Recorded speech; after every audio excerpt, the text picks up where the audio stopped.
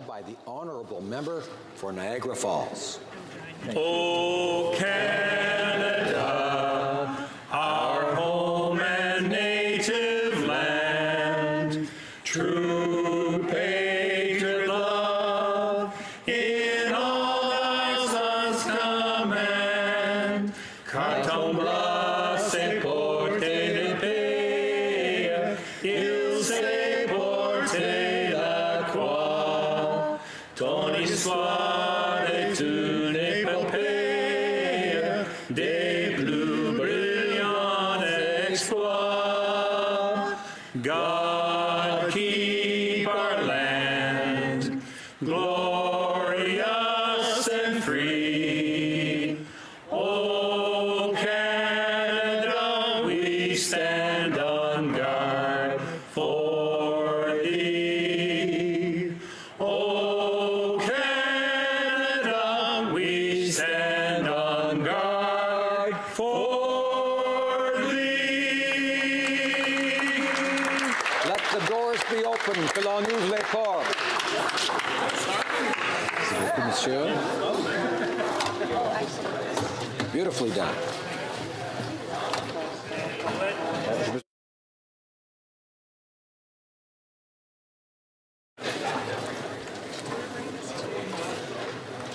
Statements by members. Déclaration de député. The Honourable Member for Brampton East. Thank you, Mr. Speaker. 25 years ago today, Toronto's NBA franchise officially became the Toronto Raptors. And ever since then, the sport of basketball has been growing rapidly across our great nation.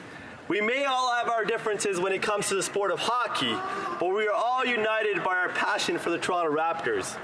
5.8 million Canadians watched Game 7 on Sunday night, and it didn't disappoint.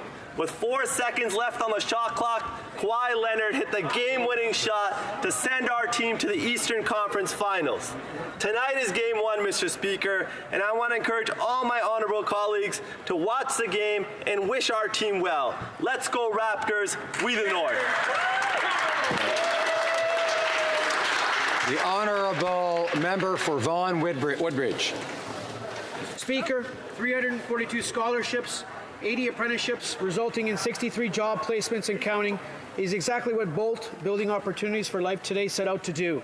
They are creating an opportunity for under-resourced youth by connecting them to careers in construction. This Tridel initiative is a perfect example of how industry, government, and unions come together to address two critical issues facing Canadians: youth unemployment and the need for young adults to enter the skilled trades. Since 2007, Bolt has raised over $3 million by creating awareness and supporting education and training to secure youth employment in the construction industry. Bolt est un programme puissant. Bolt is a powerful program. It's already got a proven track record of turning lives around and building a better future for our young people. I invite my colleagues to join me in applauding this awesome program and the generosity of Tridel for supporting young people while creating jobs in an industry of vital importance to the economy of Canada. Thank you, Mr. Speaker. The Honourable Member for Calgary Rocky Ridge. Mr. Speaker, Canadians are appalled by criminals who target seniors. And that's why I rise today to raise awareness of seniors' abuse and in support of Bill C-206, an act to amend the Criminal Code, abuse of vulnerable persons. Whether from telephone or online scams, forgery, identity theft, or misplaced trust, seniors are vulnerable. I know how easily elderly Canadians can become victims of financial abuse. My grandfather and his companion were victims of fraud committed by a caregiver. It happened during the final months of my grandfather's life, and sadly he did not live to see the perpetrator punished. Bill C-206 will make the age of the victim and exploitation for financial gain aggravating factors which must be considered at sentencing. Tougher sentences for cowardly criminals that prey on the vulnerable will send a strong signal that Canadians do not tolerate the abuse of seniors, and so I urge all members to support Bill C-206. Absolutely. The Honourable Member for Charleswood, St. James, Assiniboia, Headingley. It is my pleasure to extend a warm welcome to all participating in and attending the 14th Annual Manito Abbey Festival in Winnipeg. The Manitowoc Festival brings people together from across Canada and from around the world to experience the very best in Indigenous music, art, and culture in an effort to unify, educate, and inspire. The festival will start today with the lighting of the sacred fire at the Odina Circle at the Forks and includes a friendship dance to welcome everyone attending. This wonderful celebration offers all Canadians the opportunity to honor and develop a deeper understanding of Indigenous culture and heritage and celebrate its importance in Canada's multicultural mosaic. Thank you to all the organizers for their hard work and dedication to making this event a success. I would also like to extend my best wishes for an enjoyable and memorable festival for all. Thank you, Mr. Speaker. Here, here. Well done. Député d'Algoma, Manitoulin, Cap. Honourable Member for Algoma, Manitoulin, Kapuskasing. On Witwim-Coon unceded territory are proving that you don't have to come from a big place to do great things. With help from teacher mentor Chris Mara, a 2018 Prime Minister's Award for Teaching Excellent recipient, 20 students competed as one of only 5 Canadian teams at the first championship robotics competition that brings together teams from around the globe. The students from the Wikwimacong High School First Robotics Team 5672 traveled to Detroit in April to compete against 600 teams. They capped their inspirational journey by being one of 3 teams shortlisted for the prestigious Chairman's Award, which recognizes the impact teams have on their community and region. Although the Manitoulin team was among the smallest competing, they were buoyed by support they received from their own community and across Canada. It was clear their outreach in nearby communities and through social media set them apart. Please join me in congratulating these amazing students whose youthful leadership makes us so proud and thanking all those who supported them on their amazing run. The Honourable Member for Alfred Pellant. Mr. Speaker, it's essential to recognize the contributions and engagement of seniors across Canada. It's equally important to recognize the valuable work by associations and organizations that support their well-being. Today, I'd like to congratulate the Laval Seniors Association on its 45 years of service. Since 1974, rain or shine, the association is there to provide the necessary services and supports to ensure our seniors' independence and quality of life. Through its various activities, this community center works to free our seniors from isolation. Thank you for 45 years' service to our seniors. Thanks for helping them remain active in our community. And thanks for making a real difference. Honourable Member for Brandon-Souris. I rise today to congratulate Canadians of Ukrainian heritage as well as all Ukrainians around the world on the occasion of Vyshyvanka Day. Every year as we mark this day, we acknowledge the importance of Ukrainian embroidery as a symbol of unity. Today and in the coming weeks, Canadians of Ukrainian heritage will wear their embroidered shirts to remind one another of the struggles they have to overcome to establish an independent state, which Canada was the first to recognize. The Vyshyvanka unites all Ukrainians living at home and abroad. It serves as an important reminder of the ongoing challenges Ukraine is facing today. We will always stand with the people of Ukraine in their struggle for sovereignty and territorial integrity, and we will never recognize the illegal annexation of Crimea and occupation of Donbass. On behalf of Canada's Conservatives, I thank all members of the Ukrainian community in Canada for organizing and taking part in the multiple events commemorating this special day. Happy Vyshyvanka Day.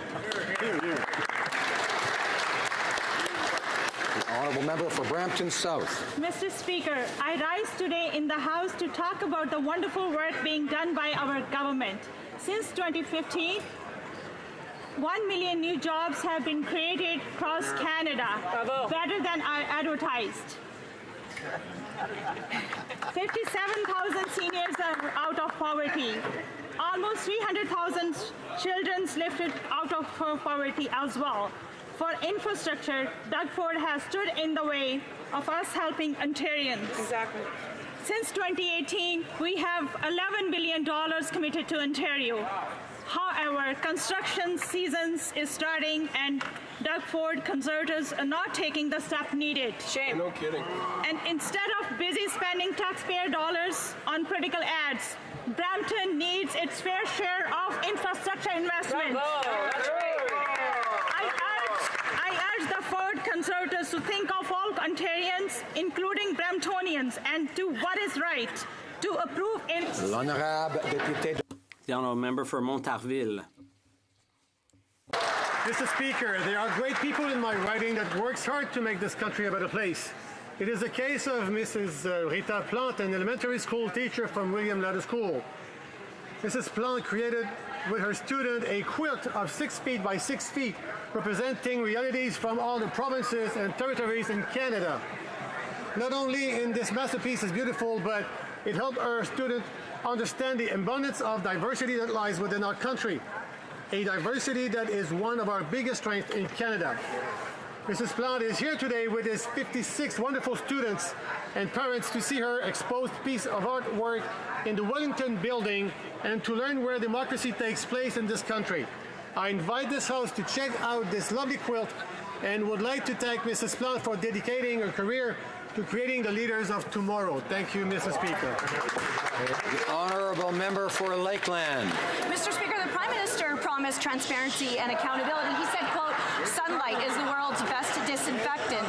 But he shut down 2 committee investigations into his attempted interference in a criminal prosecution, and he's blocking the release of information in defense of Vice Admiral Mark Norman. The Prime Minister kicked out 2 ministers for telling Canadians the truth. The Prime Minister tried to hide a $10.5 million payment to a convicted terrorist and then said, quote, veterans are asking for more than we are able to give. The Prime Minister promised a, quote, collaborative relationship with provinces and territories, but 8 provinces oppose his No More Pipelines Bill C-69, and 5 provinces are fighting his carbon tax. A year ago, the Liberals said spending billions of dollars would get the Trans Mountain expansion built, quote, immediately, but not a single inch has been built. And he also defended funding anti-energy activists who want to stop it through Canada's summer jobs while giving Canadian tax dollars to China to build pipelines in Asia. Clearly, this Prime Minister is not as advertised. The honourable member for London North Centre. Mr. Speaker, I rise to honour the Arva Flour Mill, North America's oldest continuously operating water-powered commercial mill.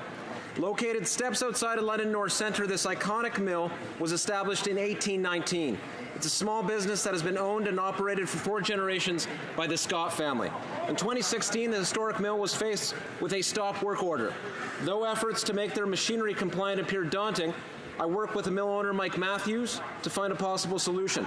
With the guidance of Andy Spreet, a widely respected local engineer in London, the Minister of Employment, the Minister's staff, and many others, we found a solution that saw the importance of safety and history merge together.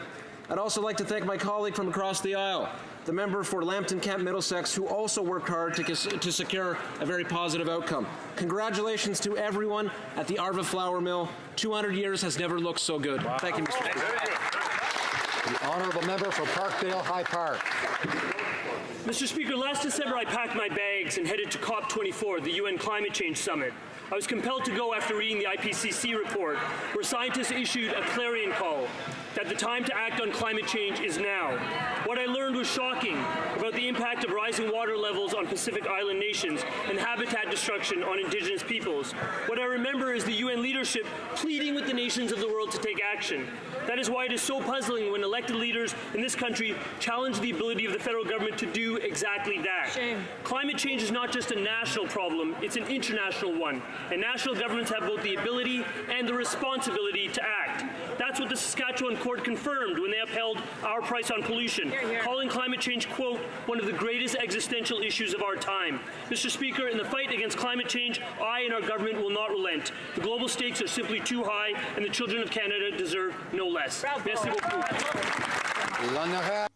The honourable member for Bellechasse-les-Etchemins-Lévis. That's the slogan on the Manitoba license plate. And being there last week, I can tell you it's just as advertised. The folks in Winnipeg are friendly indeed. La chaleur des Franco. The warmth of French Canadians in St. Boniface is contagious. Someone who is not as advertised. He ran on delivering transparency, he failed. He ran on electoral reform, he failed. He ran on making life more affordable, but he's raising taxes, he failed. Voters will pass judgment on broken promises of the Liberal leader who is simply not just as advertised. It's time to change, Mr. Speaker, for something better. A responsible Conservative government by a genuine leader who will focus on getting Canadians ahead. The Honourable Member for Winnipeg North. It was a general strike, Mr. Speaker. On May 15, 1919, the call had been made for all workers to put down their tools at 11 a.m. The first on strike were the female telephone workers who failed to show up for their 7 a.m. shift. Today is the 100th anniversary of the 1919 Winnipeg strike. I want to acknowledge the importance of a labour movement in Canada. Unions matter. Unions represent people who work hard, support their families, and contribute to their communities and our economy. Today, I thank those pioneers. The labour movement has been essential to promoting fairness and inclusion in our economy. Unions fight for the middle class and have been driving force behind exceptional progress made on behalf of women, LGBTQ workers, Indigenous workers, workers with disabilities. When we were elected, we committed to be a real partner to labour. We stand by that commitment, and we'll keep working on behalf of the workers and Canada's middle class. The Honourable Member for Vancouver East.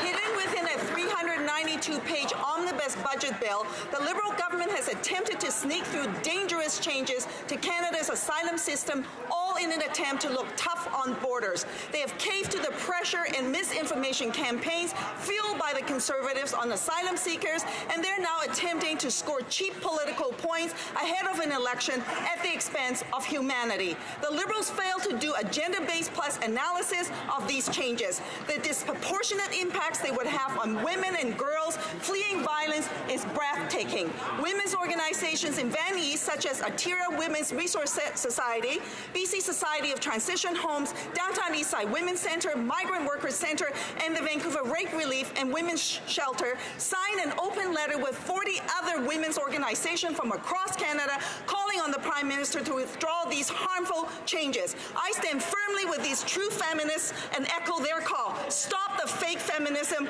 Withdraw these changes. The Honourable Member for Louis Saint Laurent.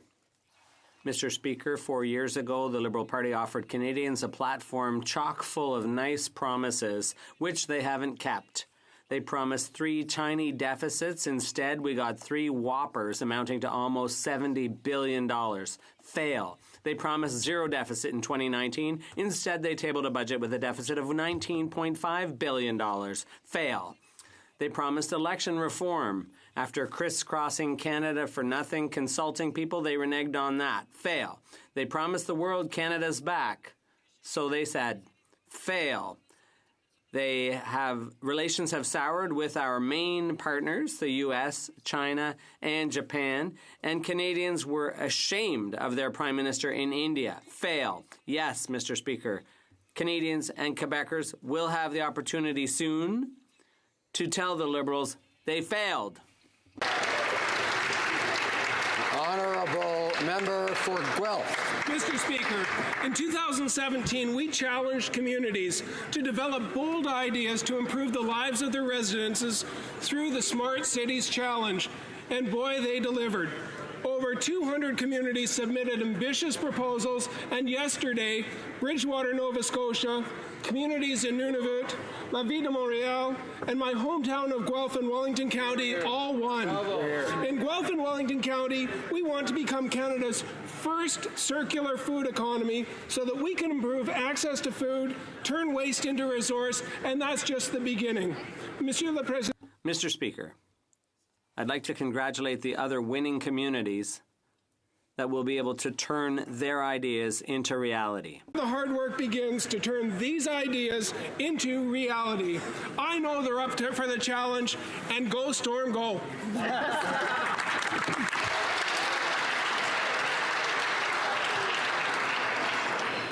Questions orales. Oral questions. The Honourable Leader of the Opposition.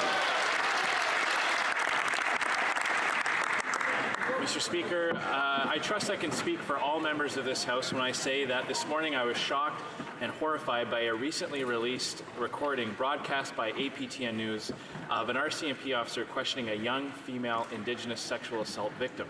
Obviously, this line of questioning was appalling and insensitive to the young woman who was coming forward with her story.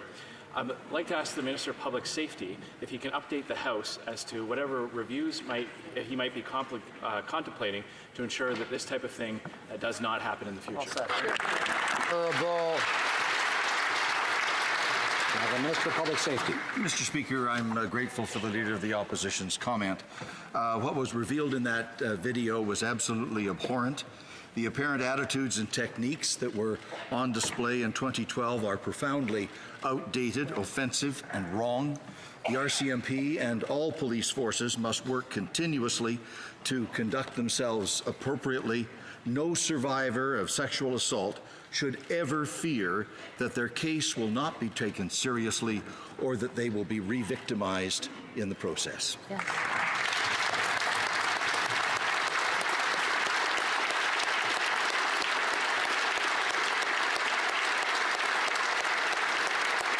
The Honourable Leader of the Opposition. Mr. Speaker, the Prime Minister claims that his government, quote, met all its obligations with respect to third-party records applications. But what he fails to tell is the fact that they had to receive a court order to do that. Mark Norman's lawyer said about the documents, quote, none of that came willingly. We have been day in and day out trying to get that material. It should have been handed over. It should have been handed over to our RCMP. It should have been handed over to the prosecution. It was not. Can the Prime Minister explain why not? Honourable Minister of Border Security. Mr. Speaker, let me be very, very clear for the member opposite. The government has met all of its obligations with respect to third-party record applications. All documents from the priority individuals were identified by the defence in February, and they were in fact provided to the court. But, Mr. Speaker, it's important to understand as well, all decisions with respect to that information are made by public servants and not by the government. And in this case, all decisions were overseen by the court. Leader of the Opposition. All right, Mr. Speaker, let's talk about all those decisions. Decisions were made to block documents. It took a court order for the evidence that finally exonerated Mark Norman to be produced. Departmental officials were using code words to get around access to information requests. So, will the government, will the Minister of Justice conduct an inquiry to determine why these steps were taken to interfere and obstruct in this case? Honourable Minister of Border Security. Thank you, Mr. Speaker. And at the risk of repeating myself, the review of these documents to ensure that they are truly responsive to the request of the defence was overseen by public servants and the court. The Department of Justice's only involvement in this matter was to provide government records, to respond to the request from the defence, to help support the case. The Department of Justice processed the 52 requests on behalf of 7 departments, and this process determined the documents that were relevant. Député. The Honourable Member for Charlesbourg-Haute-Saint-Charles. Mr. Speaker, the facts speak for themselves. The Prime Minister did everything he could to cover up the truth. He prevented Norman's defence team from obtaining all the documents they needed for his defence. Furthermore, he knows full well that code words were used for the name of Norman to get around access to information requests. Despite all the evidence before him and before the Canadian public, the Prime Minister still refuses to apologize to Admiral Norman and his family. Why? Border Security. Mr. Speaker, our government has been very willing to and have acknowledged the dedicated service of Admiral Norman. And in fact, it was the Defence Minister who first expressed regret for the experience of General Norman. But let me be very clear. This was an investigation conducted entirely independent by the RCMP without any government involvement or interference. And the prosecution and all decisions with respect to the prosecution were made by the Director of Public Prosecution entirely independent of any government influence. And in fact, Mr. Speaker, in this case, the Director of Public Prosecution's authority came from the Ontario Provincial... Honorable Député. The Honourable Member for Charlesbourg-Haute-Saint-Charles. Mr. Speaker, yesterday when we asked for an apology to Admiral Norman, the Prime Minister refused. Possibly he doesn't want to apologize because he doesn't think he needs to. Or perhaps he's disappointed that his plan to destroy him didn't work. One way or another, the Prime Minister needs to be accountable. Why not show some good faith and apologize to Admiral Mark Norman now? Minister of Border Security. The obligation of the government is to support the independent work of the RCMP and not to engage in any interference in their independent investigations. That took place in this case, Mr. Speaker. Their investigations were entirely independent of government. The decisions of the Public Prosecution Service were equally independent of any influence of government. Our responsibility is to ensure that the integrity of the judicial process is maintained, and in this case, it absolutely was. The honourable member for Burnaby South. Mr. Speaker, the Liberal government gave $12 million to Loblaws, saying that it would help tackle climate change. Then they exempted new oil sands projects from an environmental review. And then this week, they brought forward a motion on the climate emergency that does not even include measures that need to be taken. When will this government understand that nice words are not enough to tackle the biggest crisis we have ever been faced with? Honourable Minister for the Environment. Mr. Speaker, it is clear that we have a climate emergency. We have seen it throughout Canada. We have seen it in the National Capital Region with the flooding, forcing people to move from their homes. We have a plan, but what I'd like to ask the NDP is, because it's not very clear, we have a plan for the economy and the environment. They've already flip-flopped on the NDP side. They said they supported the LNG project. Now they don't. That represents 10,000 jobs. We're tackling climate change, but we are also creating jobs. We've created 1 million jobs, and we're very proud to what we've been doing. The honourable member for Burnaby South. The fact is, the Liberals give $12 million to Loblaws for fridges and then give their billionaire buddies vote to deny workers a living wage. Liberals talk about climate emergency, but exempt oil sand projects from environmental reviews. And young workers not only face an increasingly perilous planet, but also a future of increasingly precarious work. Why can't this Liberal government understand that their approach is failing? Why won't they join the New Democrats and fight climate change in a way that leaves no worker and no community behind? Honourable Minister of Environment. It seems that the leader has a plan to leave 10,000 workers behind because he's flip-flopped on a project that was approved by an NDP government in BC that is all in on climate change. We all need to come together on climate change. That is why we brought in a motion for a climate emergency. I certainly hope everyone in the House will support it, that they will support serious climate action, they will support creating of good jobs, supporting making life more affordable, because that's exactly what we're doing. The honourable member for Burnaby South. After Conservatives bought the Phoenix Pay system from IBM, they signed a contract to help that was valued at just under $6 million. 8 years later, it's ballooned to almost $400 million. The contract has changed 46 times. Only Liberals and Conservatives working together could mess it up so poorly. This is great news for IBM, but bad news for taxpayers. Instead of giving millions to private companies, why not use public workers under fair contracts to finally fix this mess? Honourable Minister of Public Services and Procurement. Mr. Speaker, we continue to act with laser focus on addressing the Phoenix Pay system. We know how completely unacceptable it is that public servants still continue to not be paid. Mr. Speaker, IBM is a partner in this, and we need IBM to continue on along this journey with us, and we are holding IBM to account. In addition, contractual amendments, Mr. Speaker, are just part of any relationship with an ongoing partner, but I can assure everyone that this problem is being fixed. We are moving up. We've reduced the queue by almost 40% in 1 year. We are delivering for Canadians. Thank you. Honourable member for Burnaby South. Mr. Speaker, people are having trouble accessing the services they need, while the Liberals give priority to rich companies. Meanwhile, Individuals working for this government aren't being paid because of the Phoenix pay system, but the Liberals paid $385 million more to IBM for a system that doesn't work. Rather than make big companies their priority, when will the Liberals start making people their priority? The Honourable Minister of Public Services. Mr. Speaker, we are working extremely hard to stabilize the Phoenix pay system. We have reduced the queue by 40% over the past year. We are transitioning to a new system. We are working with the unions to deliver. We can assure you that this is a priority for this government. People deserve to be paid. Member for Milton. Mr. Speaker, yesterday this House of Commons unanimously stood and agreed and thanked Vice Admiral Mark Norman for his years of service to this country and as well apologized for the treatment over the past 3.5 years. It was reported by some media this morning that unfortunately the Prime Minister wasn't present in the House for that apology, and I'm wondering if he would like to take the opportunity now to apologize himself for the treatment of Vice Admiral Mark Norman. You're here. Good question.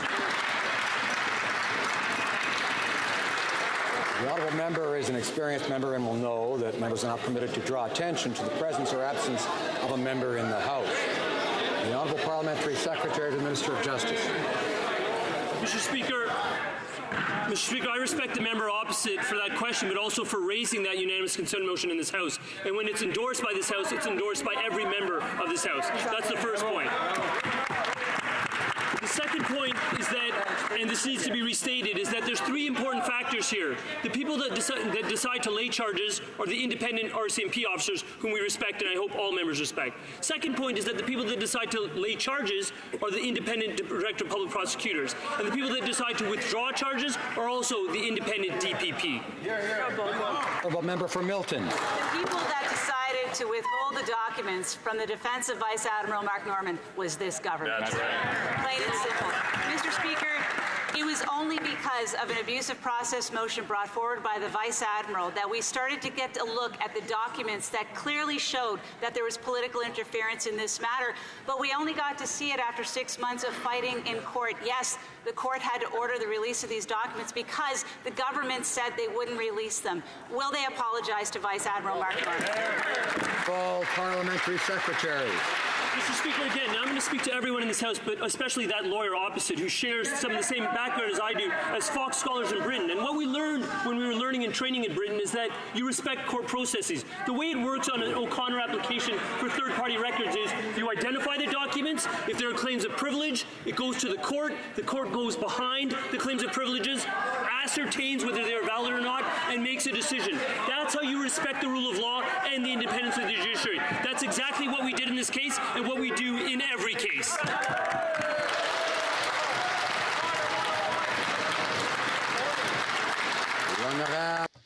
The Honourable Member for Louis Saint Laurent. Order, please. Well, yes, precisely. Let's talk about the legal system. Twice, the Prime Minister said that Vice Admiral Norman would end up before the courts before charges had even been laid.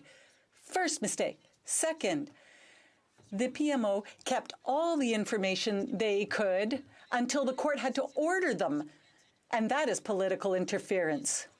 Will the Liberal government and his their Prime Minister, do what everyone expects, and that is formally apologize to Vice Admiral Norman? Honourable Parliamentary Secretary. What I would like to underscore are three things. First thing,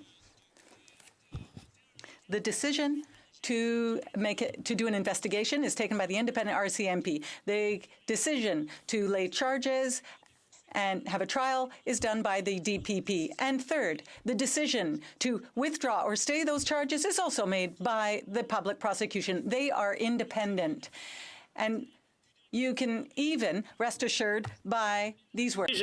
Nor was there any contact or influence from outside the PPSC, including political influence in either the initial decision to prosecute or the decision to stay the charge. The Honourable Member for Louis Saint Laurent.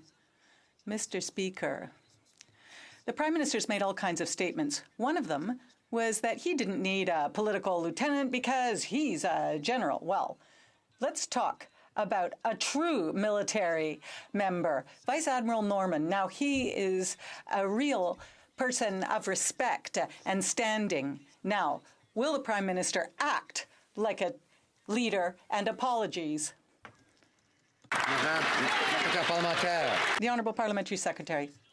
Mr. Speaker, we have an enormous amount of respect for Vice Admiral Norman and all those men and women who work on behalf of Canada and for Canada, including police services, including the RCMP. Second, there was no political interference in this matter. It was impossible, actually, because the Director of the Public Prosecutions worked on behalf of the Ontario General Attorney. So if you have any questions, ask Ms. Mulrooney. But, Mr. Speaker, just because you didn't get away with the money doesn't mean you aren't guilty of trying to rob the bank. The Prime Minister refuses to apologize for the disgraceful way Vice Admiral Mark Norman and his family have been treated. We know the Prime Minister alerted the RCMP to investigate, refused to provide documents, and tampered with witnesses. He even had his lawyers ask the public prosecutor to engineer the issues at stake in his favor. When will the Prime Minister admit what he did was wrong and apologize to Admiral Norman? Honourable Parliamentary Secretary. So allow me to walk the member opposite through this process. A demand is made for third-party records. 144,000 are identified. Then you cull that group to see which ones are responsive. 8,000 are then deemed responsive. Then claims of cabinet confidence are made not by members of the political staff, but actually by civil servants in this country. When those claims of privilege are made, the court then verifies, are those valid or invalid? This happens every day in litigation around this country. There's nothing different in this case than in any other. The most important thing that didn't happen is that there was never a decision by a political person to interfere in this matter or any other matter.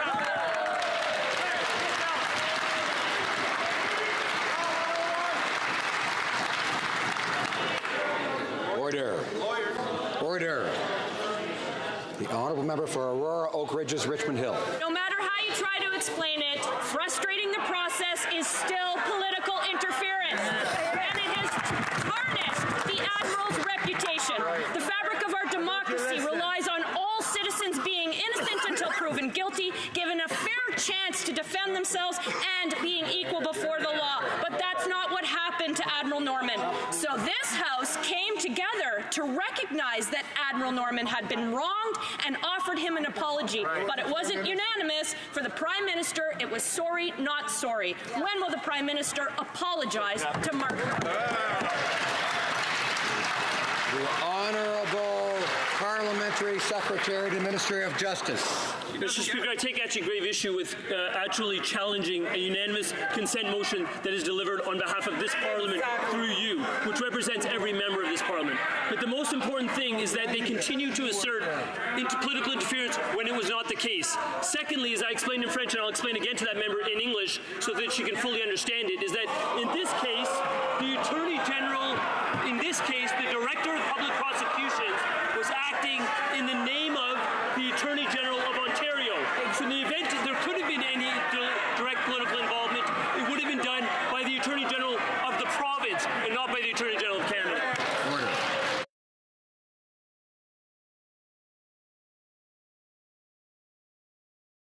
Order. Order. I would ask the Honourable Parliamentary Secretary not to question the ability of members to understand. Order. The Honourable Member for Timmins, James Bay. So let's follow the money. So the Prime Minister gets lobbied by Loblaws and he gives $12 million to Galen Weston, but says it's about saving the planet. And then Galen's company votes to deny their workers a living wage. And while the Liberals are hosting photo ops at Loblaws, the Prime Minister exempting new tar sands projects from environmental review.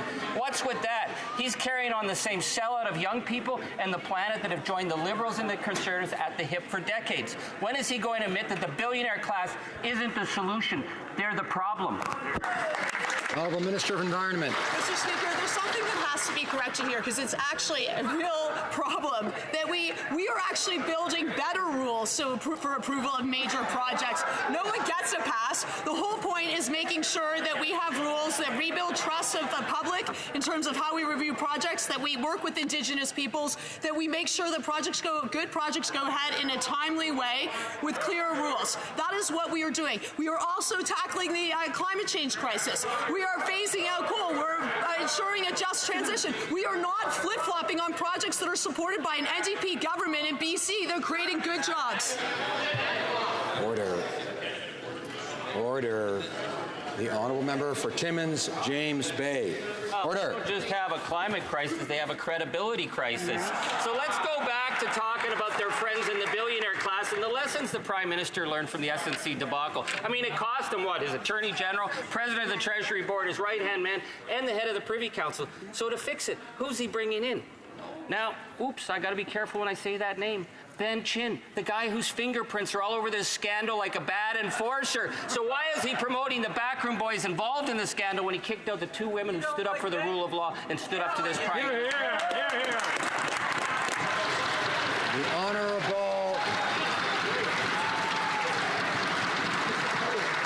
Honourable Government House Leader. Mr. Speaker, what's clear is that the NDP have been holding hands with the Conservatives so much that they're following the same politics that they do. There was a time that the NDP would be actually concerned about jobs, about Canadians, and that's exactly what we are going to do, is remain focused on Canadians.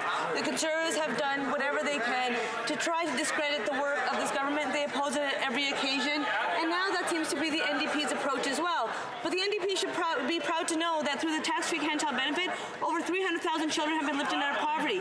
Canadians have created over 1 million jobs, Mr. Speaker. We're talking about good jobs. The economy is stronger today. Honorable Député de... The Honourable Member for Richmond-Athabasca. Order. Mr. Speaker, this Liberal government refuses to refuse provinces in its decision-making. It is paternalistic, centralizing. Since 2015, there have been countless conflicts with the provinces. Illegal border crossing, carbon tax, legalization of marijuana, the Trans Mountain Pipeline expansion, and this week, the federal provincial infrastructure announcements that were done in Quebec, cobbled together, and without Quebec in attendance. Why does the government refuse to work in partnership with our main partners, the provinces? The Honourable Minister of Infrastructure. Conservateur pour être contre une annonce pour le désengorgement de la couronne nord de Montréal, Monsieur le Président. Les citoyens de la couronne nord de Montréal attendent depuis 1970 pour ce projet. Nous sommes fiers d'avoir investi 3... I'm sorry to interrupt the minister, but apparently the interpretation is not coming through. Is it working? Yes. Order, please. Alors. Order, please. Order. The Honourable Minister. The Honourable Minister. Mr. Speaker, it'll give me great pleasure to repeat. It would only take Conservatives to be against investing in decongesting the northern suburbs of Montreal. Citizens of this area have been waiting for decades for that project. We're proud for having invested $345 million in mobility in Montreal. We're being proud for having invested in the extension of Highway 19. We're proud for having invested in the P9 Bridge, and we're proud for having invested in a reserved lane for bus rapid transit.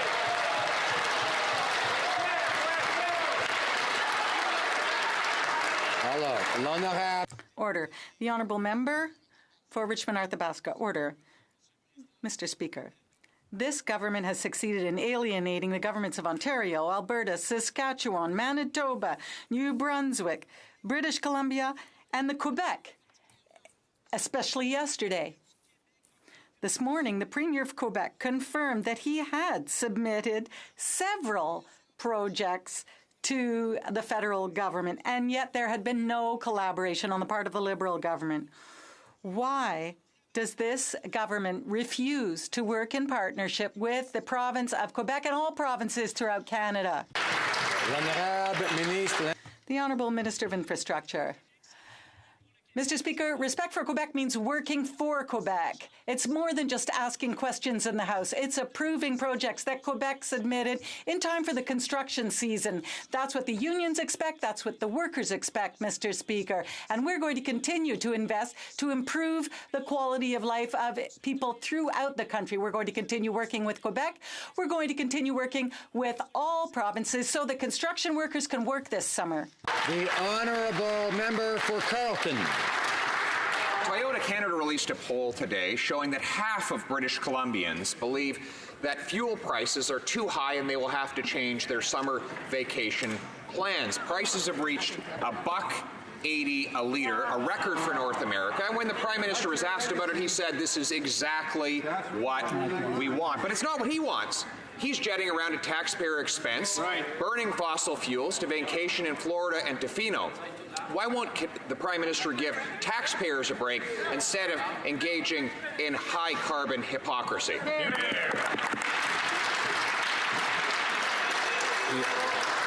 The Honourable Minister of Environment. The price of gas has gone up 1 cent because of the price of pollution. But the party opposite, all they do is spread misinformation, whether it's Doug Ford or Jason Kenney or the party opposite, who refuses to actually tell their constituents in their flyers that the biggest incentive that they can get through the tax system is a climate action incentive. Well, to all Canadians, for those in Manitoba, in Ontario, New Brunswick, and Saskatchewan, you're entitled to more money back. 80% of families will be better off. It's no longer free to pollute, but we're taking action on climate change. Order. The honourable member for Carleton. What they're giving is a small check before the election and a massive bill after it. It's the carbon tax trick. The reality is that according to the Financial Post, the carbon tax will cost a family $600 just for a trip from Toronto to Vancouver. Meanwhile, the Prime Minister takes trips to Tofino on the public dime. He goes to Florida, then back, then to Florida, and back again so that he can sneak in an extra Twitter photo op. Why won't he end the hypocrisy and give consumers a break? Minister of Environment. Mr. Speaker, I feel like the party opposite, you're worried about costs. You should be worried about the costs that we are passing on to our kids, the cost of climate change. We have got an emergency here, and the party opposite is not telling the truth to Canadians. We've gone from $400 billion a year to over $2 billion, to $400 million to $2 billion because of the cost of climate change. Why don't they step up? Why don't they step up for climate action? Why don't step up for the economy of the future and stop misleading Canadians?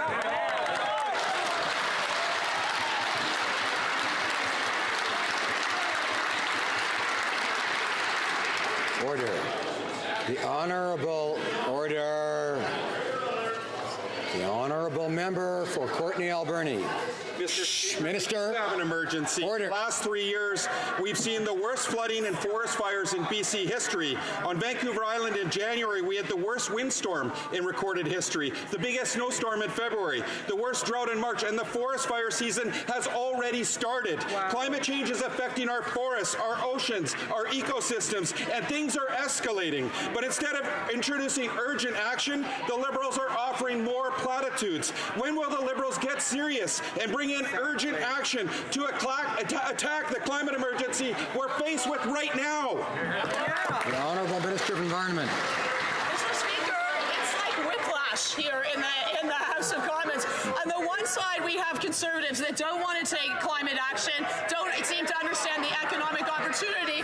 On the other side, we have a party who's attacking us where we're taking serious climate action. We're phasing out coal. We're ensuring a just transition for workers.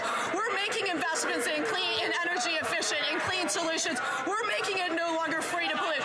We're taking all the action we need to do. So I would ask all parties in the House, why not join us? Why not be serious on climate change? Why not think about the future for our kids that we want and the good economic... Hello. Order. L'honorable. The Honourable Member for Berthier-Masquinongé. Mr. Speaker, Quebecers want a government that has a real strategy to fight climate change. We're asking for a climate emergency to be declared, and the NDP is calling on the Liberal government to not follow up on the Trans Mountain Pipeline expansion, to eliminate all federal subsidies to fossil fuels, and to be more ambitious in its GHG reduction targets. Mr. Speaker, given the climate emergency, will the Prime Minister tell his members to support the NDP motion? And we know that First Nations are disproportionately impacted, but the subsidy that the NDP wants to eliminate would leave at least 24 First Nations in Ontario alone in the dark. Literally. These are communities that rely on the federal electricity subsidy program to maintain critical infrastructure like water facilities, like schools. They quite literally want to turn off the lights, heat, and power to the communities' schools, water facilities, leaving some 16,000 people in the dark. Mr. Speaker, while the NDP continues to put forward these policies, we will ensure thoughtful and effective climate change policies. The Honourable Member for Sackville, Preston, Chesapeake. Thank you, Mr. Speaker. As we see Conservatives across the country cutting access to French education, our government strongly believes that every Canadian should have access to an education in the official language of their choice. Mr. Speaker, I was so happy to hear the minister say what she said at Simon Fraser University, and I'd like the minister to explain to the House what the government is going to do to respond to needs of official language minorities. The Honourable Minister for Official Languages. It's who we are and what we believe in. And the reality that while the Conservatives are cutting services to French immersion and also Francophones, we are investing. There is a French teacher shortage in this country. We just reinvested $62 million to make sure that our kids have the capacity and the chance to become bilingual. Will the leader of the opposition stop taking his orders from Doug Ford and denounce these cuts that the Conservative government are doing in Ontario?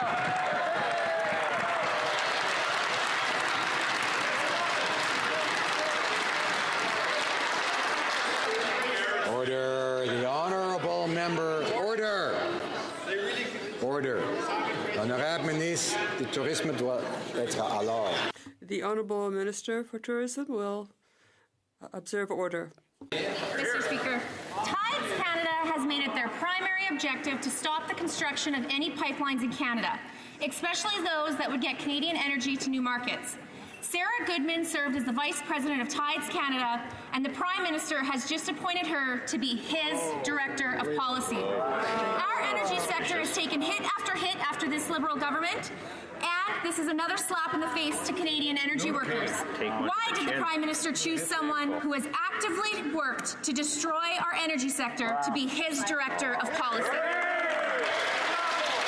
The Honourable Minister of Natural Resources. Order. Mr. Speaker, we are building pipelines, and Bridge Line 3 that we gave approval to is almost complete in the Canadian side. We are advocating for Keystone XL pipeline with the United States. We are moving forward on the Trans Mountain Pipeline expansion in the right way. And if the members of the Conservative Party are really serious about their process, they would not have voted down to kill their process and shut down their process that will allow us to reach a decision on their project by June 18th. Thank you, Mr. Speaker. Député.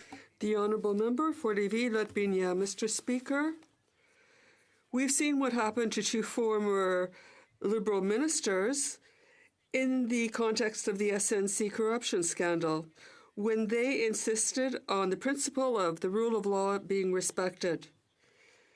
While a Liberal minister's chief of staff did his best to intervene in this, can you believe that he was promoted and he tried to direct the former Attorney General and even members of her staff? Mr. Speaker, will the Prime Minister explain why all you have to do to get promoted in the Liberal government is to obstruct justice? The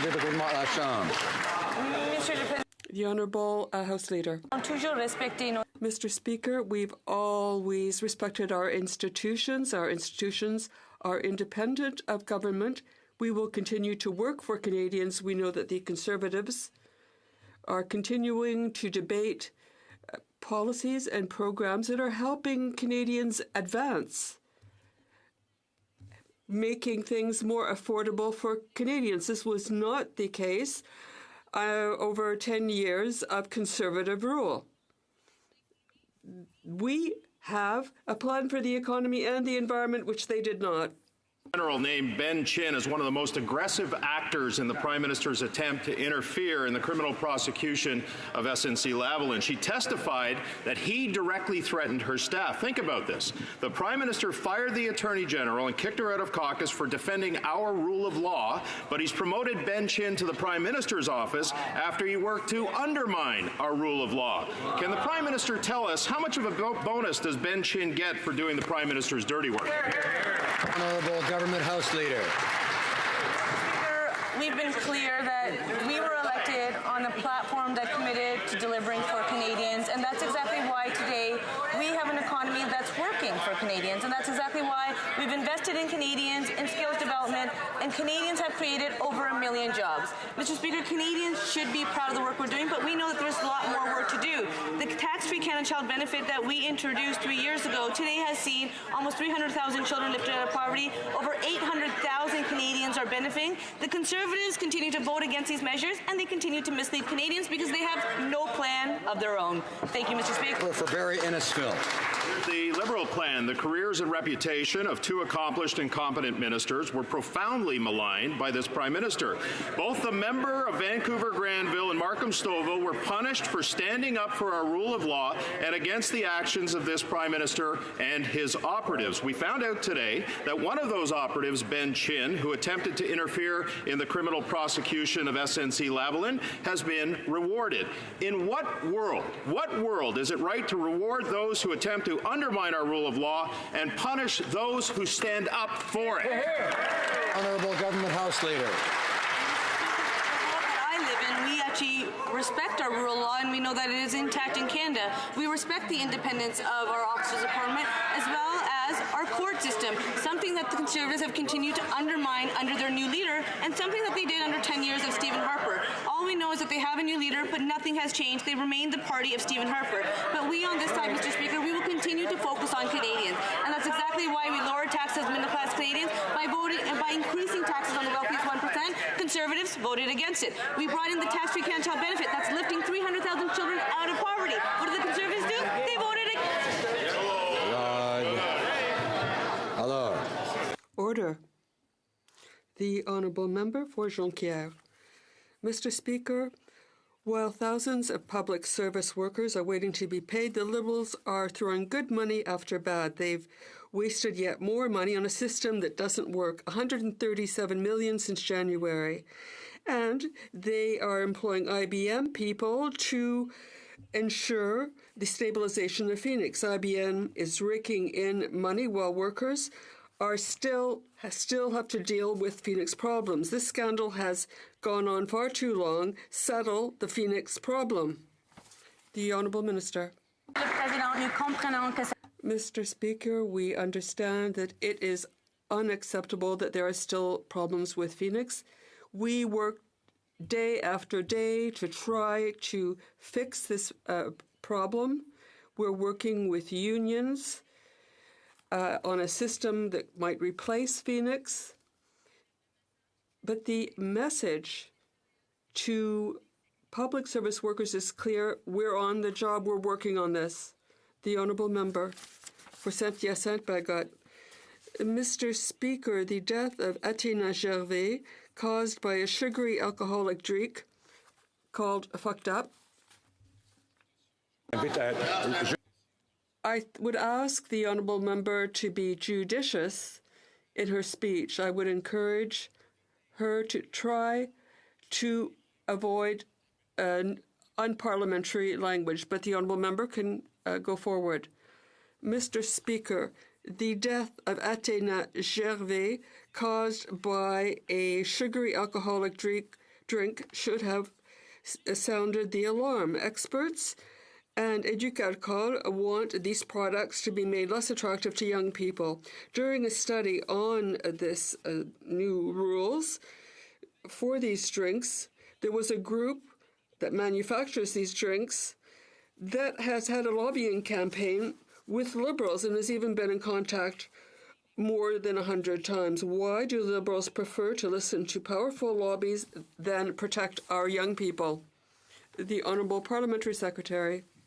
And we, of course, mourn the death of any young person who came in contact with the drinks. And I do take exception, though, to the honourable member saying that we're somehow influenced by the industry, because we're not. And I think the Canada Food Guide is a very good example of where we looked at the best evidence and came up with a policy, came up with a food guide that is going to make Canadians the healthiest in the world. We take Canadians' health and safety very seriously.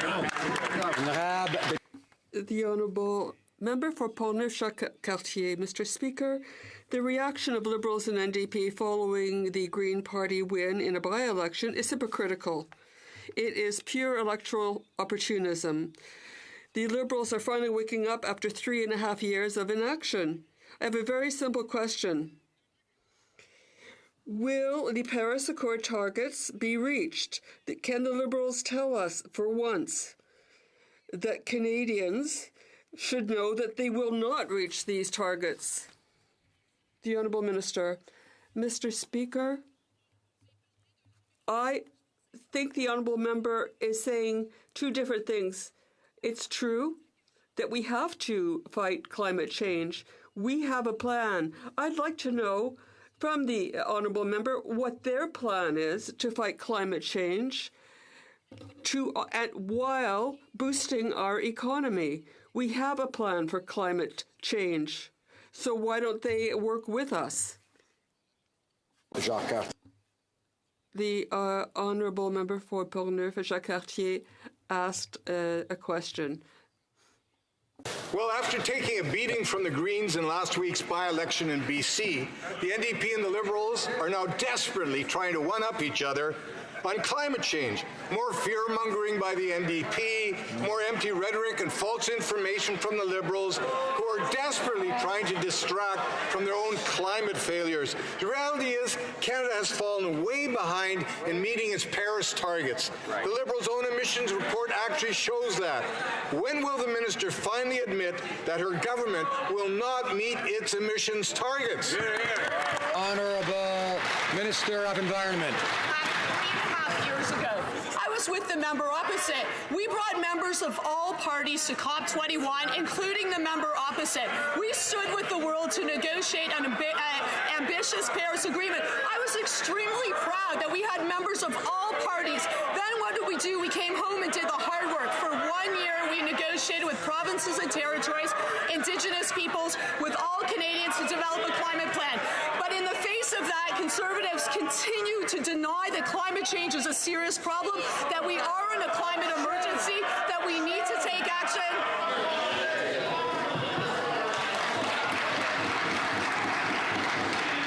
Order. The Honourable Member for Abbotsford. Order. Mr. Speaker, the minister is in denial. She knows very well that her government has fallen way behind in meeting its Paris targets. Yes. Today we learned from the Parliamentary Budget Officer that it's costing the Liberals $175 million a year to operate their carbon tax scheme. Imagine $175 million to administer this cash grab. The reality is that the Liberals don't have a climate plan, they have a tax plan. When will the minister admit that her climate plan is not as advertised?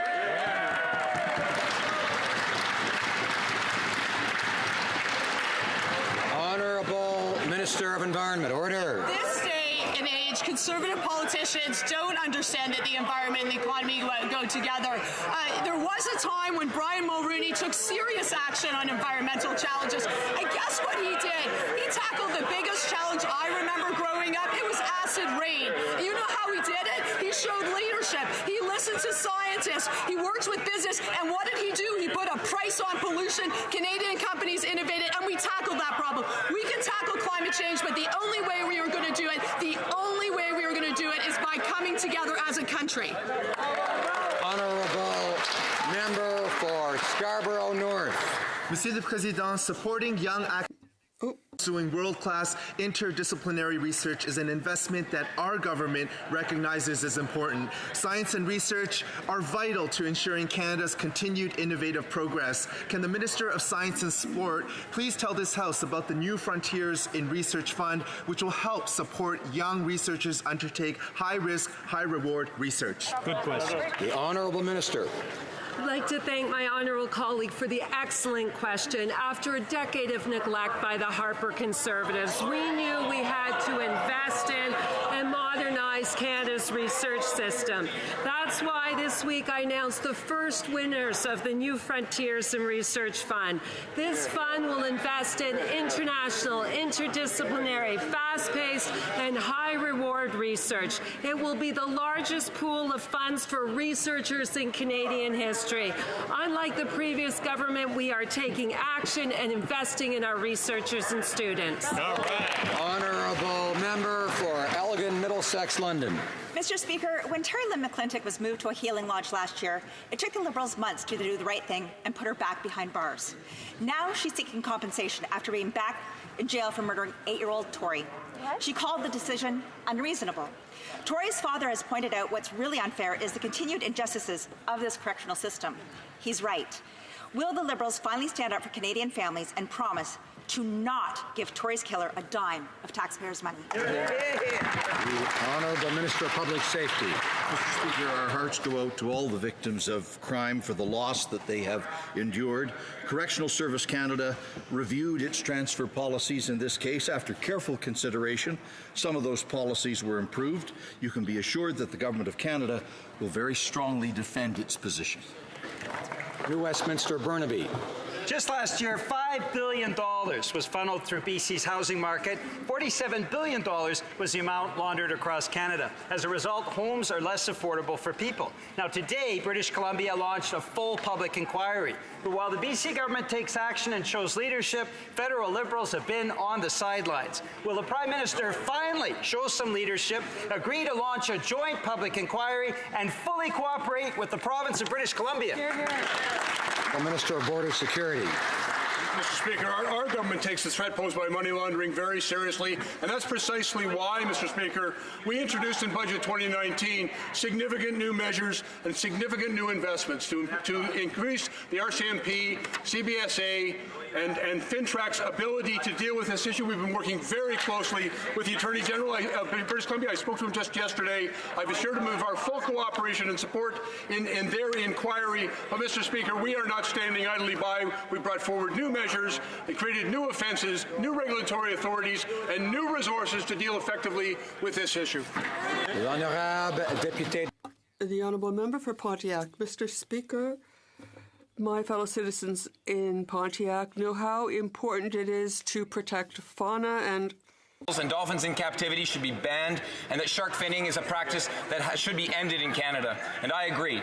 Can the Minister of Fisheries, Oceans and the Canadian Coast Guard update this House and all Canadians on what our government has done to ensure that these inhumane practices have no place in Canadian society? Honourable Minister. Merci, Monsieur le Président, et merci à mon... Thank you, Mr. Speaker, and thank you to my colleague, the member for Pontiac, for asking about these important issues. Port Moody Coquitlam for their hard work on these files. Because these issues are so important, our government is taking leadership by supporting Senate amendments to Bill C-68 to include provisions to ban the captivity of whales and dolphins and prohibit shark finning in Canada. Our government is firmly committed to the protection of biodiversity and the humane treatment of marine mammals and sharks. The Honourable Member for Selkirk, Interlake, Eastman. Mr. Speaker, the Liberals are refusing to allow Thursday's emergency meeting on Vice Admiral Norman to be televised. Canadians deserve transparency, but these Liberals would rather hide in the dark. Now, Vice Admiral Norman has said he has a story to tell that Canadians want to hear. Now, Canadians need to be assured that the Prime Minister isn't orchestrating another cover-up. My question is to the Chair of the National Defence Committee. Will he do the right thing and have our committee meeting televised live by the House of Commons? Chairman of the Committee on National Defence. Now, the Honourable Minister, Honourable Government House Leader. Mr. Speaker, part of my responsibilities as the Government House Leader is, if nobody else rises had the privilege and opportunity to do so. And I now have the privilege and opportunity of reminding the member of the Conservatives that when it comes to the work that committees do, they're independent of this place. And I know the Conservatives cannot fathom that the Liberal members on committee will make their own choices, but they will be able to. And we've seen this on numerous occasions where committees are able to do the important work that they do, and that's why they are part of the process. And I would encourage the Conservatives to stop undermining the work of committees, and Canadians have not forgotten the playbook that they had put out. Order. The Honourable Member for Bécancour, Nicolet Sorel. Mr. Speaker, the Canada-Quebec Agreement on infrastructure is very clear. Canada's only role in, with respect to these projects is its financial contribution. That's it. There are $200 million lacking for Quebec, for Quebec's public transit fund. Rather than announcing highways that they will not build 1 centimetre of, will the Minister of Infrastructure shoulder his responsibility and pay Quebec the missing $200 million? The Minister. Mr. Speaker, there are different ways of working for Quebec. One is to ask questions in the House, and the other is to support concrete projects for the construction season. We got the request from the government of Quebec in 2018, and in October, Premier Legault made it a priority. Then my department approved it, and May 13th, I announced to Quebecers we will work in partnership with the Quebec government, and we will continue to do so, Mr. Speaker. I would like to draw to the attention of honourable members the presence in the gallery of the finalists for the 2018 Shaughnessy Cohen Prize for Political Writing. Abu Bakr Al-Rabia, Winnie Young, Sarah Cox, Rachel Giza, Jacques Poitras, and Harley Rustad.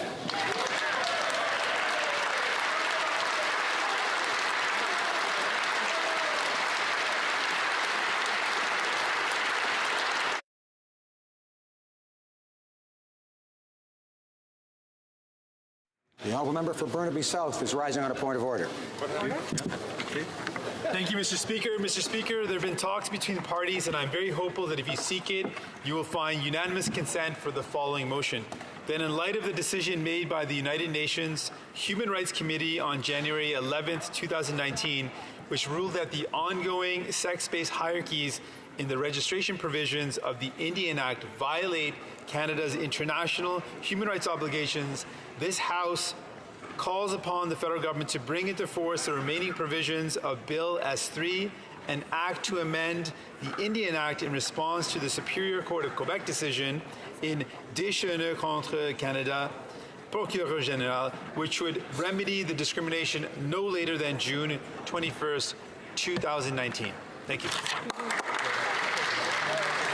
Does the honourable member have the unanimous consent of the House to move the motion? No, there is no unanimous consent. The honourable member for Scarborough North is rising on a point of order. I have a few. Mr. Speaker, we have had discussions amongst the parties, and I believe if you seek it, you will receive unanimous consent for the following motion.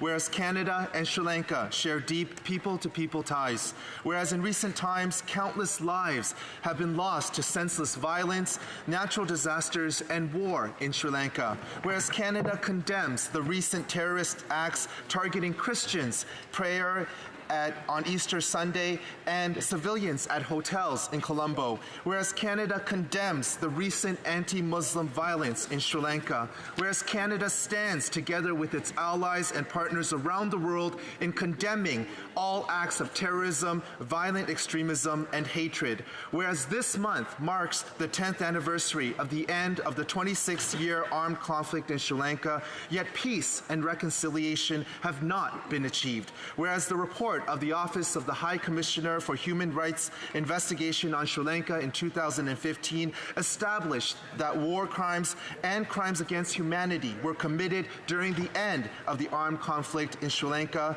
whereas truth-seeking and accountability measures are critical for realizing justice for the victims, ending impunity, and ensuring lasting peace and reconciliation. Therefore, this House, 1, extends its condolences to all the victims of violence, terrorism, and war in Sri Lanka. 2, supports the government of Sri Lanka in its efforts to pursue justice for those affected by the Easter Sunday attacks, protect the rights of religious minorities, and defend all places of worship. 3, reaffirms Canada's call for Sri Lanka to implement its obligations under UN Human Rights Council Resolution 30-1 and 40-1, and reaffirms Canada's support in advancing accountability, peace, and reconciliation amongst all peoples on the island. And 4, calls upon the United Nations to establish an international independent investigation into allegations of genocide against Tamils committed during the last phase of the war in Sri Lanka in 2009. Thank you.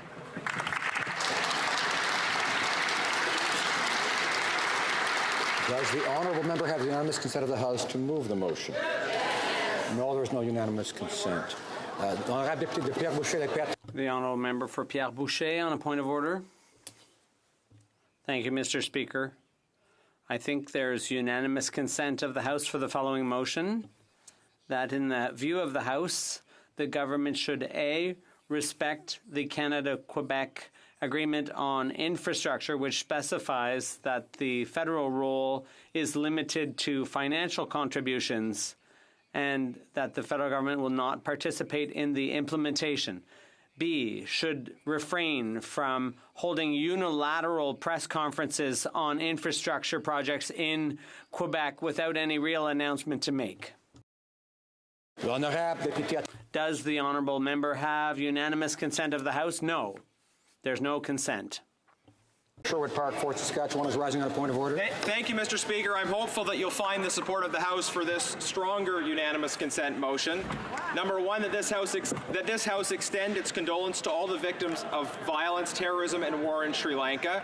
Call on the government of Sri Lanka to promote justice for those affected by the Easter Sunday attacks, protect the rights of religious minorities, and defend all places of worship. Reaffirm Canada's call for Sri Lanka to implement its obligation under UN Human Rights Council Resolution 30-1 and 40-1, and reaffirm Canada's support in advancing accountability, peace, and reconciliation among all peoples on the island. Call upon the United Nations to establish an international independent investigation into allegations of genocide against Tamils committed during the last phase of the war in Sri Lanka in 2009.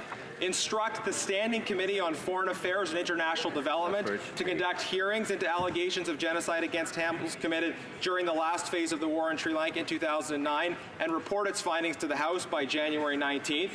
And invite the Minister of International Development to table a report in the House at her earliest convenience explaining development projects funded in Sri Lanka and their impact on the implementation of Resolution 30-1 and on peace and reconciliation in general.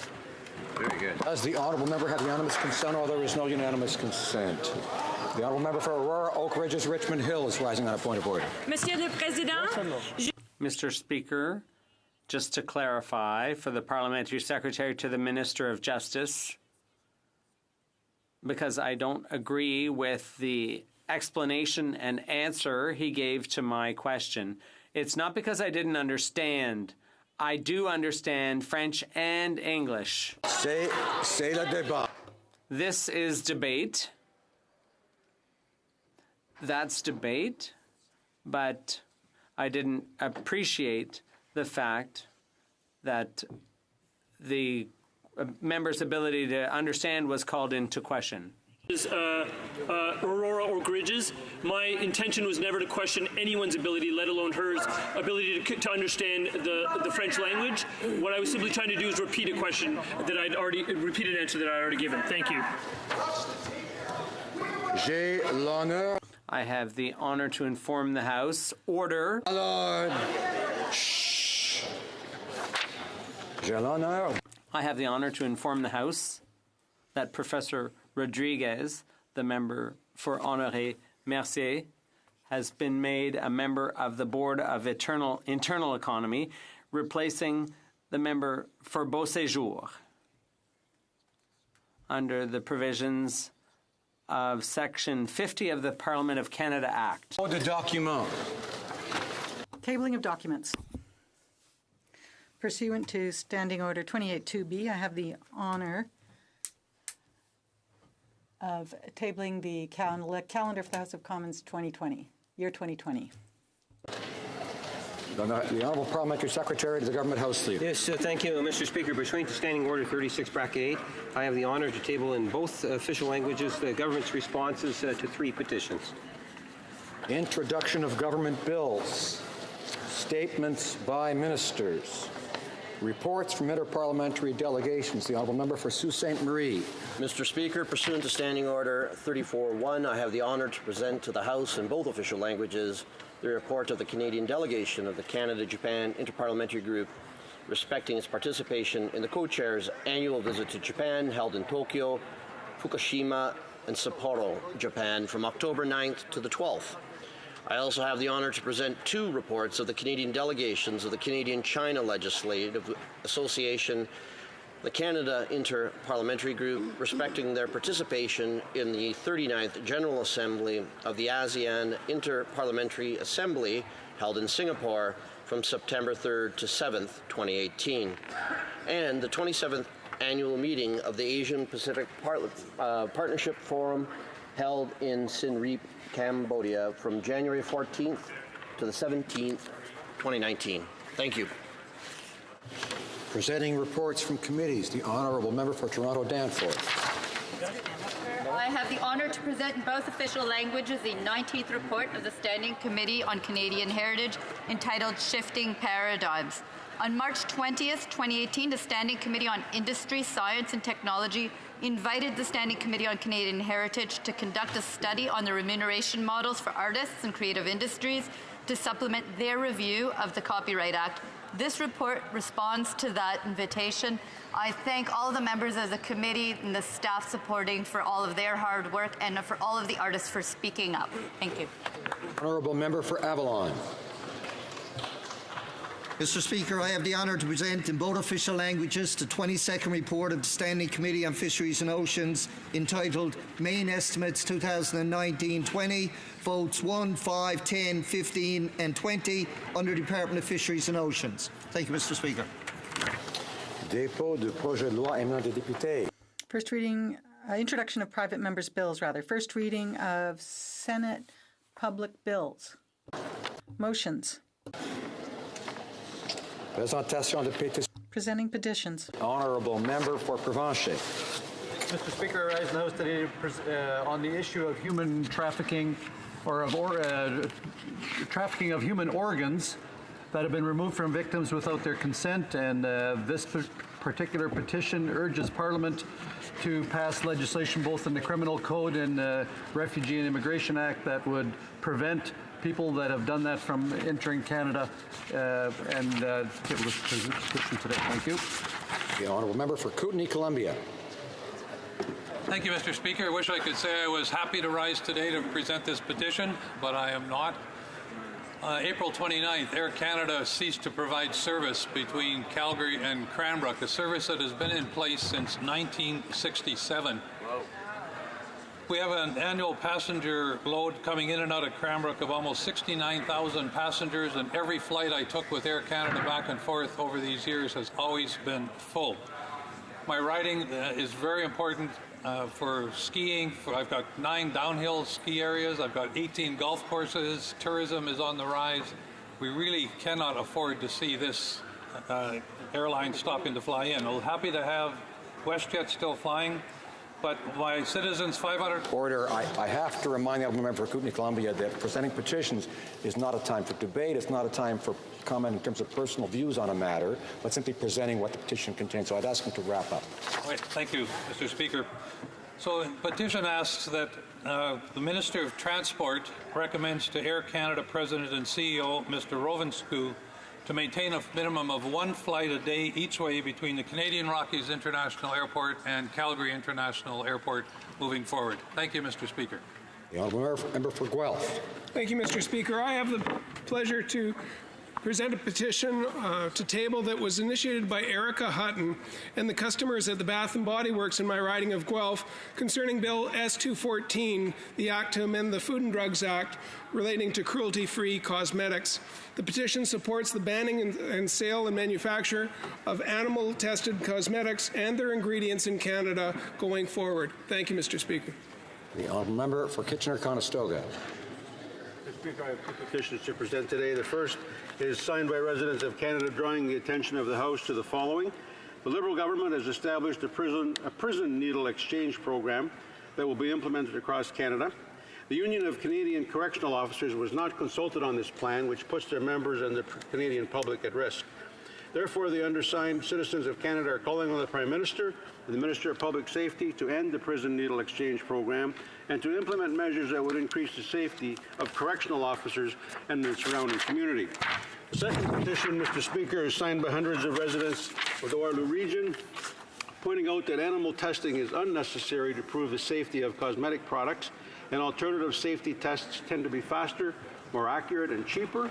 Therefore, the petitioners are calling on the House of Commons to support Bill S-214 and ban the sale and or manufacture of animal-tested cosmetics and their ingredients in Canada moving forward. Thank you, Mr. Speaker.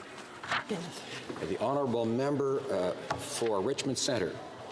Mr. Speaker, I have the privilege to present 19 petitions related to ask the Parliament to establish a national strategy on palliative care to ensure that every Canadian has access to high-quality palliative care at the end of life.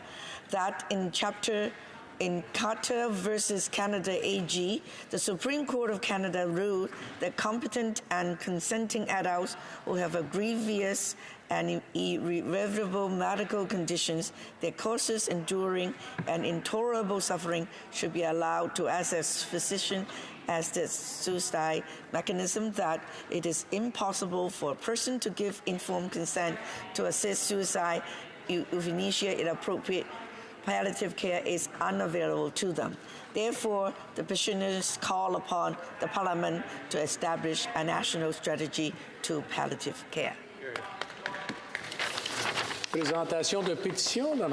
Presenting petitions, the Honourable Member for Hull-Amer. Thank you very much, Mr. Speaker. It gives me great pleasure to table two petitions from my constituents, but before doing that, please allow me to wish you a happy birthday. I'm quite happy to be able to wish you that. Now, with respect to the petitions, the first one is signed by my constituents and is about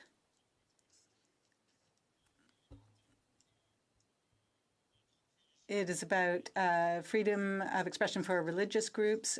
And the second petition is also from my constituents, and the petitioners call on the House of Commons to do more to tackle the deep causes of forced migration.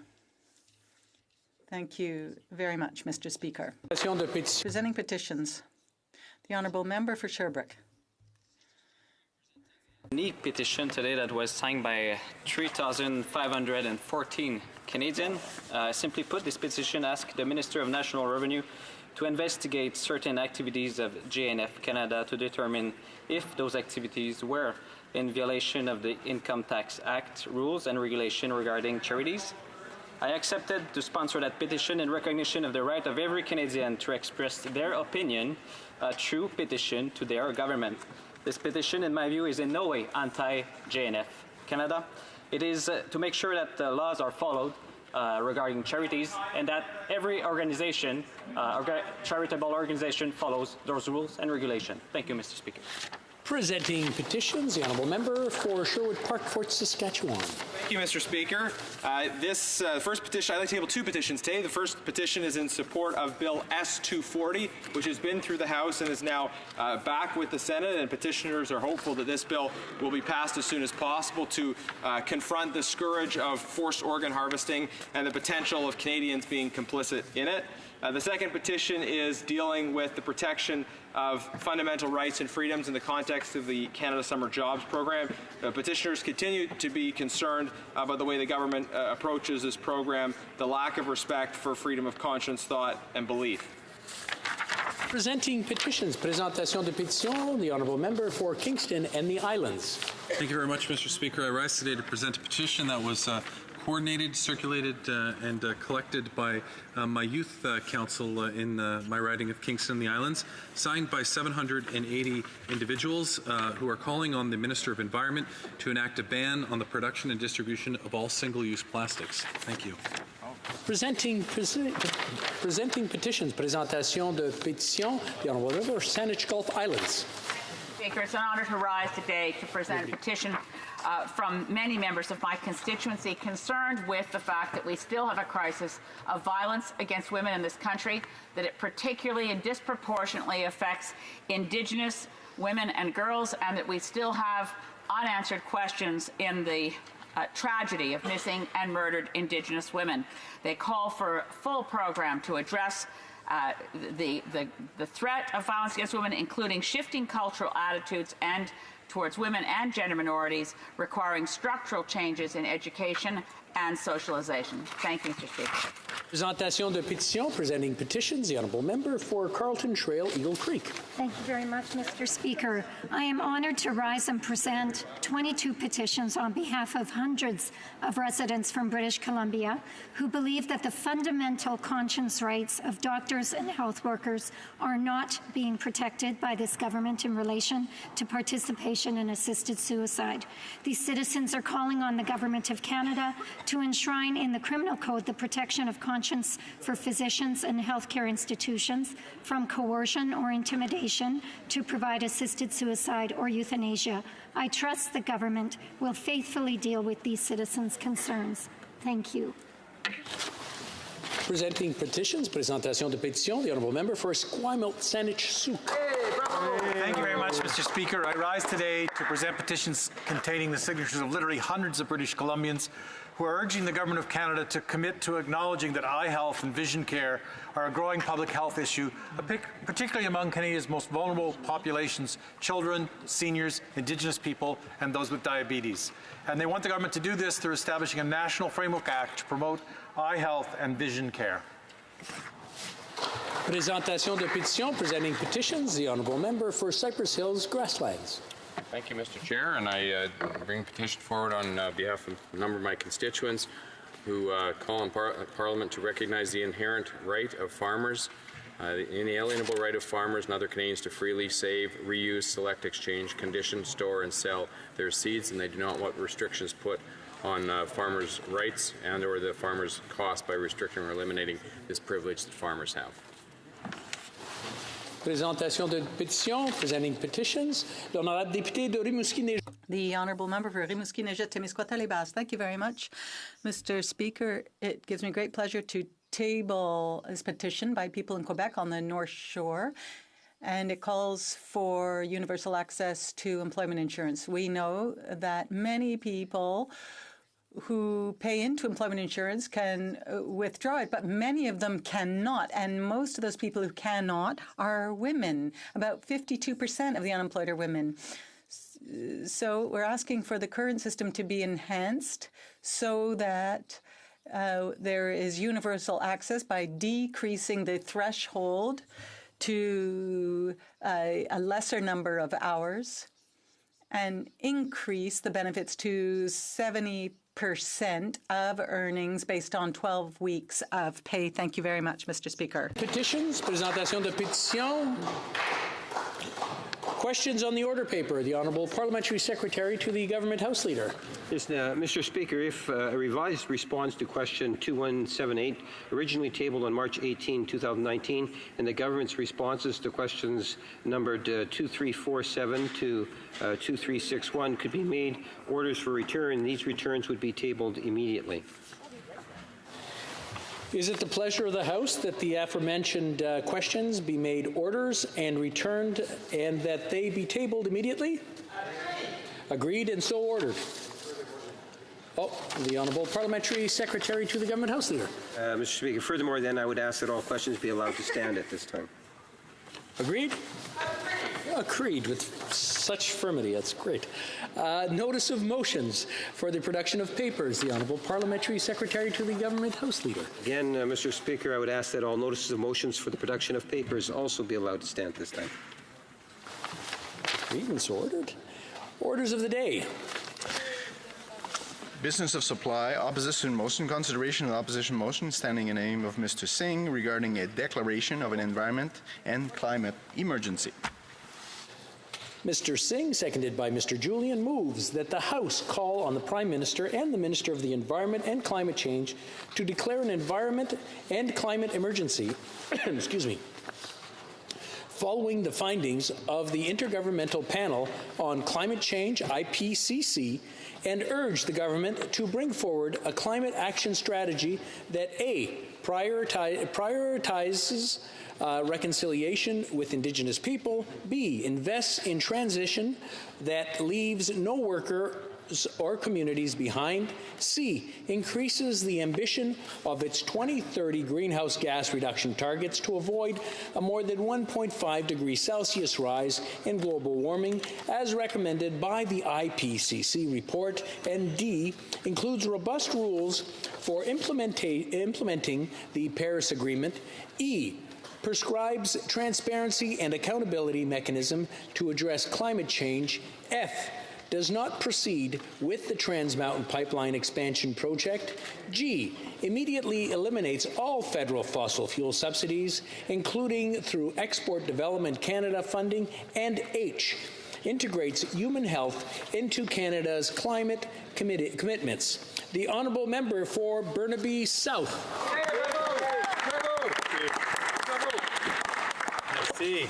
Mr. Speaker, I will be splitting my time with the incredible member for New Westminster, Burnaby. Mr. Speaker, this gives me immense pride to be able to stand today as the leader of the New Democratic Party in bringing forward our motion. And our motion is calling for declaring climate emergency. But we go beyond just words, because we are past the time of les belles paroles, seulement les... Of nice words, only words. We need concrete action. Go beyond just declaring the emergency, but also committing to certain concrete steps. And I want to lay out some of those steps today. Our motion acknowledges some of those key steps will include prioritizing reconciliation. We know that we cannot achieve our goals with respect to defending the environment and fighting climate change without acknowledging the importance of reconciliation. Another key component is that in the fight against climate change, it's going to take thousands and thousands of people working together towards the goal of reducing our emissions. This is not something we can do alone, and that's why our plan will ensure we leave no worker and no community behind. We all need to do this together. The other additional components are the IPCC report makes it clear now. The science is so abundantly clear. There's a preponderance of evidence. Everyone is pointing out that there is a serious and dire threat, not just of climate change, but of catastrophic climate change if we do not act. But before, in the past, Mr. Speaker, we've seen other initiatives, other plans, and in fact, the Liberal government talk about targets and completely miss them with no repercussion whatsoever. So our motion calls for strong, not only transparency, but accountability measures to ensure that our government actually attains those goals, and if they do not, there are repercussions. Our motion points out right now at the federal level there is a project that is being proposed which will dramatically increase emissions, and that will put our coastline at risk. In BC, it will threaten marine diversity. The toxic tanker traffic will severely impact and threaten the entire coastline, and we do not know how to clean up diluted bitumen. If it spills, it will devastate the entire coastline, threatening jobs, marine diversity, communities. This is terrible. In addition, if we are truly committed to tackling climate change, we need to once and for all end all subsidies to fossil fuel sectors. It is a basic requirement. There is no way we can continue forward by continuing to subsidize these sectors. Instead, we should be spending our public money on investing in green and clean energy jobs that will generate good work and sustainable economies. And finally, we want to integrate human health into the climate discussion because we're seeing the impact on health. Mr. Speaker, you'll know last summer was 2 summers in a row the worst forest fires in the history of BC. And the ramifications were I met a mom, and she had a young daughter, and she told me her #1 concern was climate change. And I saw her daughter, and I thought, and I assumed she meant for the future. And I said, of course, you're worried about the planet and the environment that your daughter will grow up in. She said, I am worried about the environment, and I am worried about the future, but not the future you're talking about. And I paused. She said, I'm not worried about a distant future. I'm worried about next summer, because that'll be my baby's first summer. And I'm worried if she'll actually be able to breathe the air. Because last summer, we had numerous days where we were told we could not go outside. We were told we could not breathe the air because it is a risk to our health. And she's worried about her baby not being able to breathe the air this coming summer. We've seen massive floods in eastern Canada. We've seen floods that have devastated communities in New Brunswick, in Quebec, in Ontario. The cost of pollution is real. The impact of climate change is real. I was shocked to hear today a member of the Conservative Party talk about fear-mongering. This is not fear-mongering. These are the facts. And we're seeing the impacts of climate change on the lives of Canadians right now, on the lives of Canadians in Conservative ridings. This is not a matter of Conservative or Liberal. This is a matter of fairness and justice for the people and the planet that we live on. I also want to touch on the commitment that I had as leader to fight for a brighter future for the environment and tackling climate change. We put forward a number of initiatives, but I didn't do that in isolation. I built on the strong work of Jack Layton, who was one of the first elected officials to take the issues of environment to the next level, bringing forward climate accountability measures and strong, innovative approaches to defending the environment. I build on the work of Megan Leslie, who fought fearlessly to end microbeads alongside a number of other members that are currently sitting in the House. My commitment wasn't just high-sounding words. We had been working flat out to get the Liberals to stop their half measures and concentrate on concrete action. Liberal government has consistently chose the side of powerful and wealthy corporations over everyday Canadians. They voted against 2 of our motions last year regarding Trans Mountain and investing in a clean economy that works for everybody. They've shown that it is not a priority for them.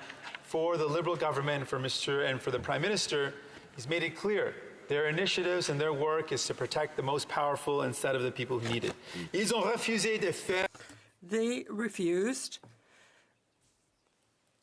to recognize Quebec as a world leader in electrification.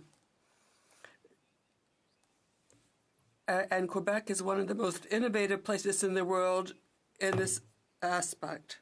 Clear, given the fact that we're seeing a rise in plastics levels in the ocean to the point that experts believe if we don't change the course of our actions, there will be more plastic in the ocean than fish in the seas. That is a reality that we are faced with. That is not fear-mongering. These are the facts, and this is evidence. And instead of supporting our motion and our plan to end the use of single-use plastics, to support our initiatives brought forward from our member from Vancouver Island that would have proposed a bold way forward, that was voted against as well. They preferred to give $12 million to Loblaws to change their fridges, and they could have used this money to help create jobs and fight against climate change. Young people. We're seeing thousands and thousands of young people go to the streets because they're worried about their future. They're worried because they see a planet that will not be able to be inhabitable for humans. And these are some of the headlines we've seen. Canada warming 2 times faster than the rest of the world. Canada produces more greenhouse gas emissions per person than any other G20 country. Canada provided more government support for oil and gas companies than any other G7 nation and is among the least transparent about fossil fuel subsidies. Nature and biodiversity are at its worst shape in human history, and Canada is not on pace to meet, or is on pace to meet, the climate change target 2 centuries too late, Mr. Speaker. But the hopeful news is this, Mr. Speaker. If we make better decisions, we will get better results. All the experts say that it is possible to change course. It is possible to save our planet. It is possible to fight climate change. It is a matter of having the courage to do so. It is a matter of coming together and realizing this is our united fight. That all of us together must do this. If we make better choices, we will get better results, Mr. Speaker. And those better choices mean stopping investments and subsidies in fossil fuel sectors. It means building a sustainable economy. It means ensuring that we are looking and working in the interests of the young people who will inherit this planet. It means ensuring that we end precarious work and invest in a clean energy economy that creates good jobs for today and tomorrow. We can do this, Mr. Speaker, if we have the courage, and on this side of the House, New Democrats, we have the courage to make the right choices. We ask everyone in this House to make a commitment, support our motion, show that you care about climate change, and it's not just about good words. It's not just about saying the right things. It's about doing the right things. That's right. Have the courage to follow up those words with concrete action, support our motion, and together we will build a brighter future. Bravo! Bravo! Questions and comments? Questions et commentaires. The Honourable Member for Kingston and the Islands. Thank you very much, Mr. Speaker, and I appreciate the passion shown by the Leader of the NDP today, particularly, and in fact the entire caucus on this particular issue. We do know, and I think that that everybody in this House believes that the NDP are committed to protecting our environment and doing as much as we possibly can to save it. And within the timelines that are prescribed. The problem that we always seem to run into, Mr. Speaker, is that we have to have a balance. We have to have a balance between protecting the environment, doing what we can, but also making sure that our economy continues to thrive. Because the reality of the situation is that if our economy becomes considerably affected by any policy, that will create a situation in which we need to start we will be forced and people will put pressure on us to reverse some of these policies. I'm wondering where the NDP sees that balance. Do they believe that the environment trumps absolutely everything and the economy comes second? Like, where do they put those priorities in terms of pushing forward this particular agenda? The Honourable Member for Burnaby South. Thank you, Mr. Speaker. The reality is the economy, building a sustainable economy, and defending the environment and fighting climate change go hand in hand. They cannot be separated. There is no way we can build an economy without representing and defending the interests of the planet. We cannot build a sustainable economy if we're poisoning the air we breathe, the land that is the basis of our sustenance, and the water that we drink. So we need to do both. And we reject the notion that there is a choice between one or the other. We have to fight climate change. We have to defend our environment, and we have to do so by putting thousands of people to work in an economy which is sustainable, long-lasting, and includes everyone. Questions and comments? Questions et commentaires. The Honourable Member for New Westminster, Burnaby. Thank you very much, Mr. Speaker, and I appreciated the speech from my colleague from Burnaby South in the House on this important motion. This is a climate emergency, and there is no doubt that measures need to be taken, as the member from Burnaby South has said so eloquently. After we tabled our motion, the Liberals tabled a motion too that doesn't talk about a single measure, doesn't address any of the issues that need to be addressed, and is relatively just a statement of fact about climate change. I wanted to ask the member for Burnaby South why he feels the government would table something that doesn't deal with or address any of the issues, doesn't take measures, doesn't in any meaningful way actually combat climate change, and shouldn't Liberal members be supporting the NDP motion that has concrete measures and would make a difference? Good. The Honourable Member for Burnaby South. Well, I want to thank the Honourable Member for the question. The reality is that we've seen for a long time, and folks are hopeful about some of the speeches, the declarations, and some of the comments made by members of the Liberal Party. But the reality is those words didn't translate to any action. And without action, the words are meaningless. And so that's why our motion calls for some concrete steps that I think everyone in this House can agree we need to do. We need to recognize the science. We need to recognize that we should be spending our public dollars and investing in the future. And that's why our motion calls for concrete steps that acknowledge the pathway forward for us to defend the environment. Thank you. Questions and comments? Questions et commentaires. The Honourable Member for Saanich Gulf Islands. Thank you, Mr. Speaker, and my honourable friend, Member of Parliament for Burnaby South. I will vote for the NDP motion, of course. We are in a climate emergency. I will also vote for the Liberal motion. We are in a climate emergency. That requires less partisanship. But with all due respect to the honourable member for Burnaby South, I need clarification because in his speech I did not hear him say that we must end the use of fossil fuels, and I didn't hear any targets. So will the honourable leader of the New Democratic Party commit that we are prepared to cut fossil fuel use by at least 50% by 2030 and completely by 2050? The Honourable Member for Burnaby South. Thank you very much, Mr. Speaker. Yes, in our motion, I'll point to the specific portion. We include our ambitious targets, which is to increase the ambition of the 2030 greenhouse gas reduction targets to avoid a more than 1.5 degree rise in global warming as recommended by the IPCC report. This would require a significant reduction in our emissions, which would require a significant reduction in the use of fossil fuel burning energy. The future of energy, not just in Canada, but the future of energy in the entire world is a future energy that is not burning or fracking or based on fossil fuels. The future energy source for the world and Canada has to be carbon neutral, has to be zero emissions, in fact. It has to be a future of renewable energy, has to be a future of clean energy. That is the future. Resuming debate, reprise du débat. The Honourable Member for New Westminster, Burnaby. Thank you very much, Mr. Speaker.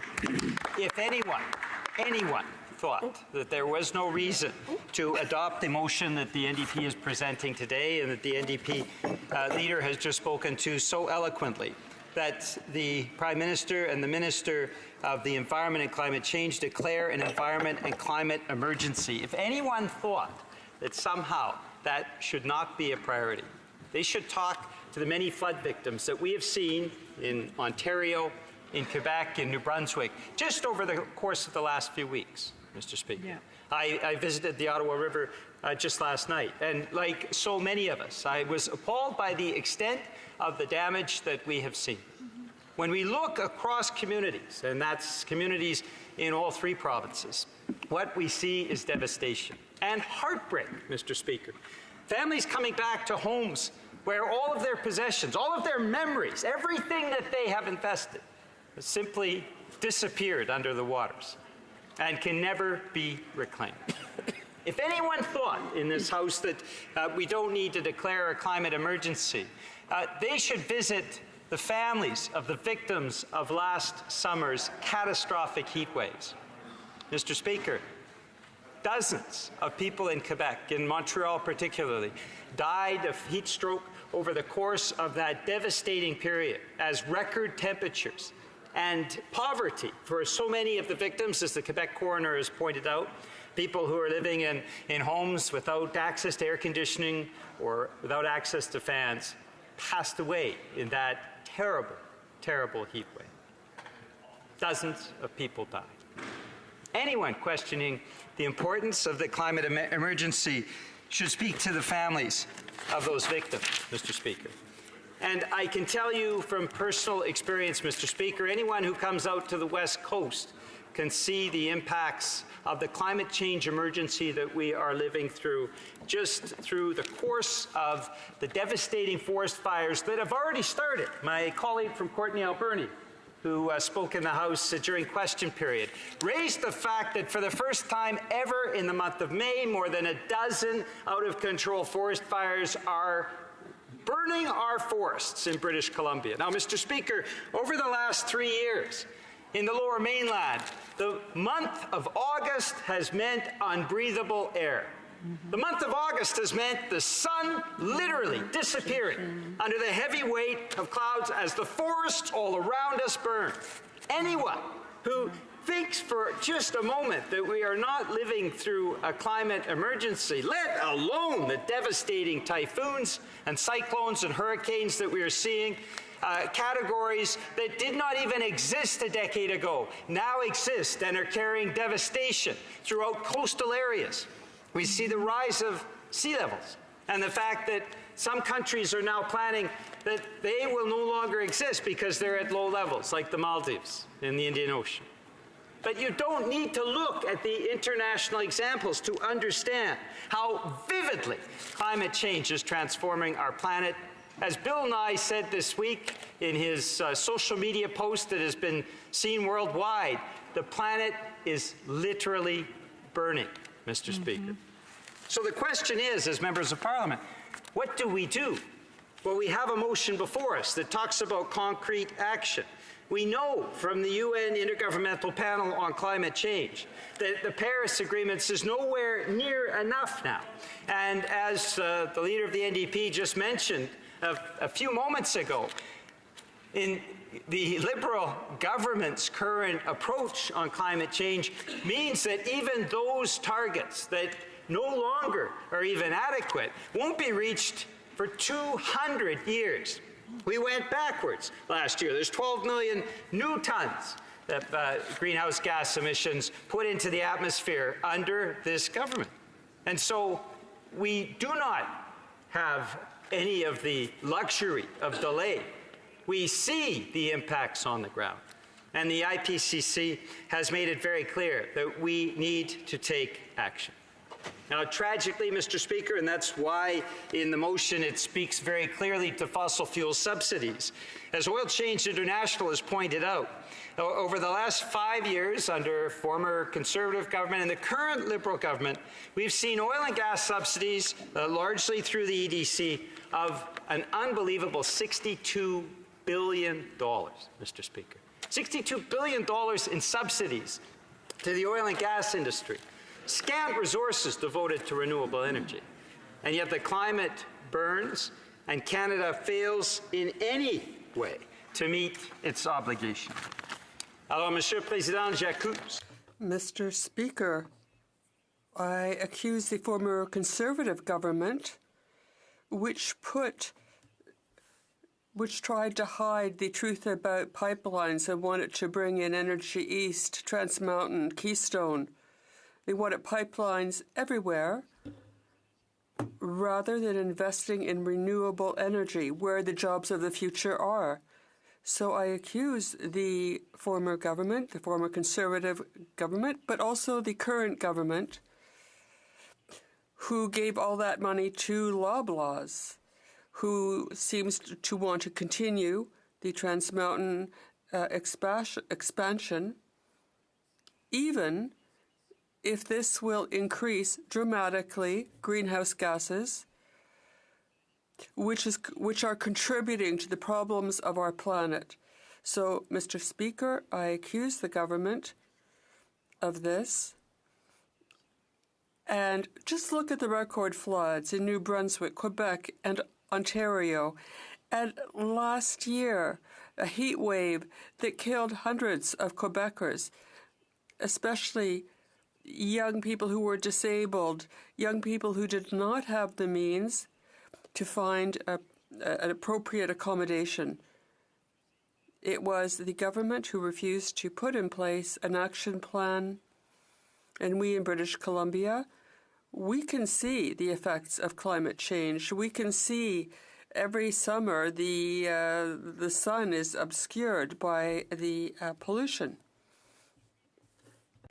What is most important is in this tragedy, in this unrolling catastrophe that so many Canadians are living through, there is so much opportunity.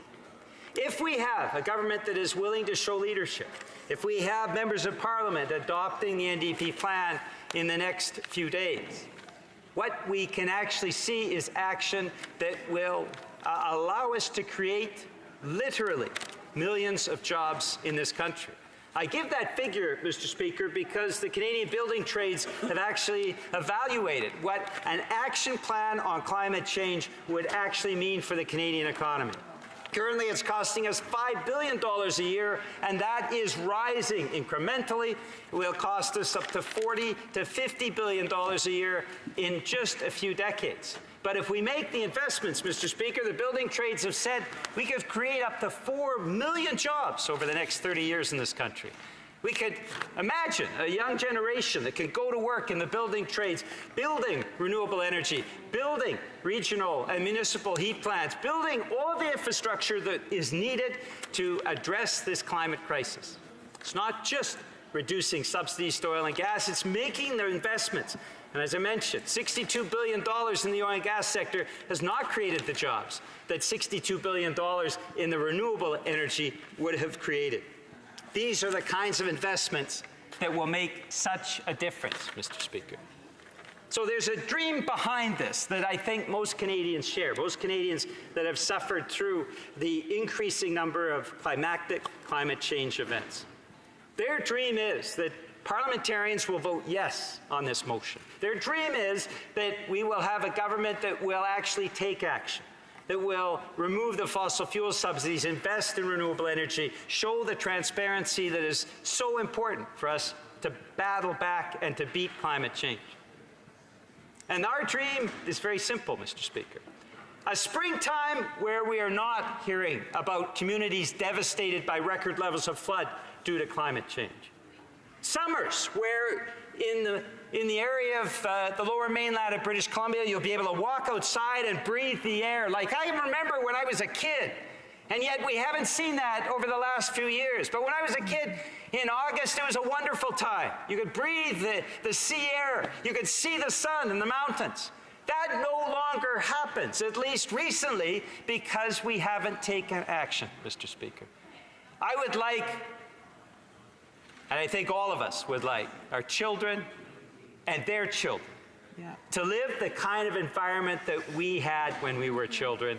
That takes action, and I hope all members of Parliament support this motion so we can take the steps, declare a climate change emergency, and fight back against climate change. Thank you, Mr. Speaker. Comments, questions et commentaires. The honourable member for Central Nova.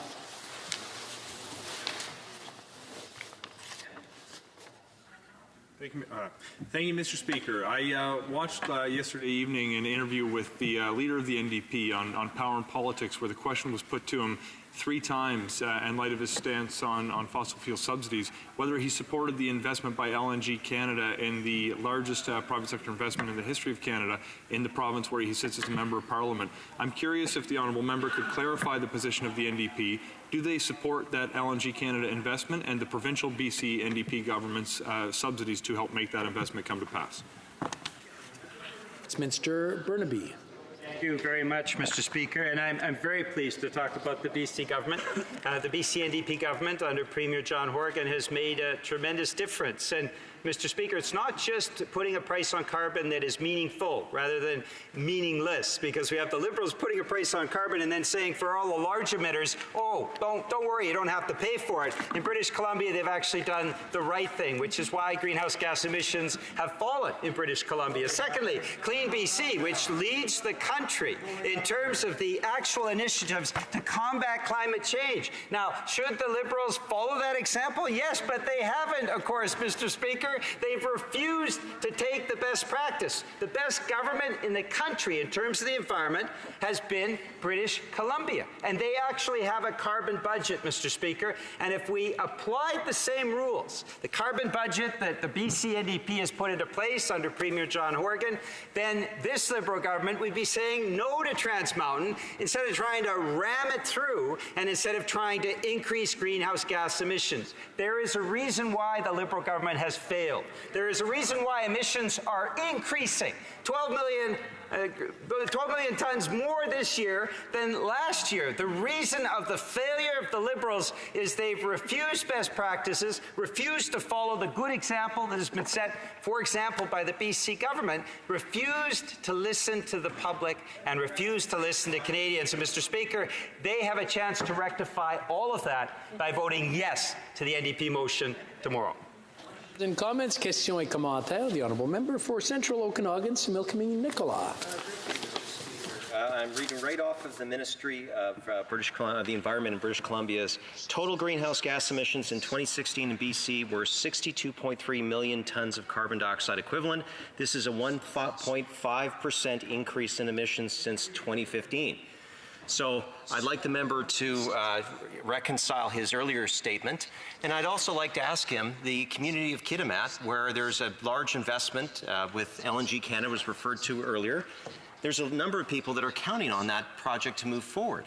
I would just ask to see if this member supports that project, yes or no. The honourable member for New Westminster, Burnaby. Mr. Speaker, I now gather why the Conservatives have not been able to produce any sort of climate change. I think they still need to go back to school in terms of climate change. The member cites 2016 and then 2015. Those were 2 years when the BC Liberals were in power, not the BC NDP, which came to power in 2017. And of course, the more recent figures in 2017 and 2018, the member would know because of the BC NDP initiatives, emissions are declining. But yes, under the BC Liberals, like the federal Liberals, it has been a disaster. And the former Premier Christy Clark simply did not understand the impacts of climate change, didn't put into place any sort of plan to actually deal with that, which is why I think he's proven my point. Emissions increase when Liberal governments or Conservative governments are in power and don't take the proper initiatives. They go down when there are good, effective NDP governments in place. I think he's proven my point for me. Thank you. Resuming debate, reprise du débat, the honourable parliamentary. Do I hear a point of order? Yes, the honourable member for Berthier-Masquinongé. Thank you, Mr. Speaker. There have been discussions amongst parties, and I think if you seek it, you will find unanimous consent for the following motion. Que nonobstant tout article. Notwithstanding any standing order or usual practice of the House, at the end of today's debate on the opposition motion in the name of the member for Burnaby South, all questions necessary to dispose of the motion be deemed deferred to a recorded division until May 16th, Thursday, May 16th, at the end of oral questions, and that the deferred recorded division on second reading of Bill C-266, an act to amend the Criminal Code, extension of the time for parole in the name of the member for Southkirk Eastman, be deferred, deemed deferred, until the end of the time provided for oral questions on Thursday, May 16th, 2019, immediately after the opposition motion is disposed of. Does the honourable member have the unanimous consent of the House to move this motion? Agreed. Agreed and so ordered. The House has heard the motion. Is it the pleasure of the House to adopt the motion? Agreed. Good. Resuming debate, the Honourable Parliamentary Secretary to the Minister of the Environment and Climate Change. Climate change is real. The consequences are serious. We are feeling them today, and we know that they are only going to get worse. There is no doubt in my mind that the challenge that we are facing when it comes to Canada's climate constitutes a national emergency, and that we need to take action urgently to combat the most dire consequences. But, Mr. Speaker, I'm optimistic because I know we have the opportunity to do something about it if we pull together to face this greatest political challenge of our generation and muster the political will to implement the solutions that we all know exist. Last week, our government announced that we would be tabling a motion to debate the issue of Canada's climate emergency in the House of Commons. Subsequently, Monday of this week, the NDP tabled a motion that seemed to do a similar thing, although they've added a few extra positions in there that seem to formulate the basis of their party's platform. The NDP motion, which we're debating today, includes similar elements that are deeply flawed. And as much as I do want to support the idea that we are in a climate emergency, I will not be supporting the motion. Our approach, Mr. Speaker, is informed by facts, science, and evidence. We know beyond a shadow of a doubt that a dramatic increase in global emissions in recent history is directly tied to human activity and has caused the climate change that we are witnessing in our communities today. The IPCC has been sounding the alarms on this issue for decades now, and most recently we've seen a report from Environment Canada, Canada's Changing Climate, that confirms not only that climate change is real and happening in our communities, but that Canada is actually warming at twice the global average. If you don't believe the science, Mr. Speaker, I think you should be able to trust the insurance industry, who monitors their money very closely and has paid out more in the past 6 years than they have in the previous 40 years as a result of the consequences of climate change. The consequences are not something far-fetched that happens somewhere else 100 years from now. We're feeling them in our communities now, whether it's the floods that we witnessed recently in New Brunswick, the heat waves that took dozens and dozens of lives in Ontario and Quebec, the forest fires that have ravaged Western Canada, or the hurricanes and storm surges that hit my province of Nova Scotia. Mr. Speaker, wildlife across the world is in crisis as well, with 60% of our wildlife having disappeared since the 1970s. But Canada is in a position to do something about this, being one of 5 countries that contain 3/4 of the world's remaining wilderness. We're seeing the impact of biodiversity loss at home with our most iconic species. If you look at certain caribou species, they are threatened by potential extinction. If you look at the challenges facing the orca on the west coast of Canada, the situation could not be more dire. On the east coast, we have the northern right whale that's facing severe challenges. Mr. Speaker, the list goes on, and we need to do something about it. But the consequences are not just environmental in nature that we need to be concerned about. There are social and economic consequences that should scare us all. We're seeing communities that are actually being displaced as a result of climate change. I mentioned the insurance sector earlier. They've now have losses that exceed $2 billion a year, Mr. Speaker. It's only going to be harder to get insurance and more expensive as the consequences become worse. From 1983 to 2008, the average payout from the insurance sector for severe weather events was between $250 and $450 million.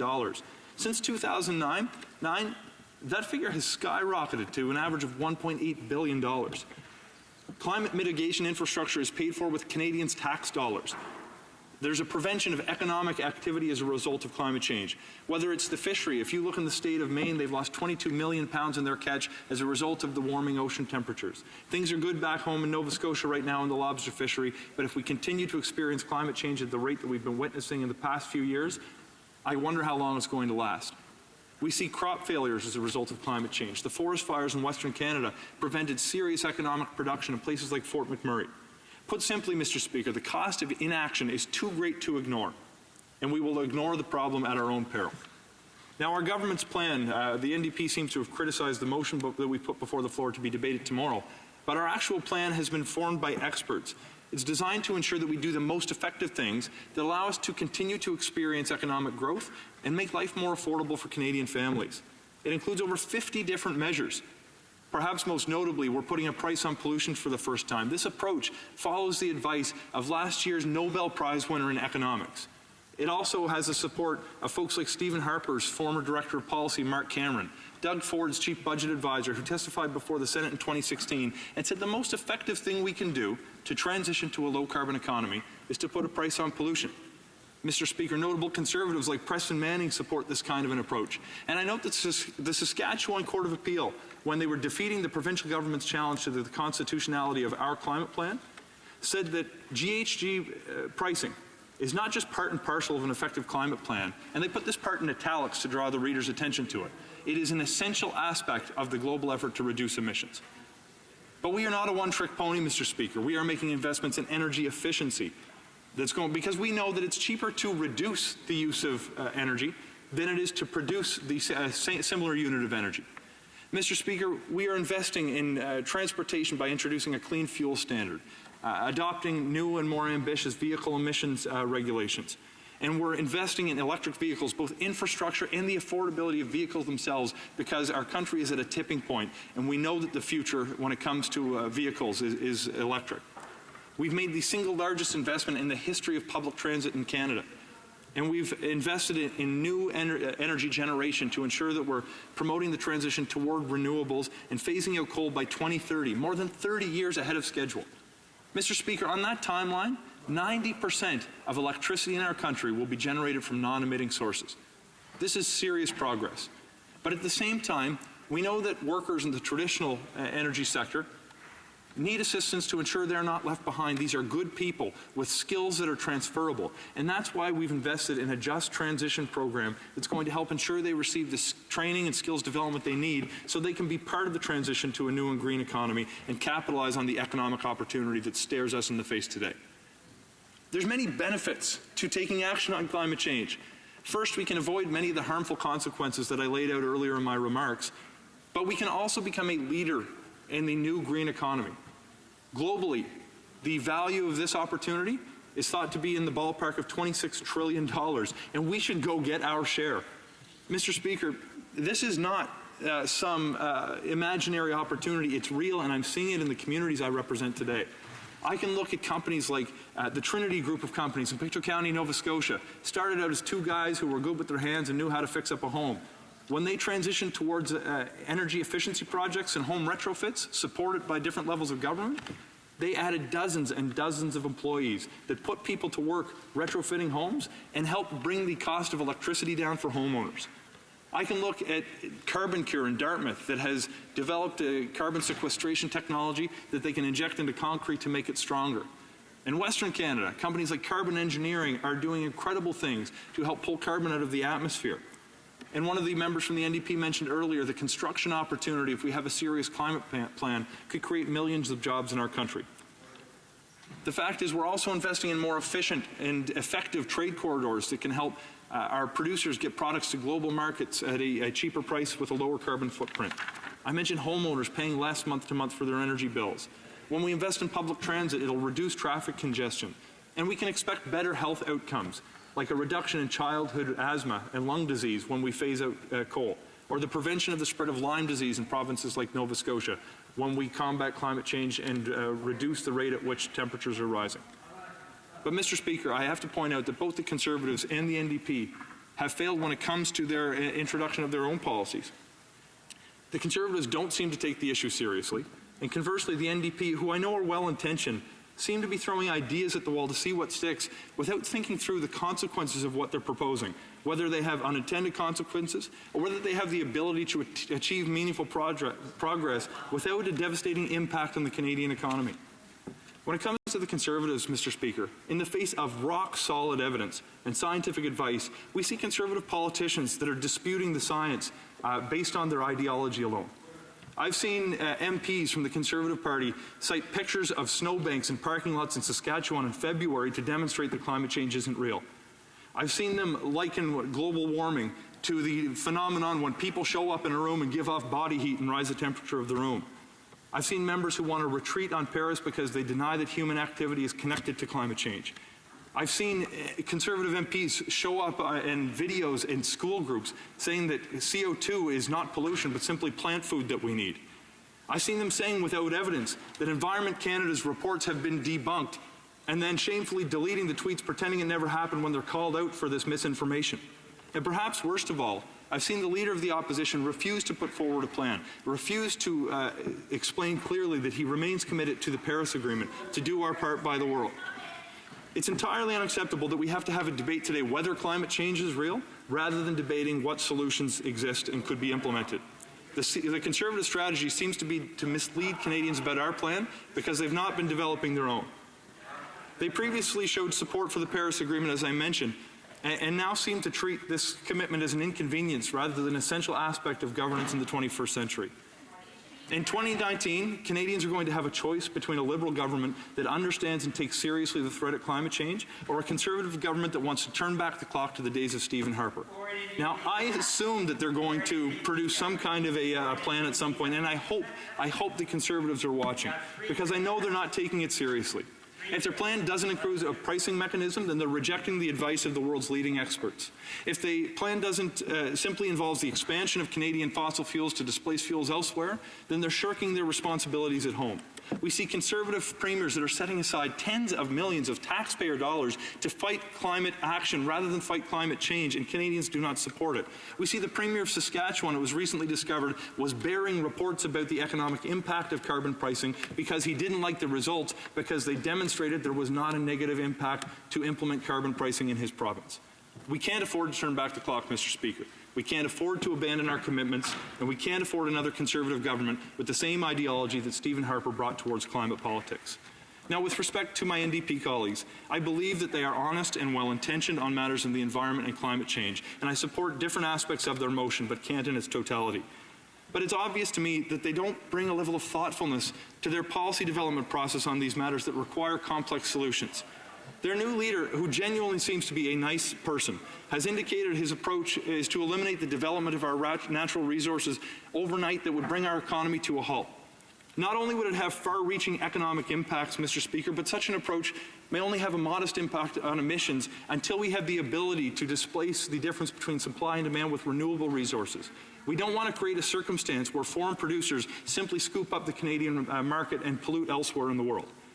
Moreover, the social consequences of cutting off energy supply to Canadians before we have the ability to meet their needs with renewable resources would result in driving up the expense of things like home heating, making it harder for people to get to work, and making the basic necessities of life unaffordable to low-income families. Now, when it comes to LNG Canada's investment in BC, I note that the leader of the NDP previously seemed to support the proposal when he was running as a candidate, and now that he seemingly lost a seat in BC, he shifted his position and won't say clearly whether he stands for or against the investment. I just put the question to another member who refused to answer the question. This is a position of convenience, not principle, Mr. Speaker.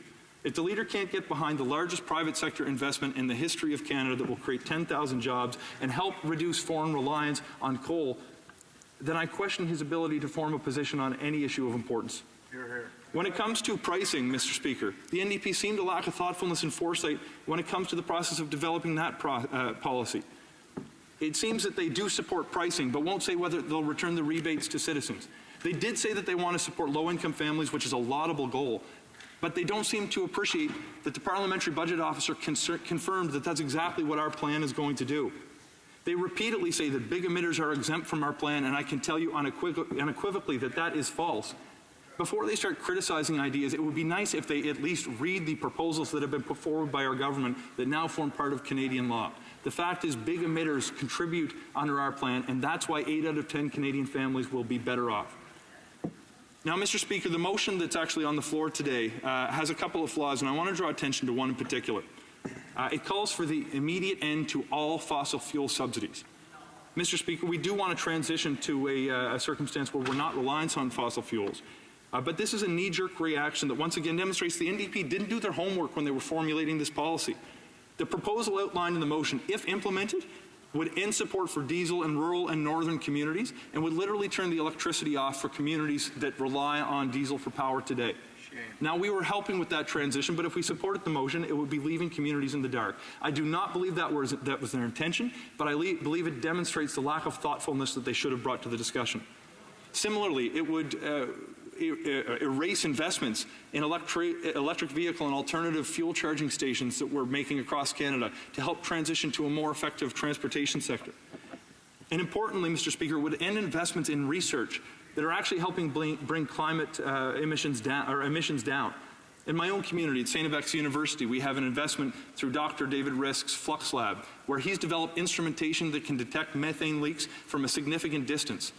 If implemented across Canada in a widespread way, this has the potential to reduce emissions by almost 20% from our methane and gas sectors. These are positive investments, and that's why we phased out some of the tax subsidies that we know exist and launched a consultation to help identify the ineffective and inefficient non-tax subsidies that are still propping up the fossil fuel subsidy. I think they come from a good place, but they just didn't look into the consequences of what they're proposing in an attempt to grab lightning for political gain. Mr. Speaker, when it comes to Trans Mountain, the NDP have prejudged the outcome of a thorough review process that's currently underway. In the 21st century, developed economies need to have an objective process by which industry will have confidence that their projects are being considered fairly. This project in particular is undergoing extensive consultation, including with Indigenous communities, and I don't believe it's fair to pull the rug out from under the people who are taking part in that process and dictate an outcome before you've considered all the facts. Mr. Speaker, the NDP's approach to economic development seems to determine the fate of a project, find a reason for it afterwards, and then change positions when it becomes politically inconvenient.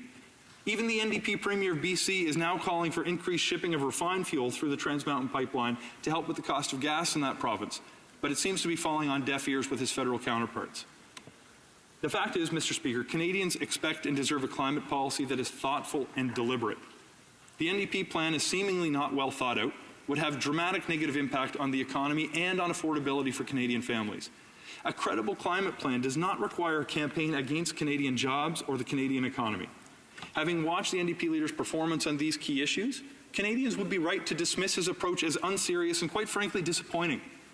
For these reasons, despite my ready acknowledgement that our country is facing a crisis, an emergency of climate, the motion on the floor is simply not supportable. The fact is, our government is taking real and meaningful action to combat climate change, which we know is a national emergency.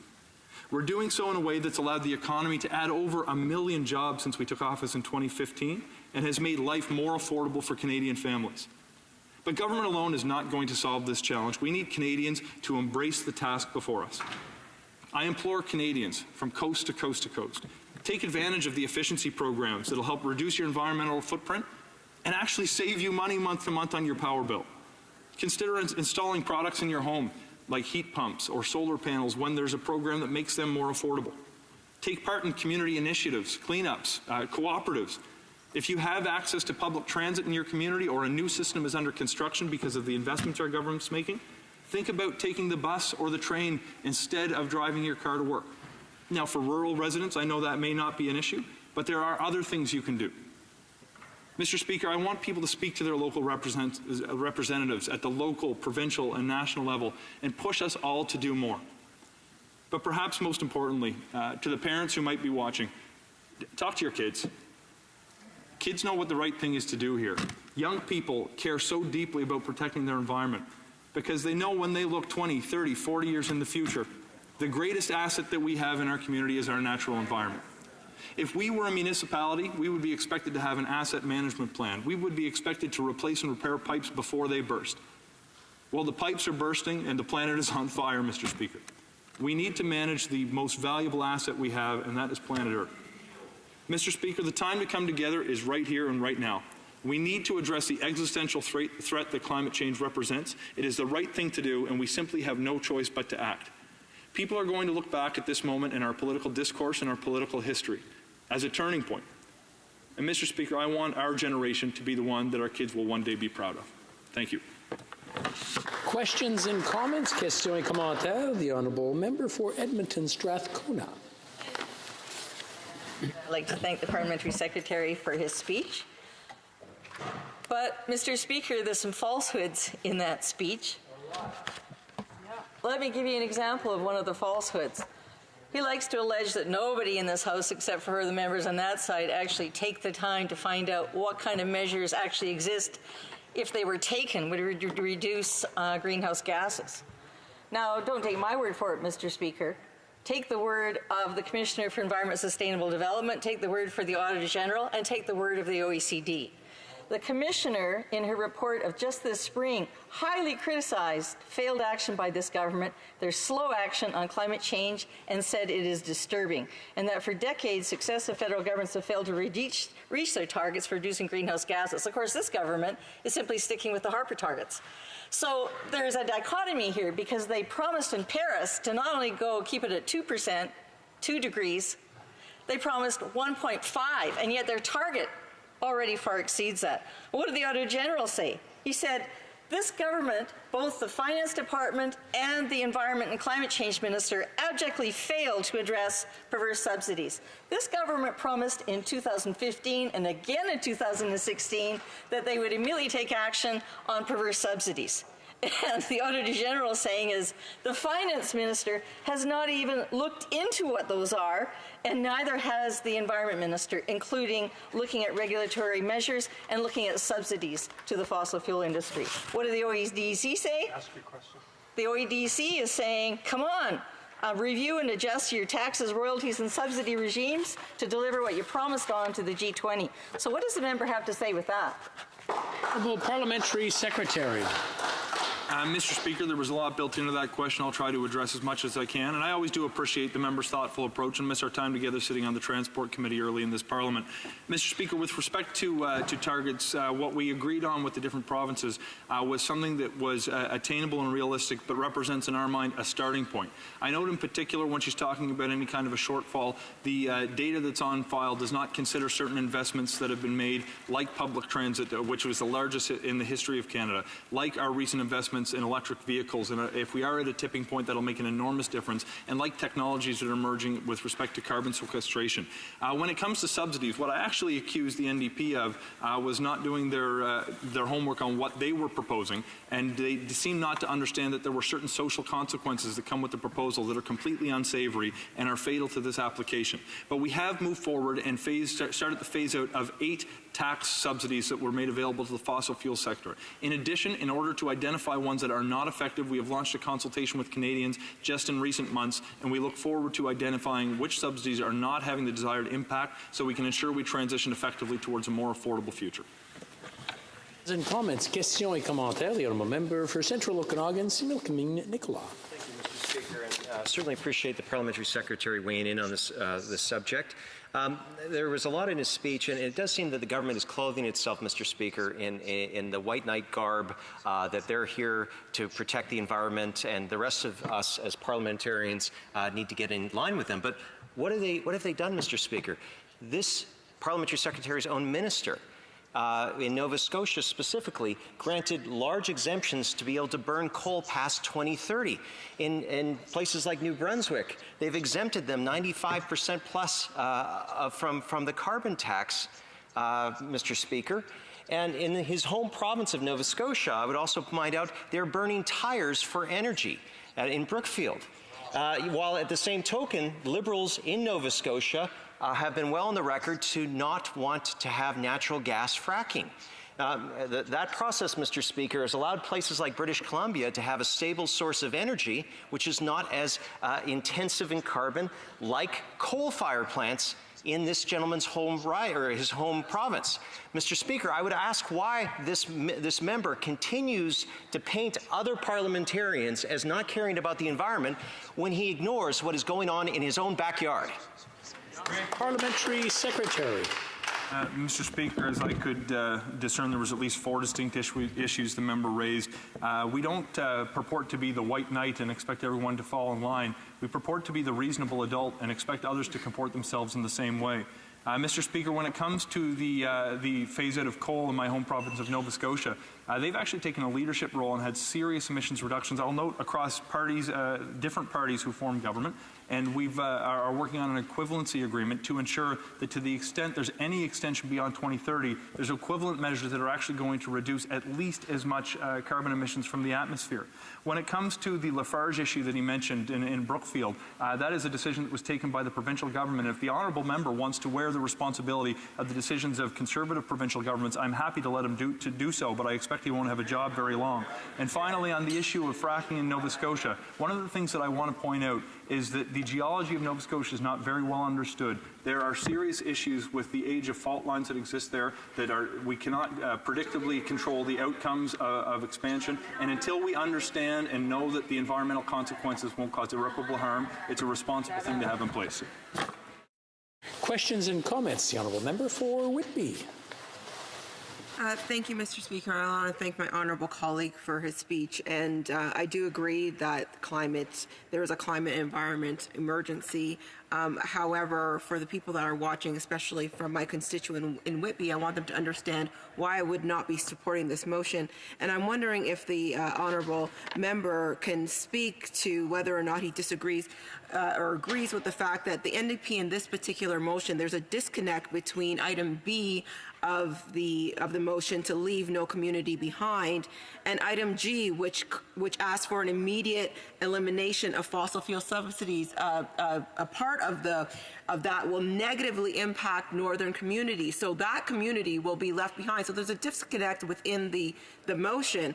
And also, Mr. Speaker, I wonder if he agrees or disagrees that it's disingenuous for the NDP to put this motion forward on the floor when the NDP leader, the member from Burnaby South, would not state his position on LNG. The Honourable Parliamentary Secretary. Mr. Speaker, I'd like to thank my friend and colleague for her thoughtful approach to politics and her question in this case as well. There is certainly a cognitive dissonance within the motion between items B and G, as she's correctly pointed out. Of course, it's important not to leave any worker behind. And I note in particular, the NDP seem not to have read some of the investments that we've made in Budget 2019 and previously, with a total of $185 million towards a just transition that's going to help ensure that workers are not left behind. But she makes an excellent point. They said they want to immediately end all fossil fuel subsidies. We heard today in question period that just in her home province of Ontario, 24 Indigenous communities would have their electricity shut off if we did that overnight. We need parties to do their homework before they propose ideas. That's one of the reasons that I hope we can gain support for the over 50 measures that our government has put forward. Mr. Speaker, I know she asked a final point about the inconsistency on the position of LNG. The hypocrisy is stunning when the leader stands up and says we shouldn't invest in any fossil fuel subsidies, and the question is put to him whether he supports the subsidies that help secure the investment in LNG Canada in the province he now represents. It's stunning that he doesn't have the courage to express a position, whatever his position may be. I hope one day we find out. Questions and comments? Questions et commentaires. Honorable député de Vimy. The Honourable Member for Vimy, a 45-second question. Thank you, Mr. Speaker. I'd like to thank my colleague for his remarks. I'd like to tell him that in my riding of Vimy, I really take advantage of the various things that the city has to offer and the various incentives that are available to the city. For example, the government's rebate on electric vehicles. You know, there are 2 rebates available to my constituents in the city of Laval. And I think it's important to say that the city of Laval was the first one to have the electric bus in Canada. And there are many other things that our city has been able to do so that my constituents and all the residents of Laval, about 400,000 residents, have been able to benefit from our government's announcements. So I'd like to ask my colleague this.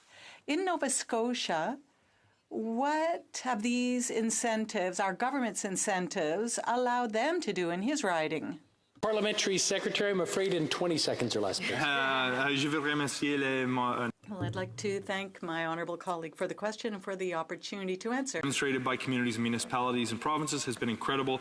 We've seen a subsidy at the federal level for electric vehicles, the largest investment in public transit and green infrastructure in the history of Canada. In my home province of Nova Scotia, we've actually partnered with the province to offer a $56 million contribution towards home efficiency. This is making life more affordable, helping reduce carbon footprint, and putting people to work in my hometown. Thank you very much.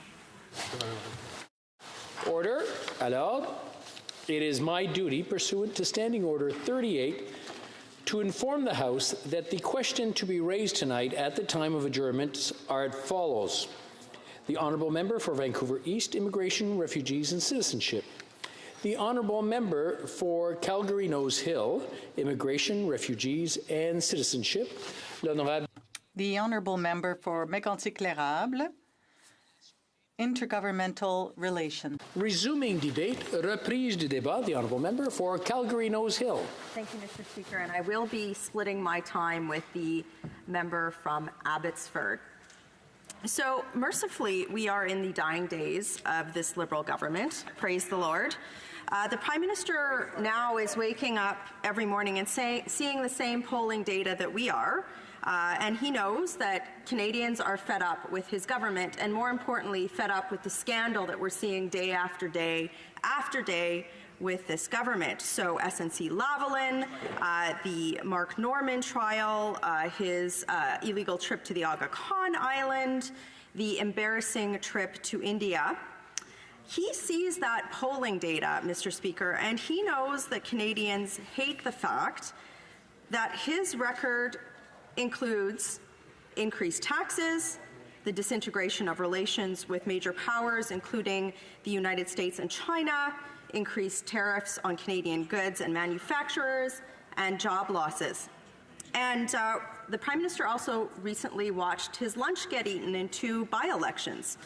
And so I'm sure that the Prime Minister, when he wakes up in the morning, looks at all of this and says, wow, the left, my vote, is deeply divided in Canada. And I hope that, I would surmise that he understands that that's a problem for him, and it's probably an upside for the rest of Canada, in that his electoral prospects have been greatly diminished.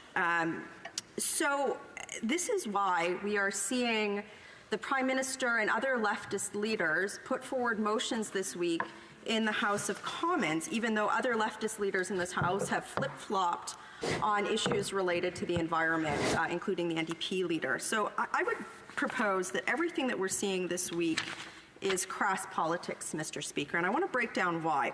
So rather than giving 2 rips about fixing any of the problems that the Prime Minister has created or getting my constituents back to work, the Prime Minister desperately needs to change the channel, because he hopes that if the press gallery and Canadians aren't talking about SNC-Lavalin, his attempts to influence the independence of the judiciary, his failed record on taxes, the economy, then somehow he can dupe Canadians into giving him another term in government.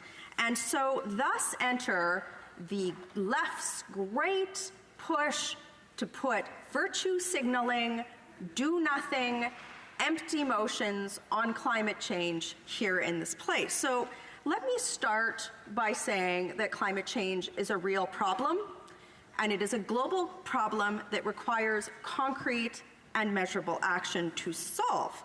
And how we do that, the policy outcome is to what? Reduce greenhouse gas emissions. And Canada has a role to play in that, both domestically and internationally. But we have to do this while protecting our economy and, to reiterate, showing that we are actually reducing greenhouse gas emissions. But how we do that, those policies are not what any leftist leader, especially the Prime Minister, the leader of the Liberal Party, wants to talk about in this place. So much like his virtue signaling on feminism, his fake feminism, right? He's such a feminist. But then, unceremoniously turfs a strong Indigenous woman from his cabinet, a strong physician, after taking credit for their CVs. He turfs them, the great feminist, right? Nice virtue signal there. Same thing on immigration, same thing on the economy. I could speak at length at that, but I won't. He wants Canadians to get super duper excited about his virtue signaling on climate change, because he wants to distract from his scandal and the fact that he has done absolutely nothing to what? Reduce greenhouse gas emissions. So one of my colleagues here said, we have no choice but to act. Okay, well, why haven't you acted for 3.5 years? We're in the dying days of these parliaments. This virtue signaling motion has no policy on how it's going to reduce greenhouse gas emissions. It doesn't even mention the economy. All of these motions that we're talking about this week have nothing in it about how we are going to meet our Paris targets or how we are going to ensure that the people in my riding get to work. And that's why the left is divided, because they're fighting over the dregs of failed virtue signaling policy. And Canadians have had enough of that. So you'll remember a couple of Halloweens ago, the Prime Minister and the Environment Minister, the high priestess of the climate change elite cocktail circuit herself, took this picture. They were Captain Planet. They took this cape and they're like, yeah, environment. What a joke. That is the perfect summary of the Liberal government's climate change approach. It's all costumes. It's all smoke and mirrors. It's all photo ops. That would be fine if it didn't cost Canadians hundreds of millions of dollars, didn't reduce greenhouse gas emissions, and ruined the Canadian economy. So that's why we have to reject any virtue signaling from this government. Here's an inconvenient truth, Mr. Speaker, a very inconvenient truth. In the last Liberal government, under Paul Martin and Jean Chrétien, the last Liberal government, the climate change crusading Liberal government of the Kyoto Accord. I remember that. That government saw greenhouse gas emissions what? Grow by 30%, Captain Planet. 30%. That's the last Liberal government's record, okay? And here's another inconvenient truth. The only time in Canadian history we have seen a reduction in greenhouse gas emissions growth, the only time, was under Prime Minister Stephen Harper. And why? Because we understand that in a Canadian context, where it's cold here, Mr. Speaker. Surprise, we have to heat our home because it's cold 8 months out of the year. Also, we're a vast country and we have to what?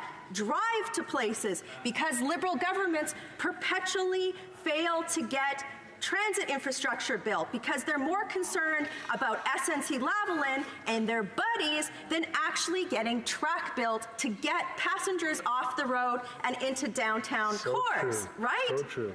So we put in place emissions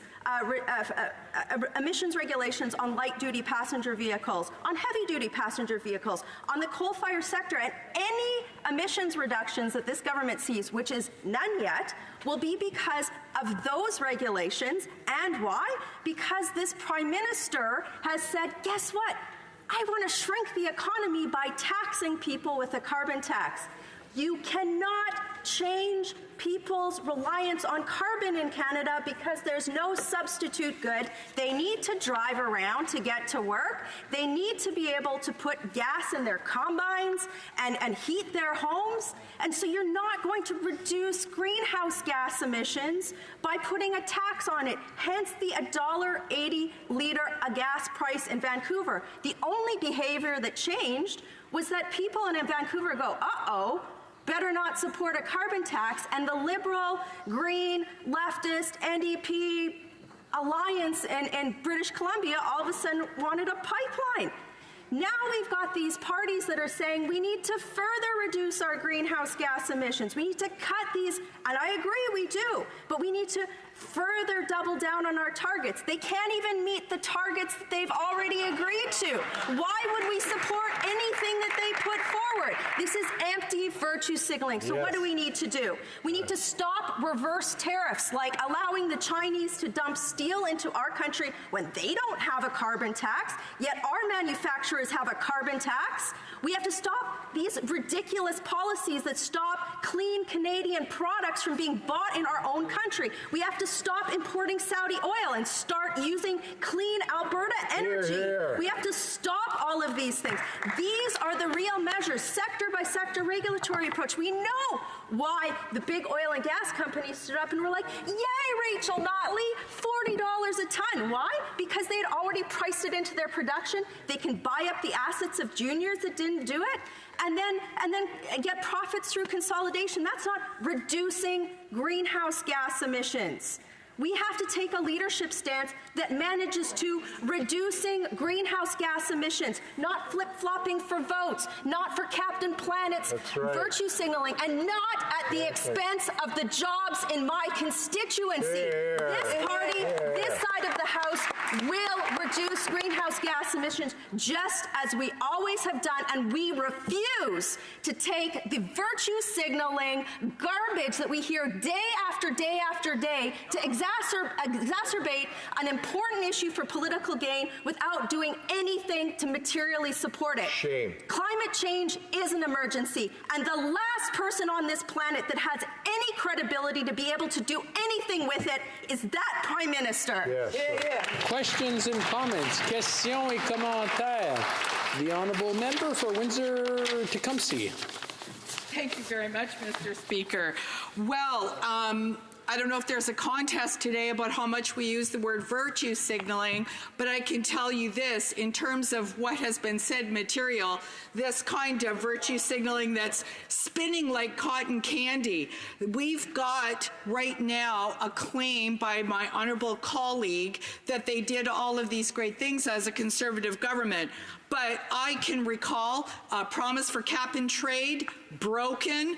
I can recall a regulation for emissions from fossil fuels being promised, broken. And then they had this very popular home energy retrofit program, but we had to cancel it because we need to reduce the deficits. The reality is the only reason that there were emissions reductions was because of the economic problems that we had. That is the reality. I would like to hear very specifically why this colleague believes that there is no climate emergency. I don't know what reality she's living in, but let's just hear a little bit more. The honourable member for Calgary Nose Hill. Very specifically, and I believe it's around page 35 of the 2014's Emission Trends Report, my honourable colleague can flip through that and see, to completely counteract her claim, the only time in Canadian history that emissions growth reduced while, the economy grew, was under a Conservative government. And you know what? Of course we're going to look at a North American context for a regulatory framework, because if the Americans are going to reduce their taxes and make it easier for people to invest in natural resources, why wouldn't we do the same? Why would we price our jobs out of competitiveness without the Americans contributing to some sort of a North American context? This member probably got up in the House of Commons and was like, oh, yay, Barack Obama, climate change champion. The Americans never put any sort of carbon tax on their industries. It was all virtuous signaling there too. Why would we put my constituents out of work and send those jobs to the United States, which is exactly what's happening right now? That's not reducing greenhouse gas emissions. That's just shifting the profit and the jobs to a country that understands that we have to make this a global issue. All of these parties here have abdicated the responsibility to make this a global problem. They take cocktails and canapes in Davos and in all these different conferences, but they refuse to address the problem. We won't. Questions and comments, questions et commentaires. The honourable member for Winnipeg North. Yes, thank you, Mr. Speaker, and it's been interesting listening to my friend across the way. And, I can't help but think, on the government side, we do have a plan.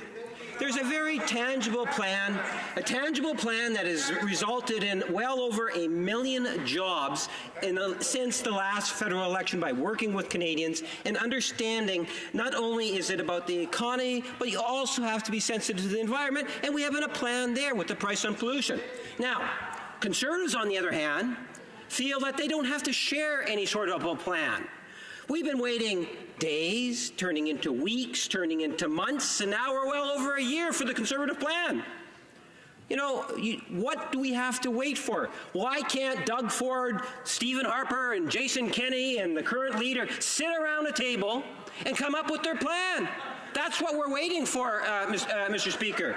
The real strength in the Conservative Party today here in Ottawa is Doug Ford, Stephen Harper, and the current leader, and they have the recent add-on of Jason Kenney. All of which, I would suggest to you, do not have a plan to protect Canada's environment. Why should Canadians have any faith when the only leadership they see coming from the Conservative Party in Canada is those individuals? The honourable member for Calgary Nose Hill in 45 seconds or less, Captain please. Planet costumes, money for loblaws for refrigerators, $1.80 a litre gas prices. What a plan. Lobbyists and steak dinners that invent programs that have green in it just to get corporate welfare. They're not reducing greenhouse gas emissions. If that's the Liberal plan, I want none of it, and neither does any Canadian. And you know what? He's right, Mr. Speaker. Canadians are waiting for leadership, and they're going to get it from the Leader of the Opposition, the Conservative Party of Canada, when he becomes Prime Minister in October. Resuming debate, reprise du débat, the Honourable Member for Abbotsford. Thank you very much, Mr. Speaker, and I appreciate my colleague from Calgary Nose Hill and her comments about the futility of the Liberal Environment Plan. Honestly, it is a national disgrace. Let me refer specifically to the motion before us. What we have is two competing motions, Mr. Speaker. As you know, the NDP came forward with a motion declaring a national climate change emergency, and of course, very quickly, our Liberal friends jumped in and they brought in a motion saying effectively the same thing. So we have these competing motions before us, and I think it reflects the fact that both the NDP and the Liberals are posturing because we are approaching an election in the fall, and they haven't done anything to actually justify them being in government, certainly not on the climate change file. And I note, Mr. Speaker, that it's the Liberals in this House who have brought forward this last-minute motion declaring a national climate emergency. Where were they when the West was burning? When forest fires were sweeping the western four provinces? When Fort McMurray was burning? Do you think they were in this House putting forward a motion declaring a national climate emergency? Of course not. This is all about political posturing by both the NDP and the Liberals. And what Canadians are looking for is not political posturing. They're looking for a real climate plan that makes measurable reductions in our emissions, that continues to foster a strong economy, that allows Canada to be a leader in the areas where we have an advantage, a comparative advantage. So, Mr. Speaker, this NDP motion, there are a number of things that I really take issue with, quite aside from the declaration of an emergency, is that under subsections C and F are two items that really Canadians should be really worried about. The first is that the motion asks for this House to increase Canada's ambition when it comes to climate change targets. Now think about that, Mr. Speaker.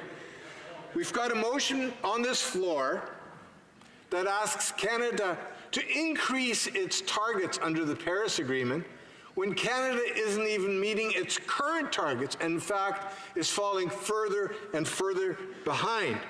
Now, I know my Liberal friends, they still claim that they're on track to meet the Paris targets. The last time the minister made a statement about it was at committee a couple of weeks ago, where with a very straight face, she looked us in the eye and said, we're on track to meet our targets. And yet her own documents, her own department has reported that in 2016, they fell 44 megatons short of their climate change targets under Paris. In 2017, they fell 66 megatons short of their Paris targets. In 2018, they fell 79 megatons short of their Paris targets. And the most recent report out of that department reveals that Canada's actual emissions are projected to be even higher and fall short by even more, by about 115 megatons. That's less than halfway to the targets that was set. So this government is failing on the most important file that the Prime Minister identified as being his. So this failure rests at his feet. Now, Mr. Speaker, if you doubt what I'm saying, we know that the Commissioner for the Environment, the Auditor General of Canada, the United Nations itself, and even David Suzuki have all said this government will not meet its United Nations Paris targets. The bottom line is this, Mr. Speaker. The plan the Liberals brought forward is not working. It's not a climate plan. Everybody knows it's a tax plan. Why do I say that? Well, let's talk about the carbon tax. You know, the parliamentary secretary, just a few minutes ago, talked about the 50 different measures that the Liberal government has implemented to achieve its Paris targets. Well, they're failing to meet those targets. But why, out of all those 50 measures, is there only one measure, the carbon tax, that is being made mandatory and is being forced upon the provinces? Only one tool out of 50. Can you imagine? You got a toolkit, and you say to the provinces, you can use whatever you want in the toolkit as long as you meet your targets, but the one tool you need, and we're going to force on you, we're going to shove it down your throats, and that's a carbon tax. And now Canadians are paying for it. And you know why? This is the one tool that they're making mandatory, because their plan is to make this a cash grab from Canadians, more revenues for the government to spend on its priorities rather than on the priorities of Canadians. Mr. Speaker, you cannot tax your way to a cleaner environment. These Liberals, they believe the carbon tax is the be-all, end-all. Theirs is a tax plan. And they often refer to British Columbia, right? British Columbia, the paragon of virtue when it comes to carbon taxes. Except, what was the promise that was made when that carbon tax was introduced? 3 promises. One was going to be capped at $30 per ton of emissions. What happened to that promise? It's gone. Today, the carbon tax in British Columbia is $40 per ton, and it's going up every single year. So that promise is gone and broken. The second promise was it was going to reduce greenhouse gas emissions, absolute greenhouse gas emissions, in the province of British Columbia. And what's happened today? Emissions continue to go up and up and up. Another broken promise. The third promise was this is going to be a revenue-neutral carbon tax. Remember that promise? Oh, yeah. We take $1 out of one pocket, and we're going to give it right back to you in the other pocket through tax relief. Sound familiar? Similar to what they claim is going to happen federally? And what happened to that promise in British Columbia?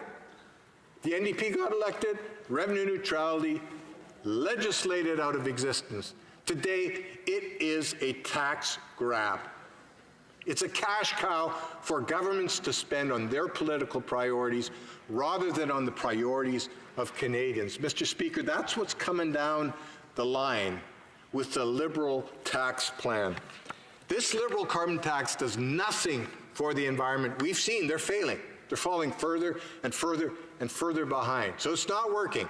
All it's doing is imposing a burden on average middle-class families that now have to pay more for everything, for their cars, their homes, to buy groceries. This is a tax on everything, Mr. Speaker. And beyond that, did you know that they weren't really upfront about what they were doing? Did you know that the Liberals are charging GST on the carbon tax? A tax on a tax? And what's happening to that GST that they collect and all the carbon taxes that are being paid?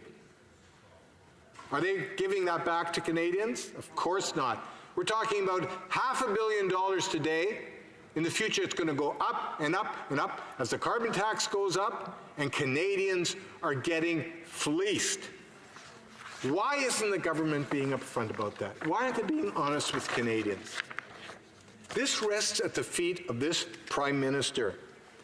And finally, Mr. Speaker, let me just wind up with who's the target here of this carbon tax?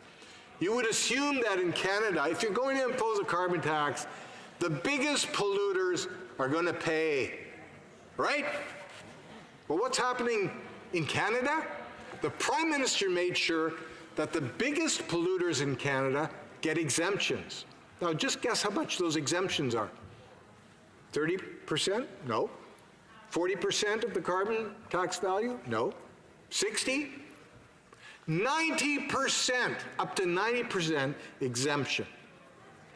And when you add up all of the carbon tax that is being collected in Canada, Mr. Speaker, do you know how much is actually being paid by the polluters, the big polluters?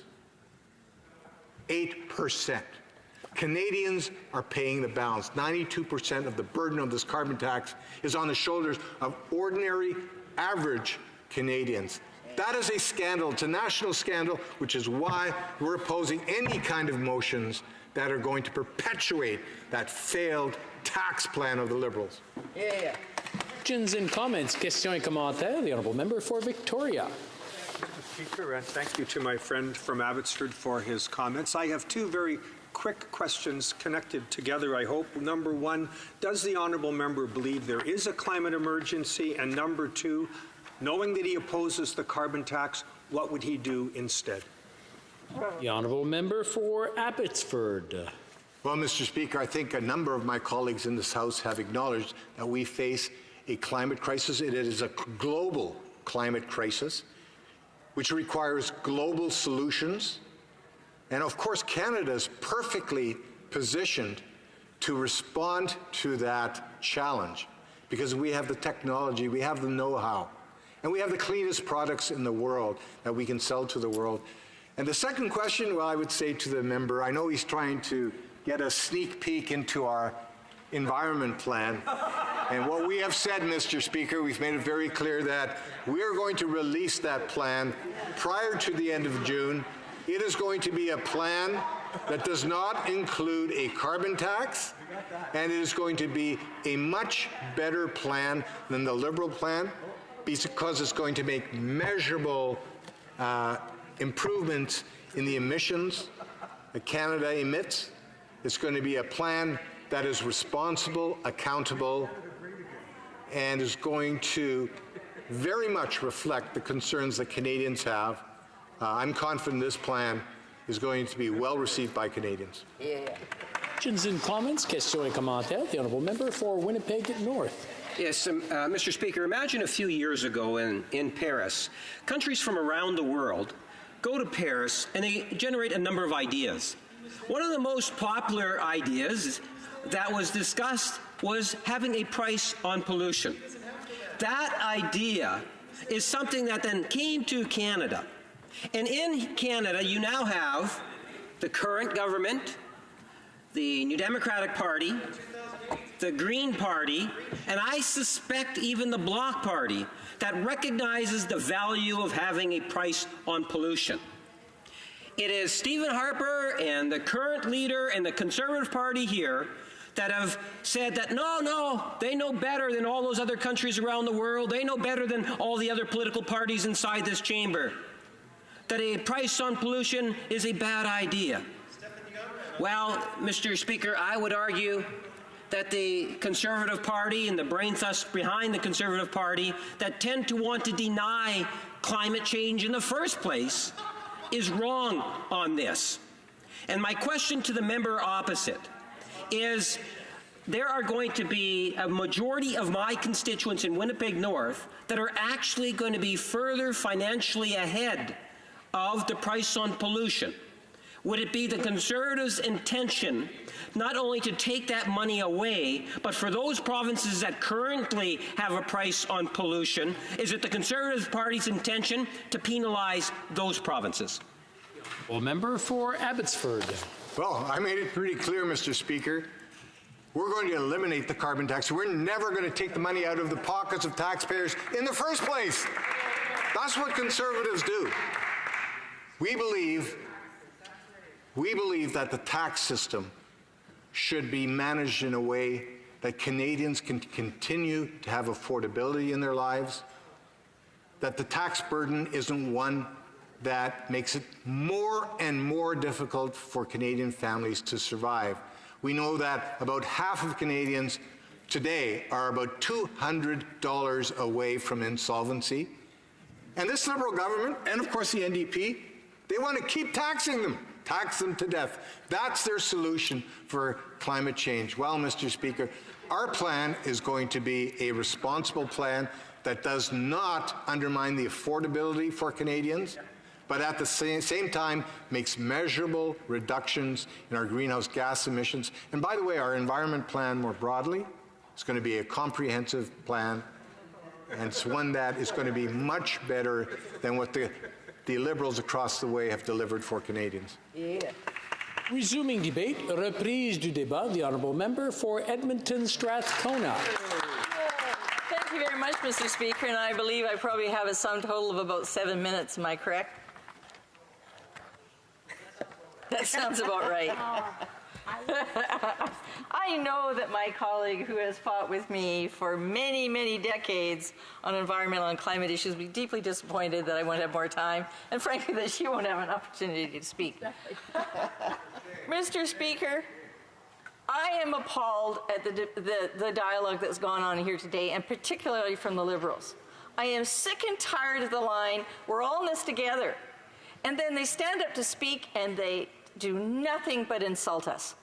And I'm sorry, there are a good number of people in this place, Mr. Speaker, who have spent more than just the past 4 years, more than this afternoon, more than 4 decades fighting for stronger federal and provincial and territorial and municipal environmental protection and climate change laws and programs. I'm hoping that the next Parliament will actually really believe in let's work together.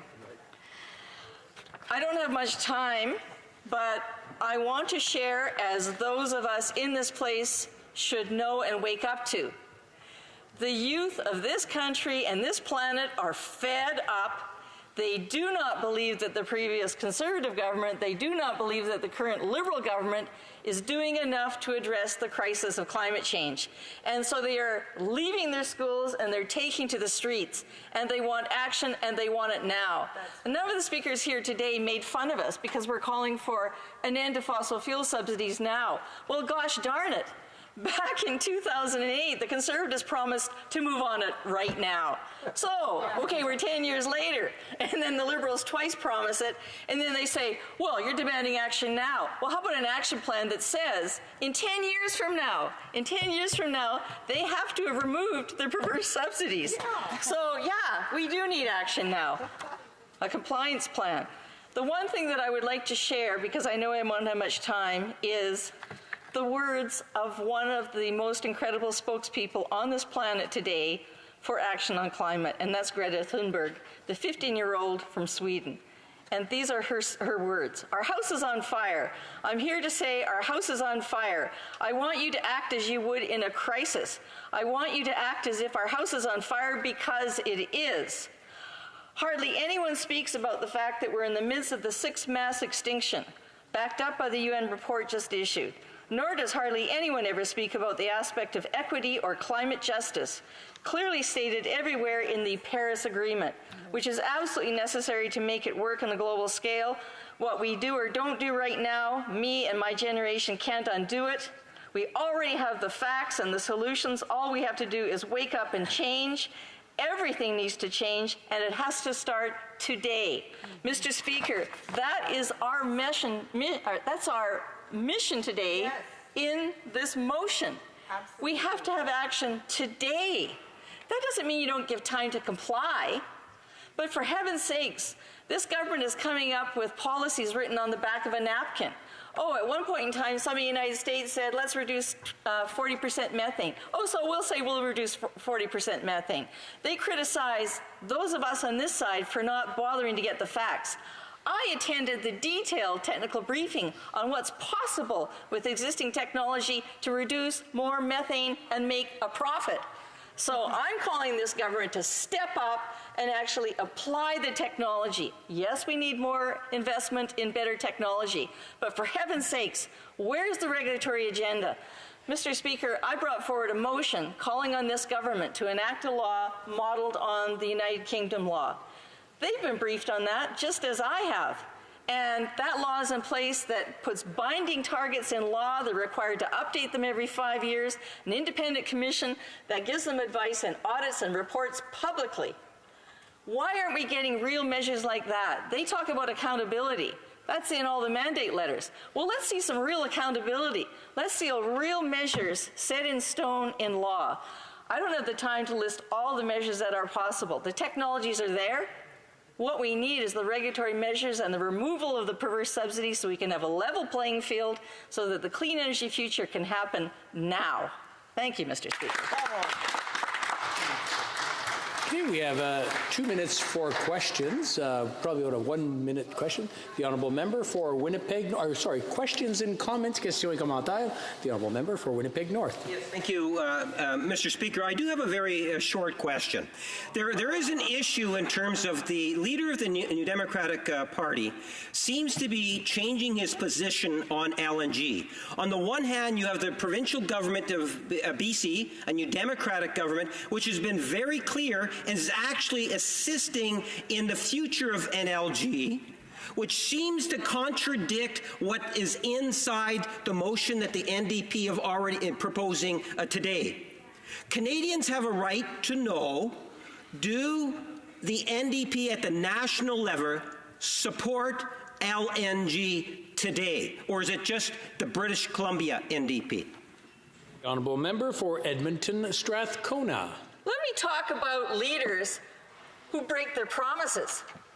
How many times can I ask my colleagues that the Prime Minister during the last election said no energy project will be ever approved under their government until he enacts strengthened environmental assessment laws and environmental protection laws? What is it, 1,000 times I think he said that? But then it depended if he was in Alberta speaking to oil field workers or if he was in British Columbia talking to environmentalists.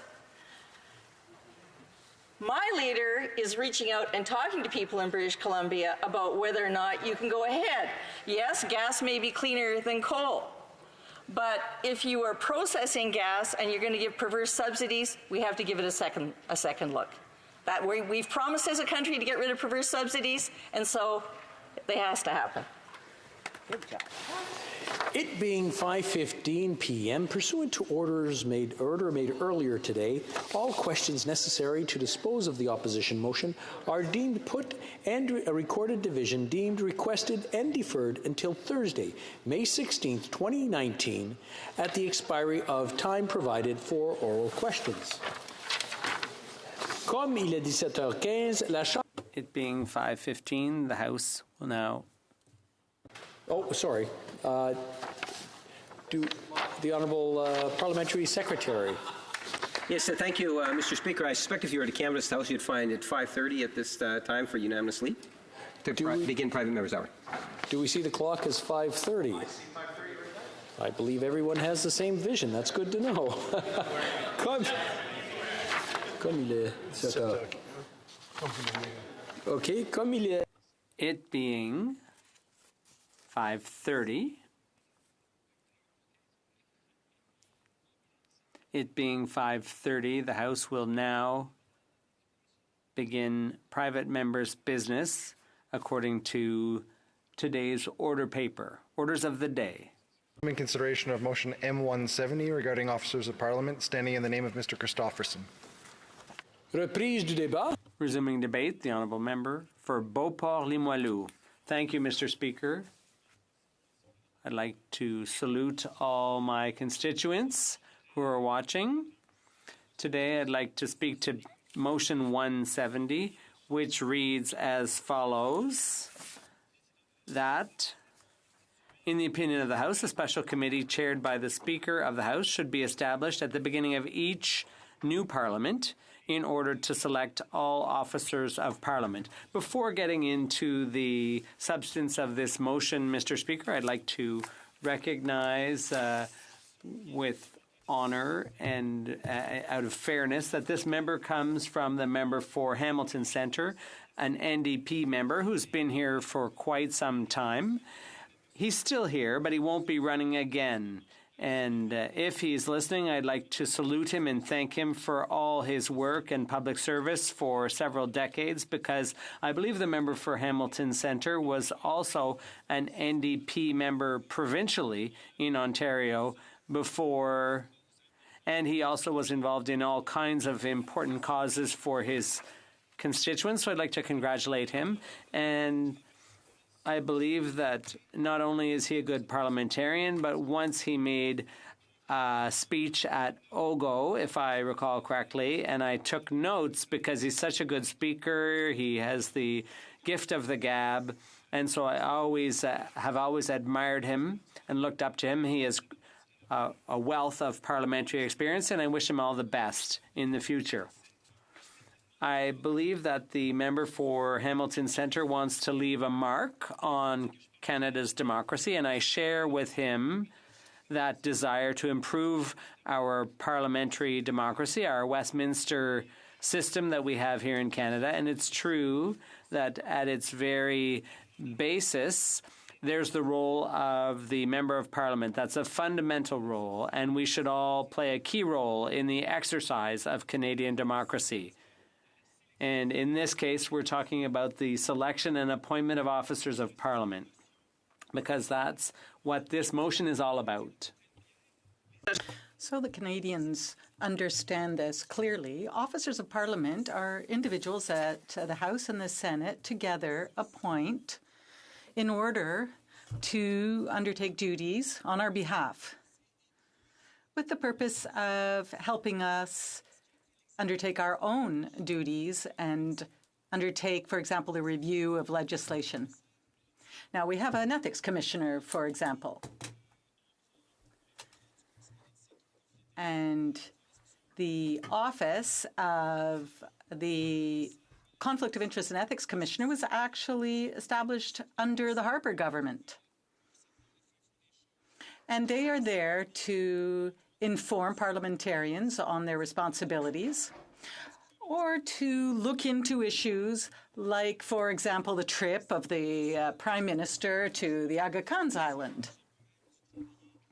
I myself have contributed to the appointment of Mr. Theberge. Now, there's also the Office of the Auditor General, and the former Auditor General, unfortunately, is deceased now, and I'd like to acknowledge his family at this time. So we have many officers of Parliament whose job it is to keep our democracy accountable. The member for Hamilton Centre wants to improve our democracy by establishing a committee that will oversee the appointment of officers of Parliament. Mr. Speaker, why does he want to do this? Well,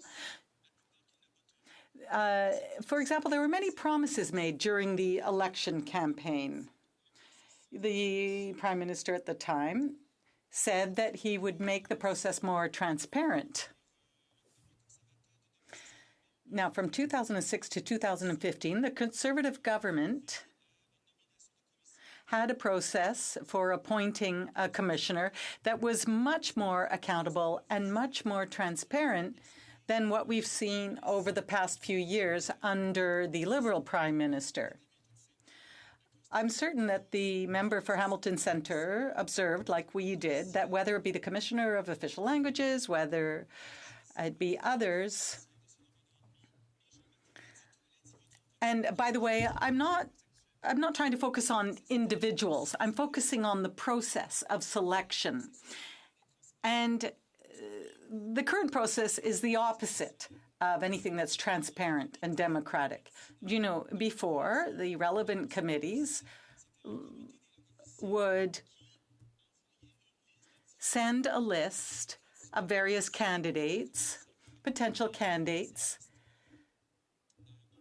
to the Prime Minister of Canada. For example, the Commissioner of Official Languages. And then, with advice from other members of Cabinet, a choice would be made amongst those on the list. So it used to be much more transparent than what the member for Papineau is doing. Rather than these committees that had oversight and a certain amount of experience in that area, it's being done differently.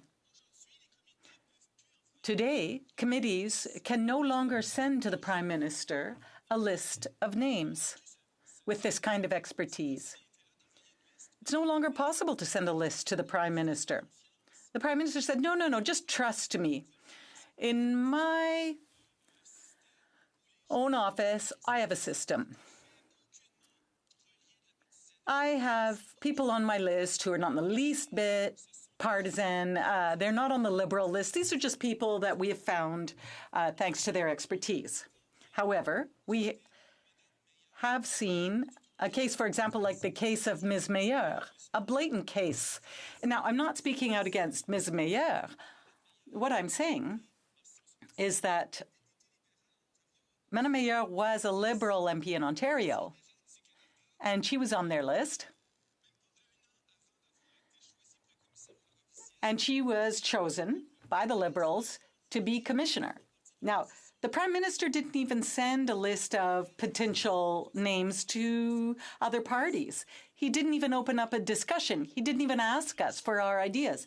He sent that one name, that one choice to the leader of the official opposition, the leader of the NDP at the time, and said, here's my candidate, do you agree? So this happened under the current Prime Minister. Not only did he not have a transparent process, he just sent one name. So, Mr. Speaker, under the motion, there would be a special committee chaired by yourself, the Speaker. I don't think this idea will necessarily translate into something concrete in this Parliament. However, I believe that over the coming minutes, there will be an amendment presented. But I would say, looking at this motion, that we should go even further. And when we are in government, we'll be talking about this more. Not only should power be given back to parliamentary committees, that is to send a list of candidates to the Prime Minister, they should also be able to, we should also be able to have a committee that appoints those officers. And I've personally committed to this idea. Given what happened with Ms. Meyer, well, I've been sitting on the Official Languages Committee for 2 years, and I think I would say, in all humility, that I've acquired a certain amount of experience. And I'm starting to have a good idea of who the experts are and who might be a good commissioner. So how about we not go even further than what my colleague for Hamilton Centre suggested? Why don't we just give the power to the committee to do this? Imagine if one day parliamentary committees could actually choose those officers. Think about how the kind of legitimacy that would give them. And it would still be confirmed by both houses of Parliament. So there are many factors to think about. But I think we're approaching the end of this Parliament, and therefore we won't necessarily be able to do this now. But I'll tell you, it's very unlikely that will happen under a Liberal government. They have made so many promises related to democracy, and all those promises have been broken. So I hope that the member for Hamilton Centre takes full advantage of his future after this Parliament. Thank you, Mr. Speaker, and it gives me great pleasure to speak to the motion before us. I have to say I'm an admirer of his ever since I came here in 2011. And I'd just like to remind the House of what the motion is, that in the opinion of the House, a special committee chaired by the Speaker of the House should be established at the beginning of each new Parliament in order to select all officers of Parliaments. On the 21st of October next, Madam Speaker, Canadians and Quebecers will be choosing their next Parliament. And perhaps there's an important distinction to be made here. When people go to the ballot box, they don't only go to elect a government. They actually elect 338 men and women who will be representing them in this House and who will make up the next Parliament. Now, one hopes that there will be a party with the greatest number of seats that will form the government. However, we may find ourselves in a situation where several parties may have to work together to make the government work. Let's say the people decide to elect a minority government. Then a parliament will have been elected and a government will have to make up a cabinet, and we know exactly what the process is. But the reason I'm saying this is because you hear a lot of things about the role of opposition MPs. And for those who are following me on my podcast, well, that will be the next topic that I am going to discuss, the role of an opposition MP. It's a role that's just as important as a government MP, but it's a different role. You know, people want their government to be accountable. And they also want the various political ideals and principles to be expressed in this House. Do you know, when you're talking about officers of Parliament, you're talking about people working with parliamentarians. So I'm going to give you a few titles that will give you an example of what officers of Parliament are. The Auditor General, for example. You know, the report of the Auditor General is something that people look forward to every year. The Auditor General has a team and the means to look into what the government has been doing. Let's take another one. The Chief Electoral Office. If we all want impartial, neutral, operational elections without any foreign influence, well, that's thanks to the Chief Electoral Officer. There's also the Commissioner of Official Languages. There's a Privacy Commissioner. And these days, this is particularly important because personal information is on the internet and it's a very sensitive area. There's also the Conflict of Interest and Ethics Commissioner. So here we have all these officers of Parliament. And my point is this. I think it's a very important one. I think in all situations, we have to make sure that there is no conflict of interest and that there is no appearance of conflict of interest, so that these officers of Parliament can not only do their work, but will be perceived as free of any ties with the executive, the government. But what's happening now, given how we appoint them? Well, most of the process falls in the hands of the executive branch. It's all very well to say all is legitimate and there is no outside influence, and that it's just a coincidence that all the people on the list are donors to the Liberal Party.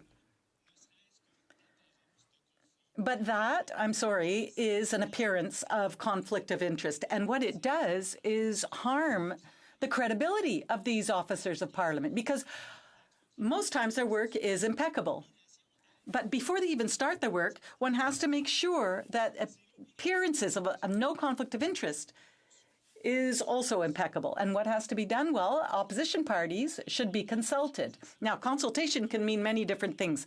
And we've seen over the last while that consulting can just mean sending a letter to the leader of the official opposition or the opposition parties. And that letter says, this is our choice. Madam Speaker, are you telling me that my 10 minutes is up? I hope not. Anyway, this is a problem because the way officers of Parliament should be changed. We've seen it under the Conservatives. We see it under the Liberals. We have governments being elected with about 39% of the vote, which is already only about, between 30 and 40% of the population. But they end up having 100% of the power, and they do 100% of the appointments. So this is a problem, and it's a problem with the procedure. So thank goodness we have this very simple motion before us. It's simple but clear. I'm an admirer of the member for Hamilton Centre, but I have to tell you, this motion, we shouldn't have to reinvent the wheel. You know, this should be a neutral, objective process, and it can work. You know, New Zealand and other countries have already adopted steps like this, like the ones being proposed by the member for Hamilton Centre. we would have a multi-party committee that would have the power to do this. You know, there was a committee made up of members of all parties, and they were looking into electoral reform. Thanks to the NDP, by the way, the bill went a little further to allow members who are part of a party but that isn't recognized as an official party to sit on committees. Anyway, what this would mean, having a multi-party committee, is that the choice would reflect a decision that would come from various members of parties. When a government tables a budget at 3 p.m. and we have to be able to analyze it by 2:45, it's only understandable that that's very difficult. But fortunately, we have a parliamentary budget officer, and every day of the year, full-time, their job is to provide us credible information, neutral information, free of any political influence. And what we want to do is that we want the appointment process to be free of any political influence. So this is a step in the right direction. And I would say the MP, in his great wisdom and in his great knowledge of parliamentary procedure, has come forward with this motion. Now, we're approaching the end of Parliament. So even if we were to all vote in favor of this, and by the way, I don't see how one could not vote in favor of this, what reasons would one give to not vote in favor? I tried to actually think of one. I was sort of playing the devil's advocate. I thought maybe perhaps some power could be given to the executive branch. But I didn't think that would be a good idea, because if we gave more power to the executive branch, well, it would sort of destroy the whole process that we're trying to promote. But I was thinking perhaps some people may vote against this because this is a great British tradition, and so we shouldn't change things. But no, actually, one has to move forward. One has to update processes. Now, perhaps another objection might be, well, we really don't have the structures in place to do this. But actually what this motion does is that it gives us the structure that we need to do this. And it's really up to us to give ourselves the means to go ahead with this. And you'll note as well that this doesn't cost anything. All it takes is some good sense to put it into practice. So there aren't really any reasons to vote against this. I did a lot of research, but I couldn't find any reason to not vote against this. So I'm looking forward to hearing other points of view. You know, I have a feeling that there's a consensus on this. However, Madam Speaker, if you could just allow me to introduce a short amendment to the motion being proposed by the member for Hamilton Centre.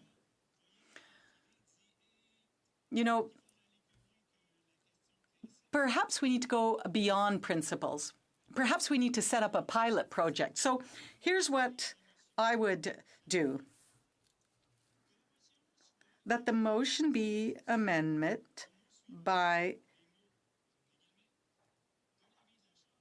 adding, in the opinion of the House, during the current Parliament, a joint special committee co-chaired by the speakers of both houses of Parliament, so Parliament, not government, so both houses of Parliament, should be established as a pilot project to fill the vacant position of the Auditor General. So here we have a golden opportunity to actually try it. We could try a new committee, and we could open up the doors to doing this in the next Parliament as well. That's all for now, Madam Speaker. I must inform the honourable MPs that pursuant to 93.3, an amendment to a motion being brought forward at a private member's business can only be brought forward by, only be approved by the sponsor of the motion. This amendment being moved. The honourable member for Hamilton Centre. Thank you, Madam Speaker. The wording reflects the wording that I would like to have, and therefore I formally accept the proposed amendment. With thanks.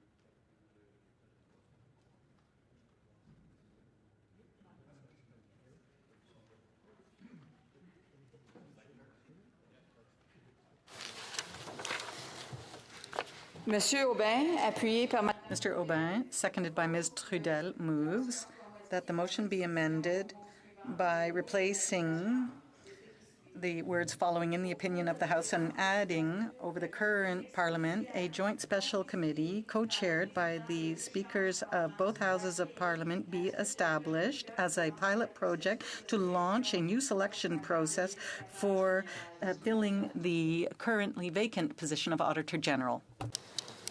L'amendement est recevable. The amendment is in order.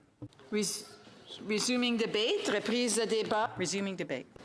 The honourable member for Sackville, Preston, Chesapeake. Merci, Madame la Ministre. C'est avec plaisir. Thank you, Madam Speaker. It's a pleasure for me to speak to the motion put by the member for Edmonton Centre and on the important work done by our government in order to increase the quality of governor and council appointments. This motion questions the important role of ministers with respect to the recommendation of candidates for governor and council, and also the government's commitment with respect to the openness and transparency, which are essential elements of this work. Madam Speaker, as all members of the House know, the government announced February 2016 a more rigorous approach with respect to governor and council appointments. This would apply to a majority of appointments to full posts, part-time positions in commissions, councils, societies, state societies, organizations, and tribunals everywhere in the country, including officers of Parliament. This is the case for the process, the selection process for all positions nominated or put by the Governor and Council, and we can assure ourselves that this candidacy of these most qualified people is presented for appointment. This is possible because of the important work that the government has already accomplished in order to improve the selection process for appointments by the Governor and Council. What distinguishes this new approach is that there will be opportunities for employment open to Canadians across the country. Now, all Canadians who want can postulate for a position that would be found on the appointment site of the Governor and Council. This is a break with the past and previous ways of doing things. Now, in 2017, for example, the position of Information Commissioner, which is an Officer of Parliament position, was posted on the appointment site of the Governor and Council so that all Canadians who wanted to who wanted to put their candidacy forward would be able to. they could present their level of education, their experience, knowledge, skills, and aptitudes to be able to occupy this position.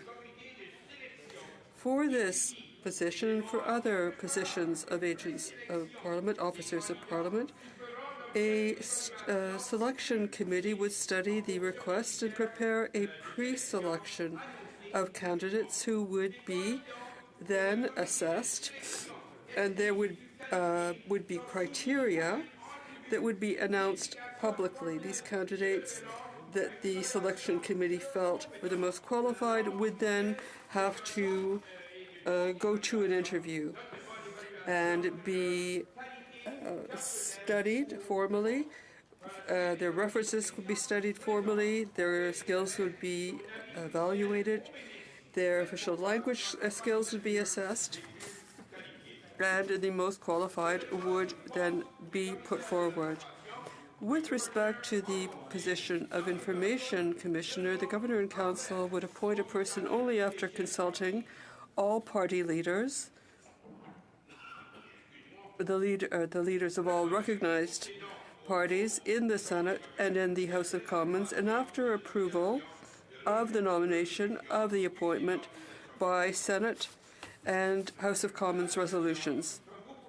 Madam Speaker, as you can see, there is already a parliamentary procedure for appointing officers of Parliament. The motion put forward by my colleague, the member for Hamilton Centre, would allow an additional process and graft this onto a system that already works openly and transparently. In fact, this motion would limit the ability of the Governor and Council to appoint highly qualified candidates at in due time for positions that are essential to the working of our democratic institutions. This motion could delay the appointment of officers of Parliament. I can assure you, Madam Speaker, that this government takes this issue very seriously. It is determined to act in a way such that highly qualified candidates can be appointed to important positions.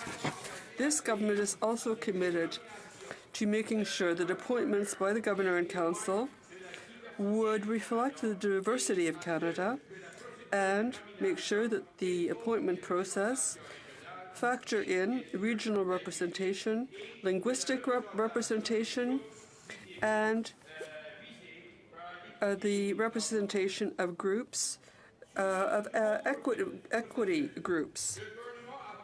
Under our new process, the government has made more than 1,070 appointments through an open selection process, a process that is also transparent and merit-based. Of this number, 53% of the positions have been filled by women, 13% by persons identifying as members of a visible minority, and 9% by persons who self-identify as Indigenous. And a bit more than 50% of these people appointed are bilingual. Since this has to do with officers of Parliament, in less than 2 years, 8 positions of Officer of Parliament out of 11 have been filled thanks to the new open selection process.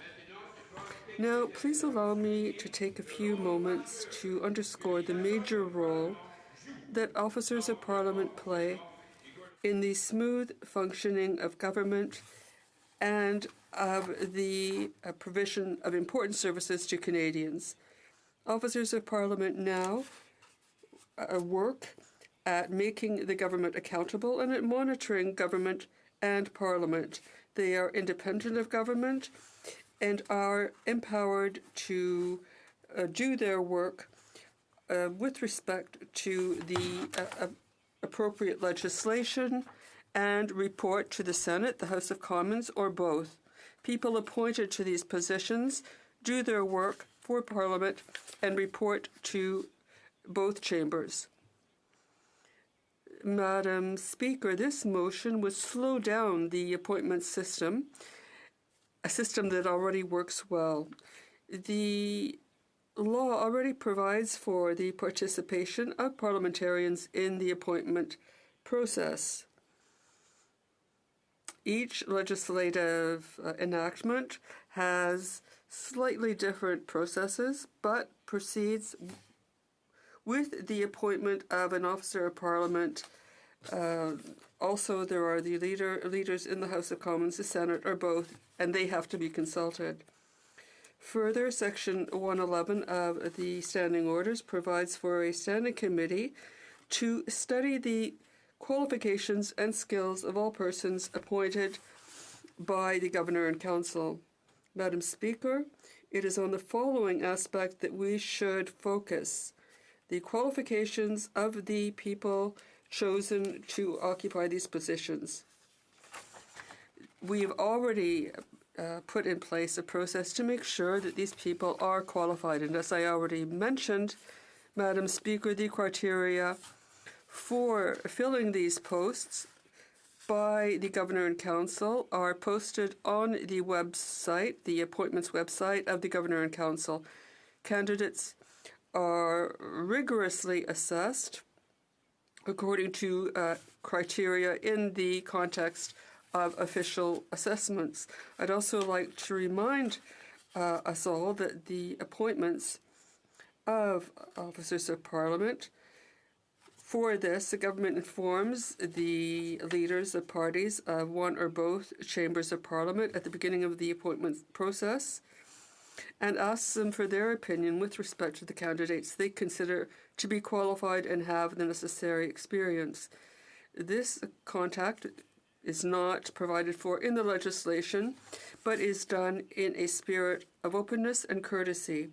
Our government's approach to Governor and Council appointments guarantees that public institutions should be open, transparent, and accountable, which would allow the government to focus its efforts on the people it is to serve. Madam Speaker, I'm sorry, your time has expired. Thank you. Debate, reprise de débat. The honourable member for Hamilton Centre has 5 minutes for right of reply. Thank you very much, Madam Speaker. And I want to begin by thanking colleagues, both in the first hour and specifically today. My friend from Beauport, Limoilou, he was very generous in his remarks, very, very kind with regard to my time here. And I'm reminded that there's an axiom in politics that I'm finding to be absolutely accurate, and that is, you're never more loved than when you first get here and when you leave. It's the stuff in between that tends to be a little rocky. I want to thank my good friend and caucus colleague from Trois-Rivières for his remarks, but also for taking the time to care enough about this issue to work with me to ensure that we have wording that, quite frankly, stands the best chance of passing. And I want to thank, finally, my colleague from Sackville, Preston, Chesapeake, for his remarks. I appreciate him taking the, I see you moving, him taking the time to make these remarks, and I very much appreciate it. Thank you. I only have a couple of minutes. Look, here's where I am on this. I originally had a motion that just sort of spoke to the principle, and my goal was to, if it carried, then that would lay the groundwork for the next Parliament to pick up that torch and run with it. And then we went through the tragedy of the untimely death of Michael Ferguson, a phenomenal Canadian and an amazing agent of Parliament. And so I thought, in his memory, because he was one of those, along with, as far as I know, all the other agents of Parliament who have signed documents recommending this change. The government likes to brag about the quality of the appointments. These very appointments are recommending the very change that's in front of us right now. So you can't say that they're high-quality people with great advice and then ignore it. There's been a movement in the last few months in particular, but over the last year, especially among new members, of which I am not, but the new members who came in wanting to reform this place, and in large part wanting to make sure that the relevancy of being an ordinary MP, meaning you're not in a leadership capacity and you're not a minister of the Crown, that you become more meaningful, that being here has a purpose. And it's difficult. We're people who are working in the background now. We now have a democracy caucus. There are cross-party discussions. There's proposals now in front of the House and in front of PROC to consider further changes. It's not easy. It is complicated. But the beauty of this motion and this matter, Madam Speaker, is this: the power to hire the agents of Parliament is already ours. We don't have to change a single law. All we have to do is follow a different procedure. And if a majority of this House, never mind government caucuses, ministers, whips, if the majority of the members stand up and say yes to this motion, we will have struck the single biggest blow against keeping backbenchers from playing a meaningful role. One vote.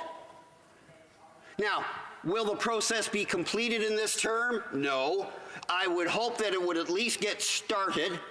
But more importantly, it sends a message to the next Parliament and those after that in this Parliament we cared enough about our work to stand up to our own leadership and say, these are the employees of Parliament. I am a member of Parliament. I and my colleagues will oversee the hiring of our own agents.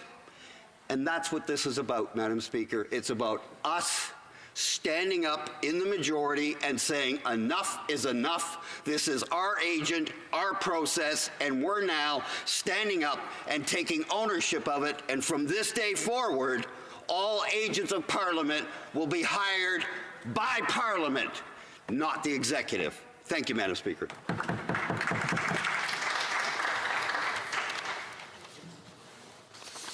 The question is as follows. Mr. Christopherson, seconded by Ms. Ramsey, moved that in the opinion of the House, a special committee chaired by the Speaker of the House should be established at the beginning of each new Parliament in order to select all officers of Parliament. Amendement, Monsieur Aubin. Amendment, Mr. Aubin, seconded by Madame Trudel, moved that the bill be amended, the motion be amended by substituting the following words in the opinion of the House with, under the present legislation, a joint committee co-chaired by the speakers of both houses would discuss a pilot project to discuss filling appointments, governor and council appointments. The amendment, sorry, the amendment. Que tous ceux qui appuient la motion. All those in favor of the motion will please say yea. All those opposed will please say nay. À mon avis, les non. In my opinion, the nays have it. Conformément à... Pursuant to the standing order, the recorded division is deferred until before the period of at another sitting. To have been made and seconded at this time. Therefore, the question is that this House do now adjourn. The honourable member for Vancouver East. Thank you, Madam Speaker. It took 2 years for it to sink in. But the Liberals eventually realized that family reunification on the basis of the luck of the draw was fundamentally unfair. Unfortunately, after scrapping that colossal failure, it was right back to the Conservatives' plan to force families to engage in a race against the clock to submit an application in order to be considered for the Parents-Grandparents Family Reunification Program. While the government claims to have streamlined the process by putting it online, they actually added another layer. The Conservatives forced families to race to submit their full application to sponsor their loved ones. The Liberals are forcing families to race to submit an interest to sponsor form. Then later, if they're lucky enough, they'll get to do the actual application. As predicted, this approach was also a giant failure. After setting an entirely arbitrary cap of 27,000 submissions for the 20,000 sponsorship spots, the government opened up the website to receive the forms. It took less than 10 minutes for the cap to be hit. 11 minutes after it was opened, IRCC tweeted that limit had been reached and the application process was shut down. I cannot truly imagine the heartbreak and frustration for the families that continued to be shut out of the process. First, it was pure luck. Now, it's a race against the clock. Thousands of families have once again been left out in the cold. I've heard crushing stories from constituents about how this process was not at all fair. Some constituents reported never even being able to open the form before it closed. That is despite, in some cases, taking the day off to be at home and at the computer the moment the portal opened, and even paying to upgrade the internet speed just for this moment. I also heard from constituent stories of opening the application, completing it, and then, because the form said they had 10 minutes to complete it, going back and double-checking to make sure they filled everything out correctly. While they were double-checking their information, they were booted from the portal. They lost the race. They were punished because they were trying to make sure their form was correct. How is that fair? Some of these families have now been trying to sponsor their loved ones for 5 years or more. Despite their efforts, because of these unfair application systems, they haven't even been able to get the process started. Every year, they get shut out. That's wrong. This process is only made worse by the treatment that my constituents receive when they try to call IRCC to get the information on applications and processes. The Auditor General just released a report stating that 70% of calls to IRCC are blocked from reaching an agent. That's 1.2 million calls per year getting denied the ability to speak to an agent. When will this government pick up the phone and listen to Canadians? They are demanding a fair system to reunite with their loved ones. Why won't this Liberal government listen? The Honourable Parliamentary Secretary to the Government House Leader. Thank you, Madam Speaker. You know, a number of years ago, I was the immigration critic for the Liberal Party of Canada. And I can tell you, I was at the table when the Conservative Party made the decision to actually cancel the program of being able to sponsor parents and grandparents. They had brought the system to where there was 7-8 years in terms of waiting periods for someone to be able to sponsor a parent. They actually shut it down. And then when they did decide to reopen it a year and a half or 2 years later, they put in a cap of 5,000. This government doesn't need to be lectured by the New Democrats on the important issue of immigration and how it is that we believe that we need to, wherever we can, allow for the reuniting of families, especially parents and grandparents. I'm very much familiar with the issue. One of the initiatives that we need to recognize is we increased the number of applicants from 5,000 to 20,000, Madam Speaker, fourfold in the last 3 years. That is a significant achievement. Whether the NDP want to choose to recognize that or not is completely irrelevant. The fact is we understand it, Madam Speaker. This is a program that not only have we increased the numbers, but we have seen substantial reductions in the amount of time it takes to process of sponsoring a parent or a grandparent, Madam Speaker. We continue to reinforce the importance of the super visa, a visa that allows for those individuals that are not able to get their parent into the system to be able to get that 10-year visa in which 2 years at a time in terms of blocks they can come and be here in Canada, Madam Speaker. We don't need to be lectured by Johnny-come-lately New Democrats as to what should be happening on immigration. It is an issue in which we follow very closely, and we have a proactive minister that is constantly working with the many different stakeholders. It was just the other day, in fact, I was approached by the minister, as I know the minister has approached many individuals, looking at ways in which we can, again, further advance the way in which we are reuniting families through immigration, Madam Speaker.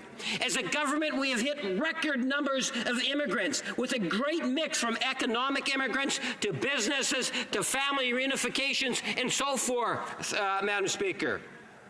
This government takes the immigration file to heart, and we're very serious on that file, Madam Speaker. We will continue to be diligent. We will continue, I can tell you, as a caucus, that we have a very proactive caucus as members of parliament from all regions of the country in our caucus recognize the true value of immigration, and we will continue to work and strive to improve the system.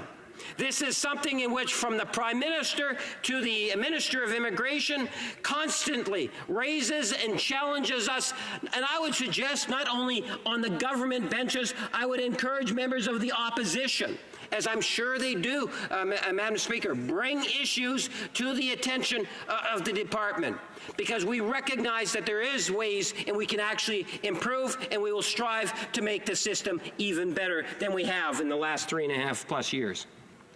Our member for Vancouver East. Madam Speaker, the Liberal government can pat themselves on the back all they want. All they need to do is talk to their constituents and know what the problem is. And Madam Speaker, guess what? I even have government members phoning me in my office asking us to help them escalate an immigration case. Why?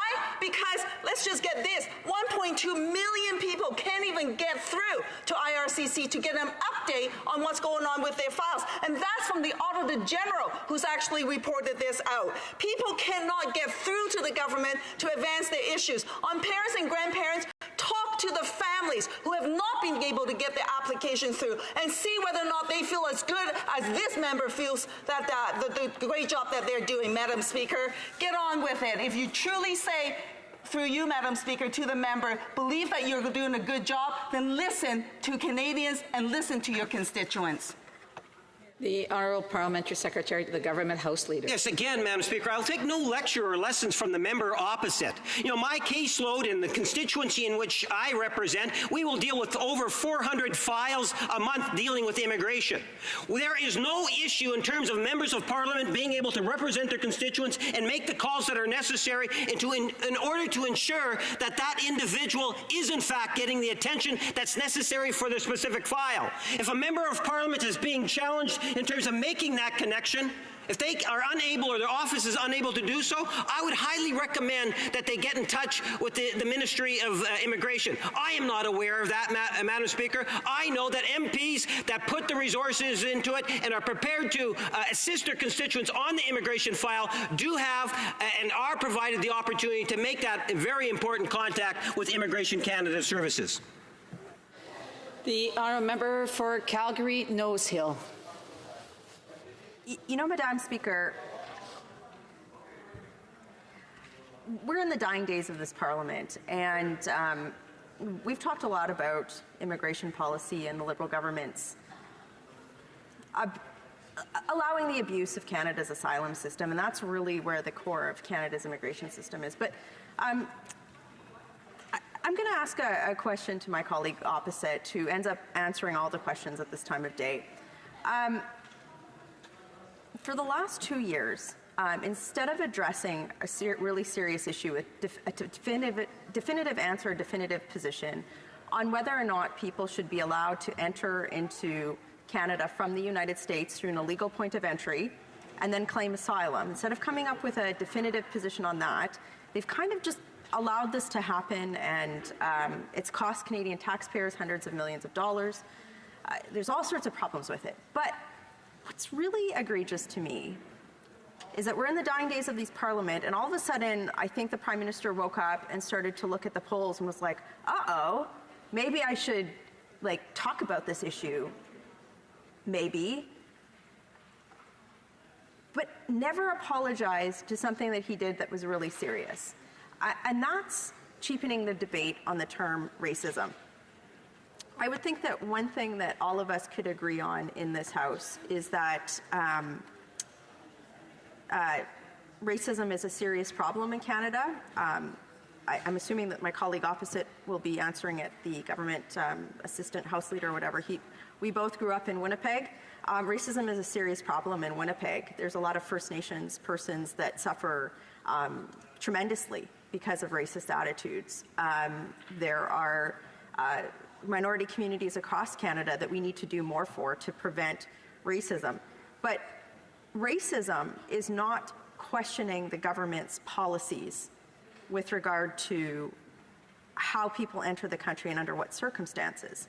And instead of doing something about the issue at the border, or just even taking a policy position on it one way or the other, first it was irregular, and then it was this, and then it was that, and then it was the Safe Third Country Agreement applies, but it doesn't, so we're going to, instead of taking a position that they could defend either way, they just kind of spent all this money. But more importantly, the Prime Minister stood up over and over again and said, he sort of leveled anybody from any political party or any Canadian as racist for asking questions about, well, maybe, is this the best policy for protecting the world's most vulnerable in Canada?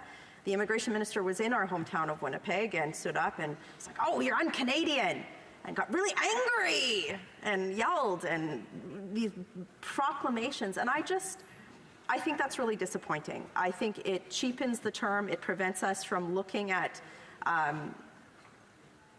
issues that we can all be talking about. But it is not racist or un-Canadian to question the government, especially this government, on their policies related to how we manage the integrity of Canada's border and the potential abuse of Canada's asylum system. So I guess I would just say this, Madam Speaker. In a hand extended in the spirit of bipartisanship, I'm wondering if my colleague opposite would say that perhaps that's not the best approach, is to call somebody racist or un-Canadian for questioning policy related to whether or not somebody should be allowed to illegally enter the country and then claim asylum after having already reached the safety of upstate New York. Honourable Parliamentary Secretary, the Government House Leader. Thank you, Madam Speaker. Maybe I could take more of a holistic approach in trying to respond to my friend's question. If you take a look at Canada, every year we have target numbers that are well established in terms of the number of immigrants that we would anticipate in the upcoming year. And you'll see separate categories. Categories, for example, that will say we're going to hope to achieve X number of provincial nominees coming from the different provinces, X number of additional economic immigrants coming to our country, that we will have X number of marriages and family reunifications, as I was just talking about the parents and grandparents. We also recognize that there's going to be a certain number of sponsored refugees, Madam Speaker. These are all a part of our immigration system. When you tally it all up, this year we're talking well over 300,000 people coming to Canada. Canada is a country that is well respected around the world. There's a great demand to come to Canada, Madam Speaker. We are a country that has been built by immigration. When the member talks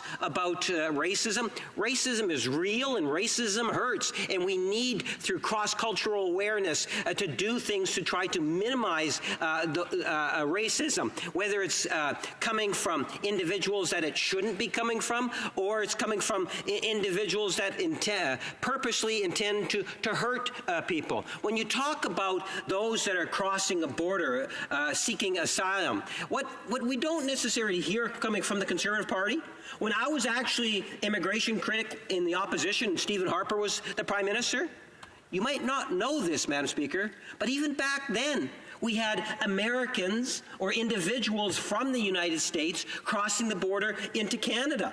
The only thing that has really changed is the actual numbers, Madam Speaker. And I suspect that if you look at it more recently, some of those numbers have actually gone down. Yes, there was a bump. We work with other countries, Five Eye countries, countries like Australia, United States. There is a system that's in place. Canada is held in fairly high esteem for how it is that we process asylum seekers, and we have a fair process.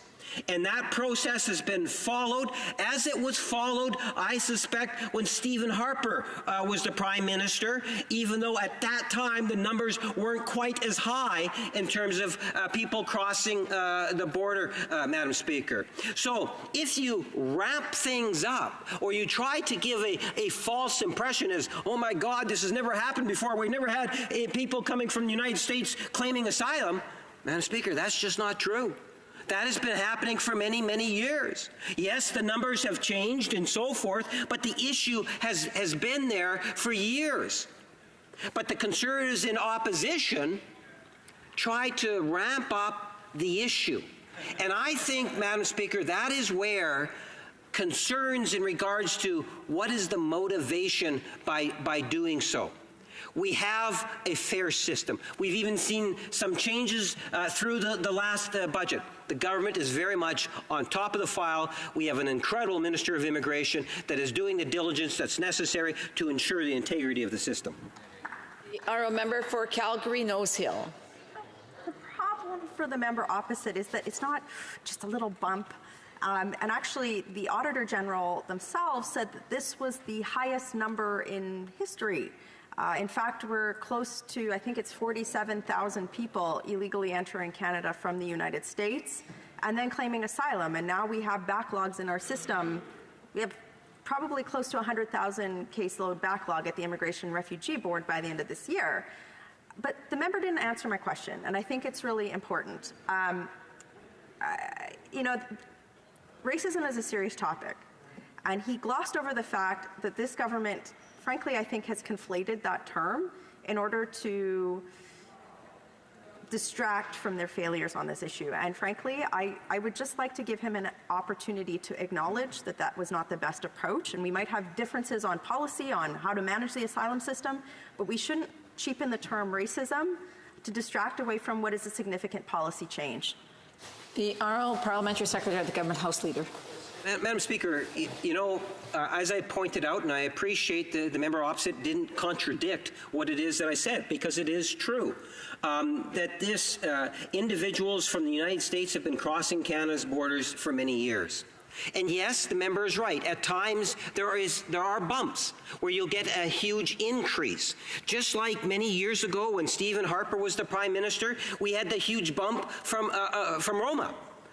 Individuals that were coming to Canada by the hundreds, if not even getting into the thousands. And that caused very serious issues and delays and so forth. And there was another opportunity. There was another situation, I believe, even with Mexico, Madam Speaker. Different times often have led to different situations where individuals are coming into Canada, and the government of the day has to be consistent and ensure that we're protecting the integrity of the system, and that is something which this minister. The honourable member for Mégantic-L'Érable. Madam Speaker, it's a birthday today. On May 15, 2018, the National Assembly of Quebec passed a unanimous resolution that the National Assembly call on the federal government to implement a single tax filing for all Quebecers while maintaining Quebec's tax autonomy.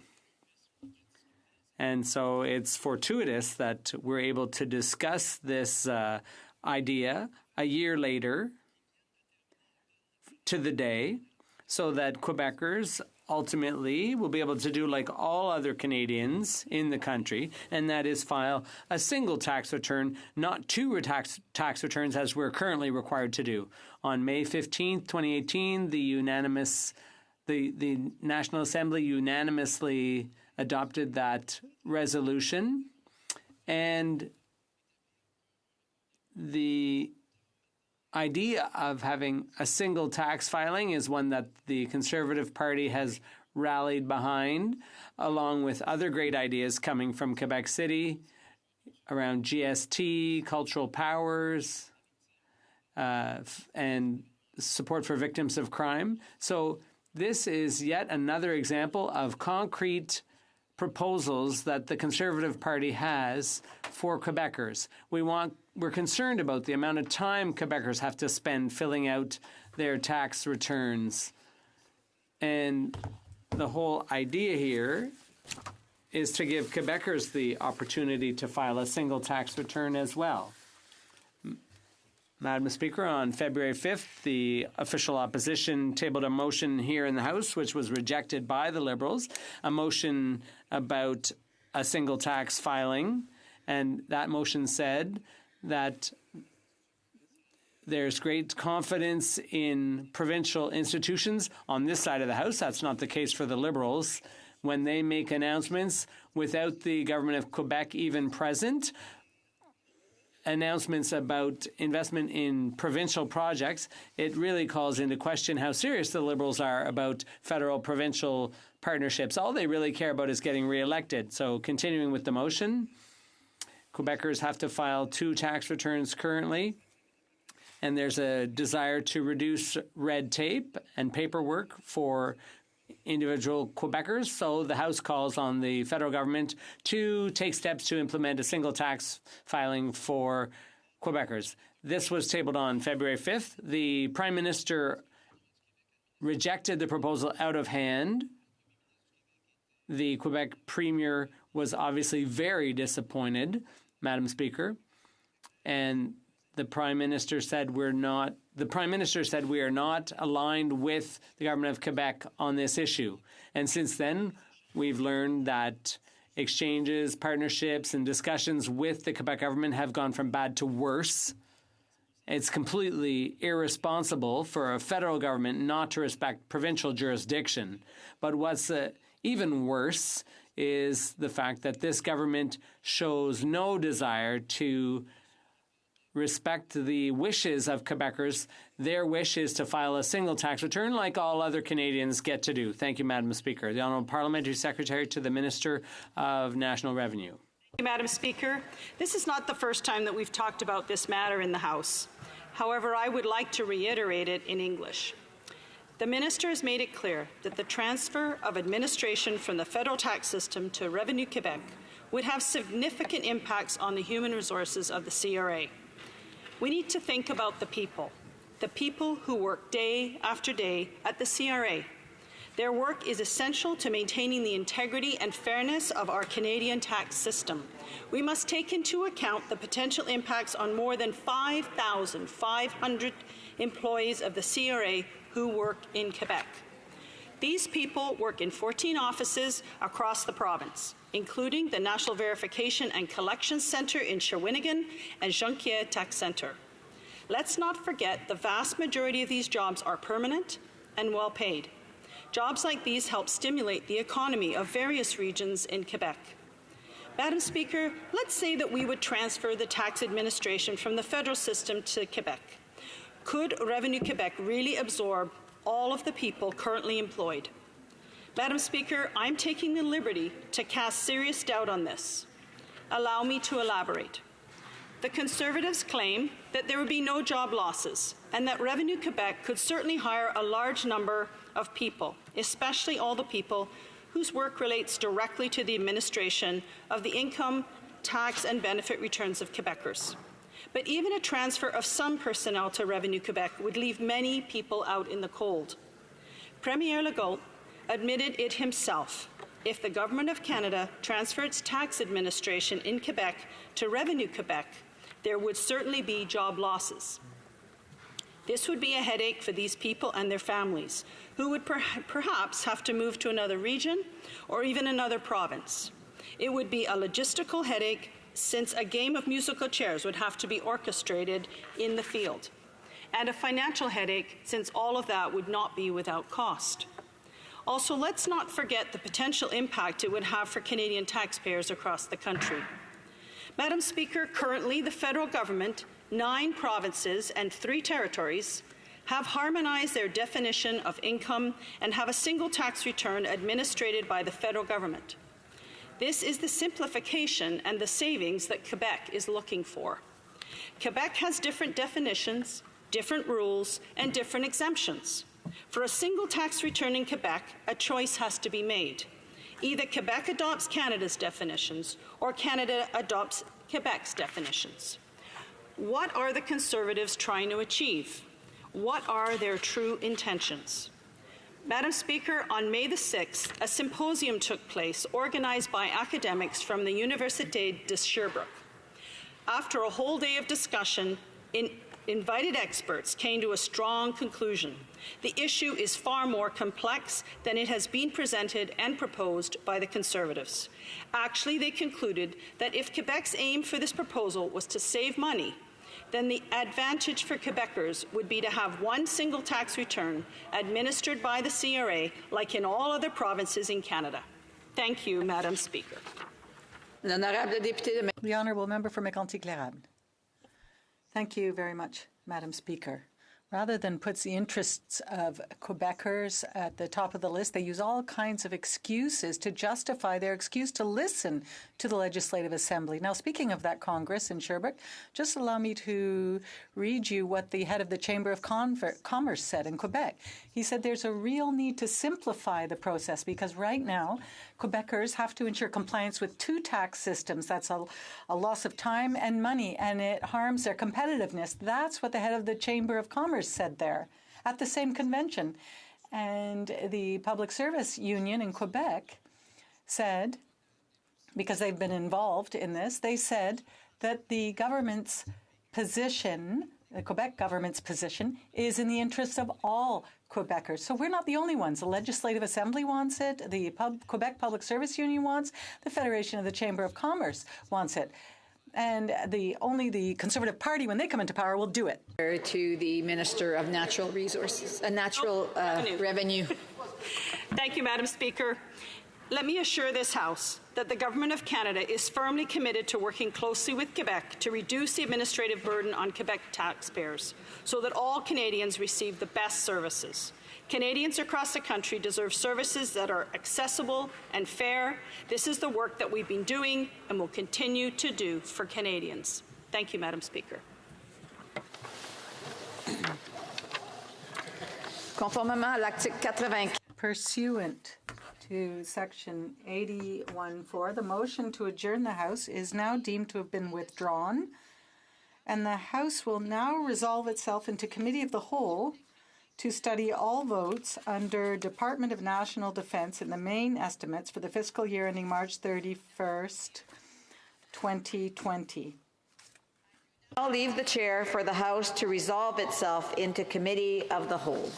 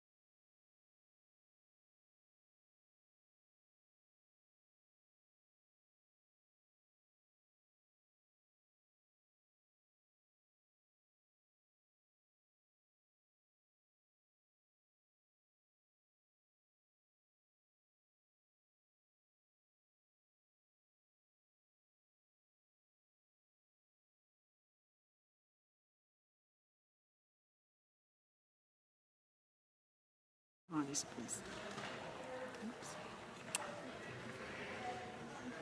Tonight's debate is a general one on the votes under Department of National Defense.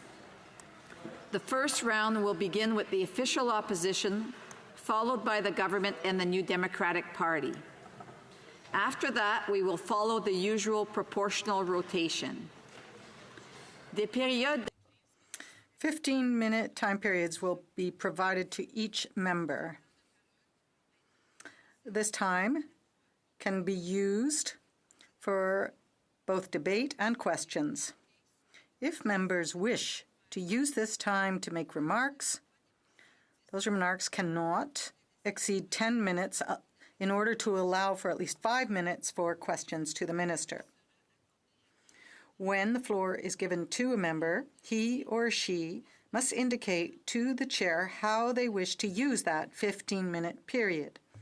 In other words, what part of that 15-minute period will be used for remarks and what part for questions and answers.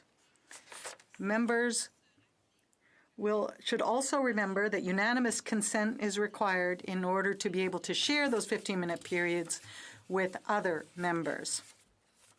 When the time has been used for questions and comments, the response of the minister must reflect more or less the time taken to ask the question, because that time will be counted in the time given to the party. To indicate that in Committee of the Whole, comments should be addressed to the chair.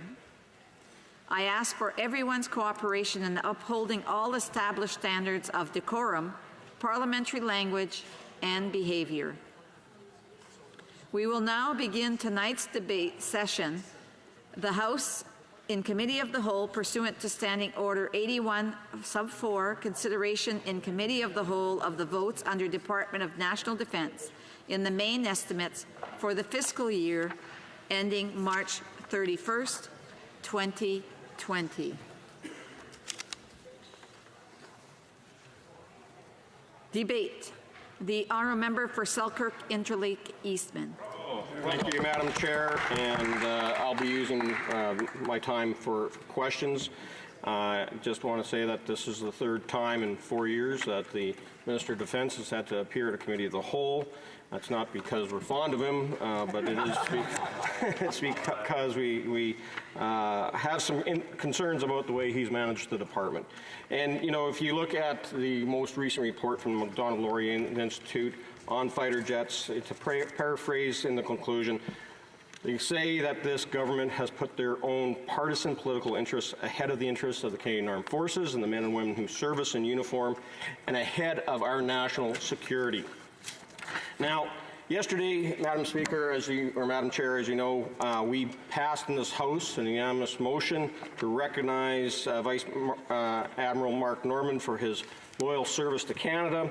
We expressed regret for the personal and professional hardship he endured from his failed prosecution, and this House apologized to him and his family for what they experienced. Now, the Minister, in interviews this past weekend, said that he regrets what happened to Vice Admiral Norman, regrets the process, but will he apologize now directly to Vice Admiral Norman on behalf of the Government of Canada?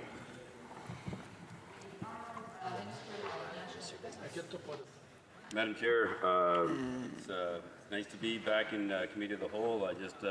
I disagree with the member. I really believe that he actually just wanted to get together in this beautiful forum here to discuss, but next time you can just pick up the phone. I'm happy to discuss things. Madam Chair, as we saw yesterday, this place unanimously passed motion to recognize Vice Admiral Norman for his decades of service to Canada and express regret for the regret for the hardship he has endured over the past few years during this independent process. Like the rest of the chamber, I support this motion, but I want to ensure my colleagues that this was the result of an independent process since the beginning. Honourable Member for Selkirk Interlake Eastman. Madam Speaker, that regret was on behalf of and apologies on behalf of the House. What about an apology on behalf of the Government of Canada, and in particular, an apology on behalf of the Department of National Defence, who orchestrated his suspension and ultimate charges that were brought forward?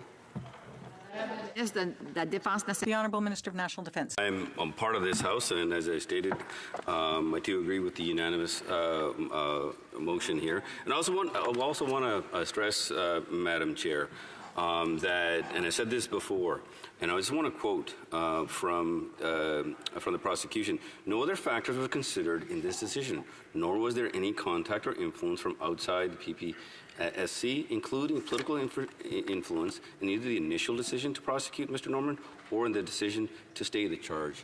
Madam Chair. In addition to this, Madam Chair, when the circumstances have changed. So approximately the length of the questions.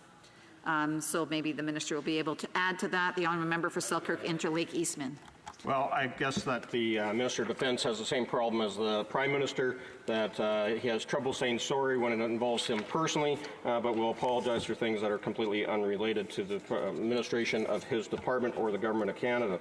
Now, Madam Chair, as you know, the Minister is a former police officer, so I think that he would have some interest in how this investigation was carried out. And I wonder why, first of all, that this wasn't dealt with through the military court-martial system.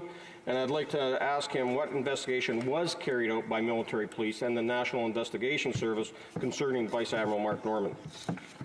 Honourable Minister. Madam Chair, thank the member for his comments and my recognizing my military service. But we have to realize the police force, including the RCMP, when an investigation is launched, it is independent of us. And we need to make sure that it is completely respected. That's exactly what we had done, including from the investigation, also the independence of the judicial system. And that's exactly what has happened. Thank you, Madam Chair. Honourable member for Selkirk Interlake Eastman. My question, Madam Chair, was what did the military police and the National Investigation Service dig up first in their investigation before Vice Admiral Mark Norman was suspended? Minister for National Defence. Madam Chair, the DND does not charge. As I stated, the investigation, once information was put forward, the importance to remain independent. This is how we respect our processes within our democracy. Our police service is independent. Our judicial service is independent. And we have respected this all the way through, Madam Chair. Honourable member for Selkirk Interlake Eastman. Madam Chair, I'd like to ask the Minister on what date did he learn that Vice Admiral Mark Norman was going to be suspended, and did he sign off on that suspension? Honourable Minister. Madam Chair, I was notified in the month of January. I don't remember the exact date. When I was notified by the Chief of Defence Staff and the Deputy Minister at that time, the information was provided to me, and I supported the decision that the Chief of Defence Staff made at that time. Thank you.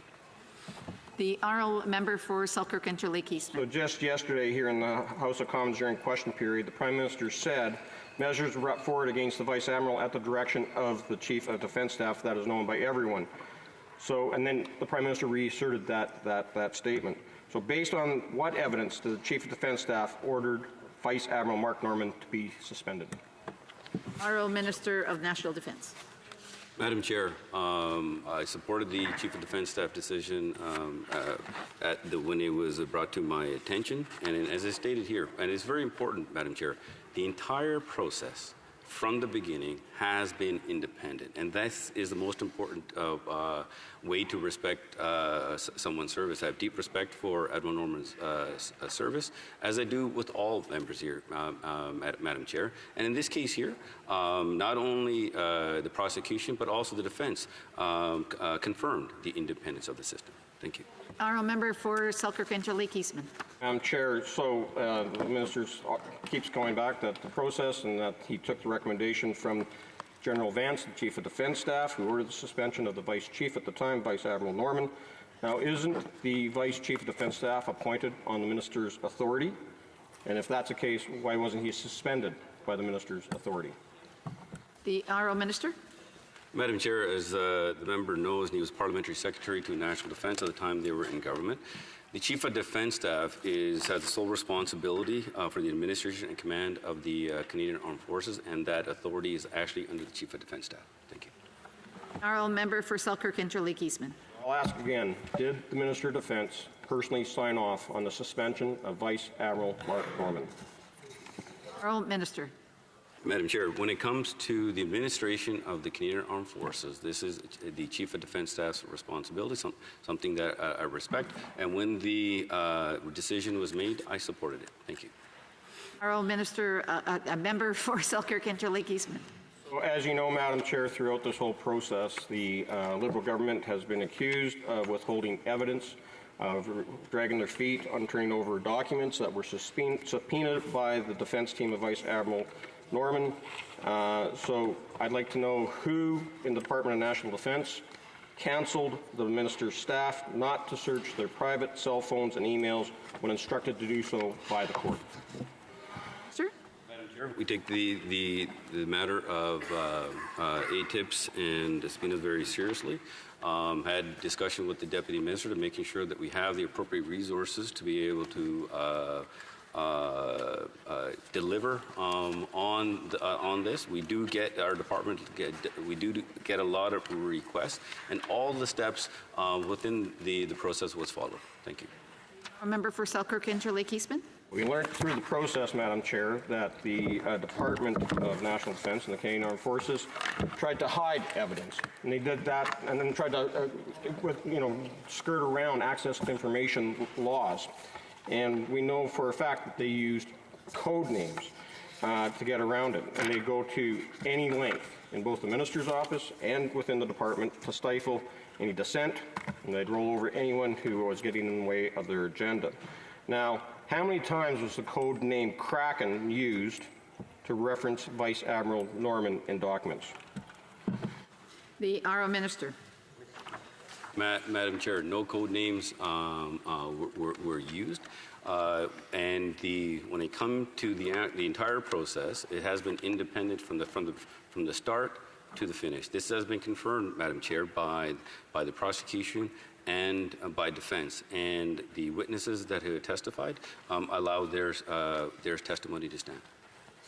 Our member for Selkirk Interlake Eastman. Well, we know, Madam Chair, that there was code names used. We know that because a whistleblower within the Department of National Defence testified at the pre-trial for Vice Admiral Norman. So I will ask him again, and that individual ask for to be hidden or definitely protected so that there would be no repercussions and reprisals brought against him.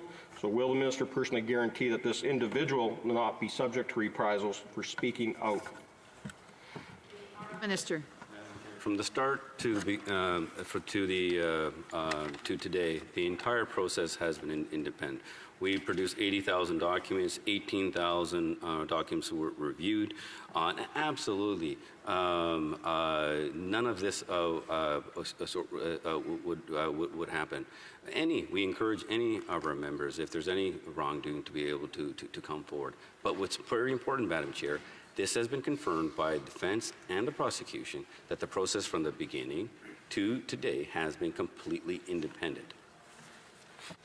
The honourable member for Selkirk Interlake Eastman. Just because he is using liberal spin and trying to hide behind a few words about independence doesn't make it true. As was reported by David Puglisi on 20th of December 2018, one witness called by Norman's lawyers to testify revealed that his superior, a brigadier general, told him Norman's name was deliberately not used in internal files, meaning any search for records about Norman would come up empty. The witness, a military officer, said he was processing an access to information request in 2017 that returned no results. When he sought clarification, he was told, "Don't worry, this isn't our first rodeo. Send them back nil." So I have to say, Madam Speaker, Madam Chair, that there is a culture within the minister's office to hide documentation and withhold evidence for a real, true, independent defense that was being trying to be mounted. Now I'll move on, Madam Speaker, that again, the minister's former chief of defense staff, Zita Astravas, also was told and coached by lawyers within National Defence not to search her personal phones for references to Vice Admiral Norman. So why was your former why was the minister's former chief of staff counseled to disobey a subpoena issued by a court? Honourable Minister. Madam Chair, as the member, just because he says so doesn't mean it happened. He talked about the independence. This is not talking about news stories. This is talking about allowing the procedure in court to take its course, and that's exactly what's happened. It's been done in an independent way from the time that it started right to the time that a decision has been made, Madam Chair. And now that once the decision circumstances have changed, Madam Chair, the current Deputy Minister reviewed the criteria changed, and I have authorized a legal reimbursement, Madam Chair. And all witnesses have been worked through the process as our current process stands. Thank you. Honourable Member for Selkirk Interlake Eastman has now a minute and 40 seconds. Okay, thank you, Madam Chair. And I'll just close with this question that, based upon what happened to Vice Admiral Mark Norman, based upon that he was used as an example by the government as to start this witch hunt, after they brought in a culture of fear and intimidation through lifetime gag orders. And so the question is, will the Minister of National Defence please explain why he needs to gag, lifetime gag orders on his staff, on military members, as well as go across other departments within the Canadian government? Was it all about intimidation? Was it all about culture, fear, and using Mark Norman as the department's, or as the minister's whipping boy? The Honourable Minister. Madam Chair, I completely disagree with the member's assertions. Maybe he's having a reflections time when he was Parliamentary Secretary to the National Defence. I have actually, during the time that I've been a Minister of National Defence, Madam Chair, we've actually opened up defence. At a time when it required, Madam Chair, Minister of National Defence approval for any politician to visit a base. You weren't even allowed to talk to media, Madam Chair. We've actually changed this, that the commanding officers and base commanders are allowed to make those decisions. So we encourage all members to be able to talk about their experiences so that Canadians know what their Canadian Forces are up to, Madam Chair. I'm very proud of the work that our Canadian Armed Forces have been doing on our behalf. Thank you. Resuming debate. Reprise de débat. The Honourable Minister of National Defence. Can I get a thingamajiggy? A podium? Yeah. Yeah, that would be great. Okay. Sorry? Oh, come on. Remember the Minister that his mic is on and his time is going.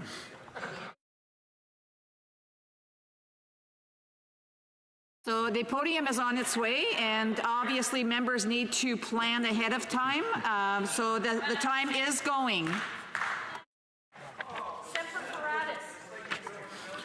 Madam Chair, I see that nothing changes from question period to a committee of the whole, but that's okay. I will continue. I'm pleased to be here, Madam Chair, alongside members of our defense team to update you, everyone, on the important work that the Department of National Defense is doing for our women and men in uniform. Throughout the evening, you will hear about how we are taking care of our people and how we are getting them the equipment they need. Are we getting the equipment they need, and how we are supporting a rules-based international orders as committed and being an engaged partner in the world. Through our yearly departmental funding, we are able to deliver on the commitments we made in our defense policy, Strong, Secure, and Engaged, which we launched 2 years ago. Strong, Secure, and Engaged is a rigorously costed and funded, transparent vision for the next 20 years of our defense policy. After the Conservatives spent a decade cutting defense spending, we are increasing it by 70%, Madam Chair, to ensure that our women and men in uniform have what they need to do the important job we ask of them. This policy guides how we support our nearly 67,500 regular force members, 29,000 reserve force members, and 24,000 civilians.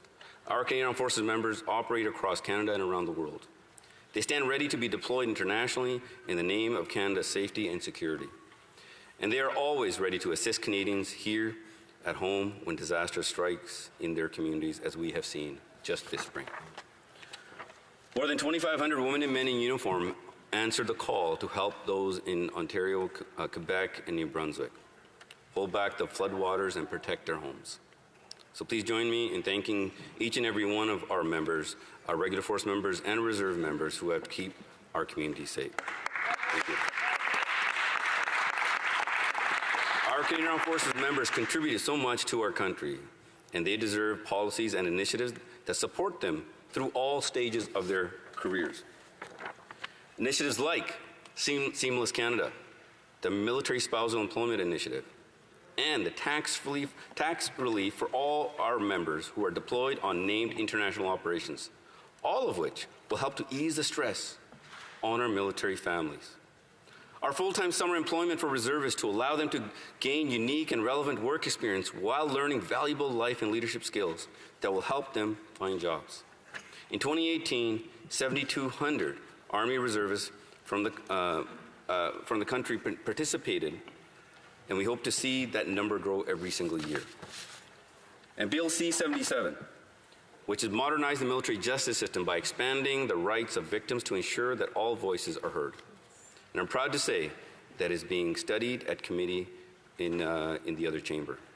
And through our sexual assault review program and Operation Honor, two of our many efforts to address and eliminate sexual misconduct within the Canadian Armed Forces. We're building a military that looks like Canada and making sure that all members feel safe and welcome as they defend our rights and freedoms at home and around the world. We have launched the LC initiative that aims to increase the number of women in United Nations peacekeeping operations. We have made recruiting our women into our Canadian Armed Forces a priority because we want a military that represents Canada. By 2026, we are aiming for 25% of our members to be women. And that is not an end goal, Madam Chair, that is just a guidepost for us to blow through. We are making progress. In fact, right now, as part of our Air Task Force in Mali, women make up 14% of Canada's deployed personnel. And we will continue these efforts until our Canadian Armed Forces fully reflects Canada's diversity. Our government is investing in the innovation and procurement that will also better equip our women and men in uniform. And unlike the previous government, who muzzled scientists and cut crucial research funding, we are supporting our people by investing, Madam Chair, $1.6 billion in innovation through our Innovation for Defense Excellence Security Program, or what we called IDEAS, and also the Mobilizing Insights in Defense and Security Program, or what we called MINDS. Both were created to tap into Canada's best and brightest minds, from individuals and small businesses to those at our world-class colleges and universities. They are helping to support defense innovation, and I'm excited to see what comes next from them. Madam Chair, we have also made important progress on many of our capital projects, including our Arctic offshore patrol ships. The first of our 6 ships, Madam Chair, 6, the HMCS Harry DeWolf, is scheduled for delivery this summer. And just last month, I was in Halifax to mark the construction of our 4th ship, HMCS William Hall. This winter, we announced the official winning design bidder for the biggest defense procurement project in Canadian history, the purchase of 15 Canadian service combatants. And our future fighter capability project was launched. The request for proposals will be issued in the coming months. When we formed government, we recognized that years of underinvestment by the previous Conservative government meant that our Air Force could not generate enough aircraft to answer our NATO and NORAD obligations at the same time. We laid out a plan to deal with the shortfall, which included securing interim fighter aircraft to supplement our existing fleet of CF-18s because we have missions to fly. The first 2 jets arrived in Cold Lake earlier this year, and I will be proudly flying in the Canadian colors soon. And we work on each of these projects. As we work on each of these projects, we are following through on our commitment to greening defense. Regrettably, we are feeling the impacts of climate change with an unprecedented number of floods and fires both here in Canada and around the world. Now, while the sheer conservatives continue to ignore the science on climate change and offer no plan to tackle this global challenge, our government is taking action. That is why we have invested more than $165 million in green infrastructure projects since 2017. This investment will reduce greenhouse gas emissions by 40% over the next decade. With each of these initiatives and projects, we are building a modern military that will be flexible enough to address current and future threats. We are also stepping up on the world stage and equipping our Canadian Armed Forces with what they need to uphold our international commitments and to be a valuable partner to our allies. In collaboration with our international partners, we're leading on efforts to prevent the use and recruitment of child soldiers. We launched the Vancouver Principles at the United Nations Peacekeeping Defense Ministerial in 2017, and 84 member states have signed on since. And right now, there are 250 women and men in uniform deployed in Mali as part of the United Nations stabilization effort, providing life-saving aeromedical evacuations of injured soldiers and civilians and critical air transport. Up to 780 of our members are involved in Operation Neon, Canada's contribution to a multinational surveillance initiative to counter North Korea's evasion of maritime sanctions. There are 540 Canadian Armed Forces members in Latvia on Operation Reassurance, where Canada leads, Madam Chair, leads a multinational battle group as part of NATO's deterrence and defense measures across Central and Eastern Europe. 200 of our Canadian Armed Forces members are helping to demonstrate our unwavering support to Ukraine through Operation Unifier. And upwards of 850 are stationed in the Middle East on Operation Impact, including Major General Danny Fortin, who is commanding the NATO training mission in Iraq. Madam Chair, the funds we are requesting in these main estimates will enable us to carry out this vital work and continue to build on our successes. Beyond this funding, we are requesting $733 million for the Communication Security Establishment to keep our institutions and Canadian citizens safe. The $21.9 billion requested in these estimates is a $1.5 billion increase, or 7.4% over the amount we requested last year. It also includes new measures announced in Budget 2019, including $18.9 million to help our Canadian Armed Forces members transition out of the military and into post-service life. $2 million for national defense to support our government's effort to counter economics-based national security threats. And this funding will allow us to continue to pursue ambitious capital projects to provide our members with the best equipment available and to make sure our infrastructure serves both their needs and the ongoing efforts to operate in an environmentally conscious way. Canadians expect us to fulfill our commitments with the same transparency and care we have demonstrated over the last 4 years. We take that responsibility seriously as we do our responsibility to support our people as they defend this country. And before I finish, Madam Chair, I would like to thank the women and men of our Canadian Armed Forces. They ensure that we are strong at home, secure in North America, and engaged in the world. Thank you. Questions et commentaires. L'honorable secrétaire. The Honourable Parliamentary Secretary to the Minister of National Defence. Thank you, Madam Chair, and I thank the Minister of Defence for his speech. But before putting my question, I'd like to thank him for the excellent work that he's been doing as Minister, contrary to what a Conservative colleague said.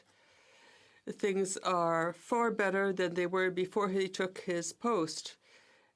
And I think it's very important to recognize this work, and especially the men and women in the Canadian Armed Forces. So the Minister alluded to our defense policy in his speech, and I'd like the Minister tell us a little more about our defense system. We put men and women first in our policy, and we see this when we visit bases with the Minister, for example. And I'd like to know if the men and women in the forces are happy with this policy. So I'd like the Minister to address this. Madam Chair, I thank the member for the question. I've had the tremendous opportunity to be able to visit our Canadian Armed Forces members all over the world, and including here in Canada. And one of the things that we have come back is that they have come back is not just a focus on them, but in our defense policy, we're also putting a focus on their families. And this is something very important. I think all of us in this House and all Canadians can understand that it's difficult to focus on your work when things are not well at home. And just imagine the stresses that our Canadian Armed Forces members go through, not only on operations, but also in training. So the tax relief on all operations is a way to say thank you to the families.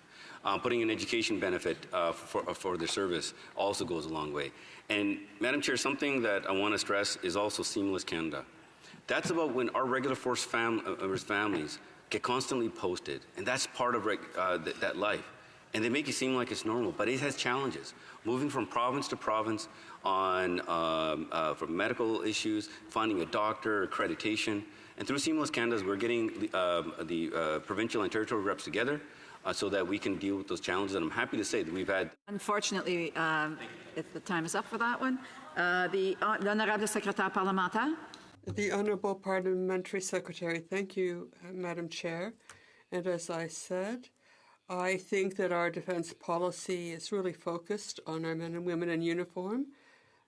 I'd also like to talk about our international missions. As you know, in 2015, Canada recommitted on the international stage, and for 1 year, more than 1 year, now we have reconnected with our traditional role and, for example, with the peacekeeping mission in Mali. And we are, for example, performing medical evacuations that save many lives. So to the Minister, can he inform this House about our military men and women who are deployed abroad? Thank you, Madam Chair. The Honourable Minister of National Defence. Madam Chair, whenever we ask our Canadian Armed Forces members to step up and carry out a mission, they do us proud. I think that's one thing that all of us in this House can agree upon. We're right now, like I said, leading a battle group in Latvia, which is sending a very strong defense and deterrence message to Russia. We have a ship, a persistent, that's in the Mediterranean and in the Black Sea. We also have sporadic air policing that we conduct. We are taking a leadership role back at NATO. When the previous government pulled out from NATO, we have invested back in, not just with investment, but also with people as well. Where they pulled out of the AWACS program, we have now reinvesting back in the AWACS program, including with personnel as well. Madam Chair, also the impact that we've had on Operation Impact in the fight against Daesh. Daesh controlled 90% of the territory. Now they control zero territory in Iraq. And this is the work of the Canadian Armed Forces. As we stated, the plan was to be a responsible coalition partner and to be able to provide the capacity for the Iraqi security forces with the intelligence and the capacity building on the ground. And that's exactly what has happened, Madam Chair. And we are doing so many things around the world that I'll wait for the next question. Thank you. Fortunately, the time is up. We're ready for the next speaker. The resuming debate, reprise de débat. The honourable member for Esquimalt, Saanich-Soo. Well, thank you very much, Madam Chair. I'll begin with some brief remarks, but I want to spend the majority of my time on questions to the Minister. We all know that we ask the women and men of the Canadian Armed Forces to do difficult and dangerous work on our behalf each and every day at home and abroad. And as parliamentarians, we have a responsibility to make sure that they receive the training, the equipment, and the support they need, both while they're serving and as veterans. So tonight, whether we're talking about actual dollars of spending, or we're talking about procurement or deployment, we have to make sure that we keep the serving members and their families central to what we're talking about here tonight. Here. The Canadian Armed Forces faces many challenges, we all know, with recruiting and retention. And meeting those challenges is essential to make sure that the Canadian Armed Forces reflect the faces of our nation. Certainly, the Canadian Armed Forces and DND have much work to do when it comes to dealing with some key issues like sexual assault within the military and mental health issues. This is both a matter of justice and a matter of how we are investing in those who serve their country, and a necessity if we are ever to meet those diversity goals. As members will know, one of my concerns has been how the Canadian Armed Forces has been dealing with mental health issues, and I do acknowledge that there has been some progress made, but I still have a large concern about death by suicide within the Canadian Forces. We are still losing one serving member a month. to death by suicide. That's over 160 members since 2005. It's a tragedy for all those families, and it's a tragedy for our country. And that number doesn't even include reservists, because unfortunately, we don't even keep good statistics on deaths by suicide by reservists. And of course, it doesn't count veterans who may be suffering from PSD. So while there has been progress in acknowledging that not all injuries within the military are visible, we still have so much more to do. And we had one very big opportunity to do something in this area earlier this year. When we were talking about Bill C-77, the Military Justice Reform Bill, I proposed an amendment to remove self-harm as a disciplinary offense in the Canadian Military Code of Conduct. We held hearings, and we heard from witnesses like Sheila Fines, who lost a son to death by suicide while he was serving. We heard from experts on mental health. We heard from senior members of the Canadian Forces. And we had indications from a majority of committee members that they would support my amendment. I do want to thank the Conservatives for their early support in trying to remove this barrier to treatment of mental health issues that's both symbolic and practical. However, 30 minutes before we were to vote in committee on my amendment to remove self-harm as a disciplinary offense, the minister sent an email letter to every member of the committee asking us not to do this. And so the Liberals then voted against my amendment, saying it was out of order in a military justice reform bill, which is passing strange, since this is a bill that was already amending the Code of Conduct in several other places. So I have a very direct question to the minister. Why did he ask the committee not to remove this barrier to the treatment of mental health issues and to this very severe problem we have with death by suicide in the military? Why did you ask committee members not to remove Section 98C of the Military Code of Conduct? Minister of National Defence. Madam Chair, I actually thank the member for his passion and his dedication to women and men in the Canadian Armed Forces, and also his advocacy for the support for when it comes to mental health. Madam Chair, I actually agree on the objective that the member is talking about. How do we reduce the stigma? How do we make sure that we reduce the number of suicides? Because one suicide is too many. We have a number of initiatives. With regards to this, we want to make sure that everybody can get the support that they need, Madam Chair. And this is, we want to make sure that we study the issue of self-harm further, and encourage the member to, I'm happy to be able to continue to work together on this. I'm very proud of the work that has been done, and thank the committee members on the bill. I've also spoken with many families. Know far too many people who have suffered those challenges, and we have to continue to evolve our support. I've been working very closely with the Minister of Veterans Affairs on the joint suicide prevention strategies. We're evolving our support. And this is something that we're going to have to continue to evolve, Madam Chair. And I encourage the member so that we can work together on this.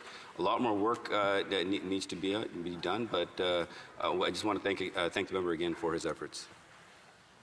The honourable member for Esquimalt, Saanich-Sooke. Well, through you, Madam Chair, I don't understand what the minister wants to study.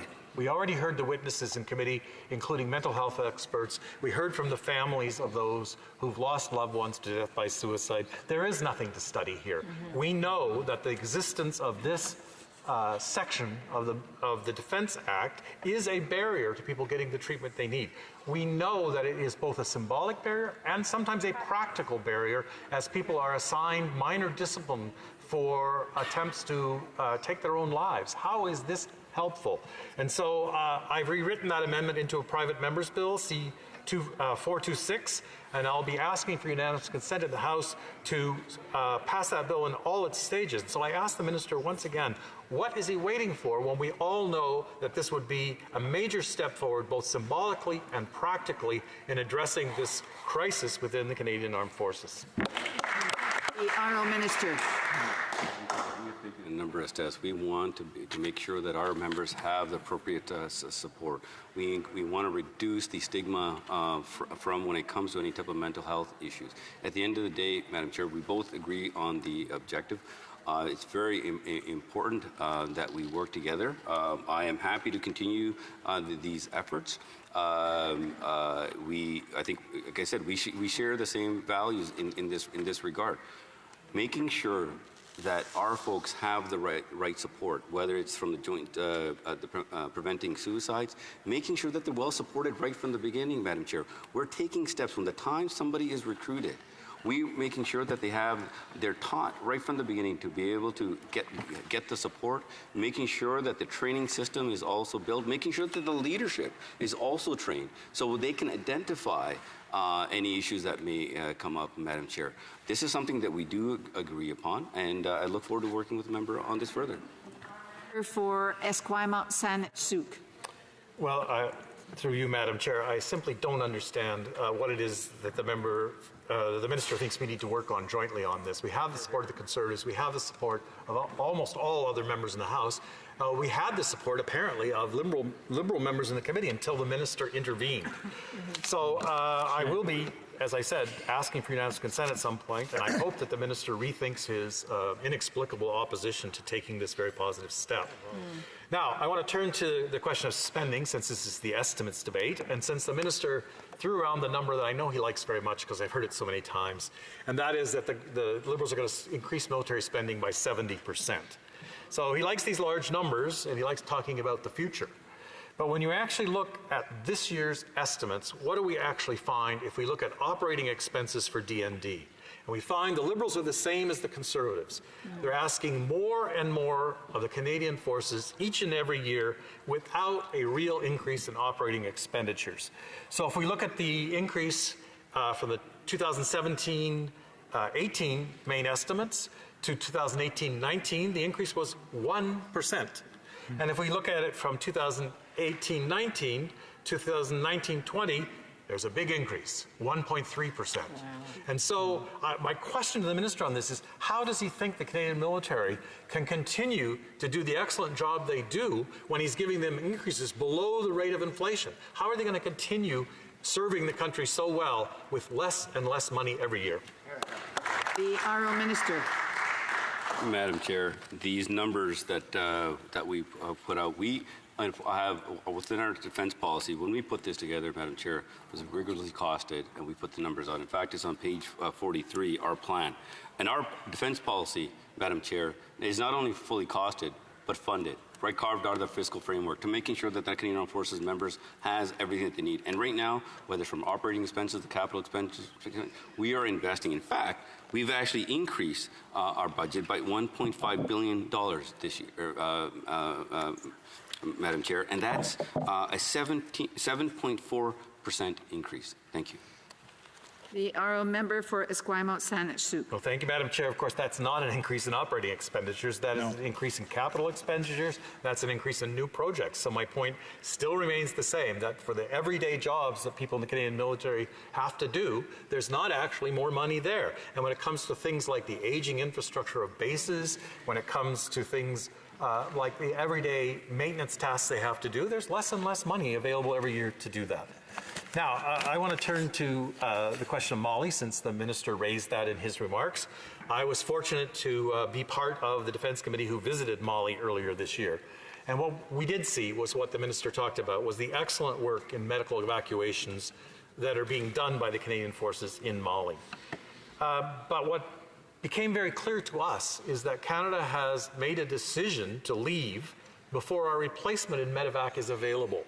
And so we're going to leave a gap from August 1st until October 15th, when medevac services will not be available to the UN mission in Mali. And what we heard very clearly on the ground is that the work we do supports the MINUSMA forces. And what are they doing? They're a stabilization mission. They're defending schools, hospitals, the food aid distribution system, aid workers, places of religious worship. They're trying to stabilize the country and prevent the terrorists from causing the collapse of the state of Mali. So when we remove our medevac services, what the UN forces told us is that it means without air medevac, they have to reduce the scope of their operations. Right now, they can operate 200 to 300 kilometers from their bases. When there's no medevac services like we're providing, they will have to scale down to 20 to 30 kilometers. And when the minister talked about ISIS not occupying territory in Syria, we've had recent reports that they are trying to occupy territory in the Sahel. And if we force the UN to draw down its operations, we'll be partially responsible if they manage to seize territory there. So my question to the minister is, why is he refusing the UN request to extend the mission just a few weeks so there's no large gap between us and the Romanians? The Honourable Minister of Justice. Chair, I'm very happy that that the member had an opportunity to actually go visit the troops and to witness himself the tremendous work. I had an opportunity to visit twice, once before to learn about the region, and once the second time to actually go visit our troops and the tremendous work that they're doing. But Madam Chair, when it came to our re-engagement with the United Nations, something that we had stepped back significantly from previous government. But one of the things what we have done, Madam Chair, is this is not just about us going in and offering things up. Just very similar to what we did in Operation Impact is how can we be a responsible partner? So we worked with the UN. What are the reforms that they need? What impact that we can have?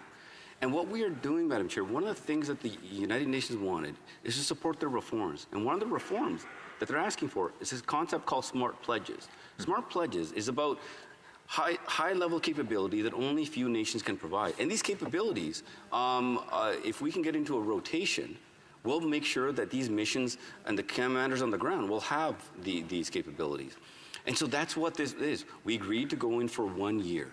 And then we worked with our partners, and actually very happy to work with Romania to get another partner to come on board. And right now, we're working very closely with our partners to look at ways on how we can be able to reduce the gap, just as happened when we came in, Madam Chair.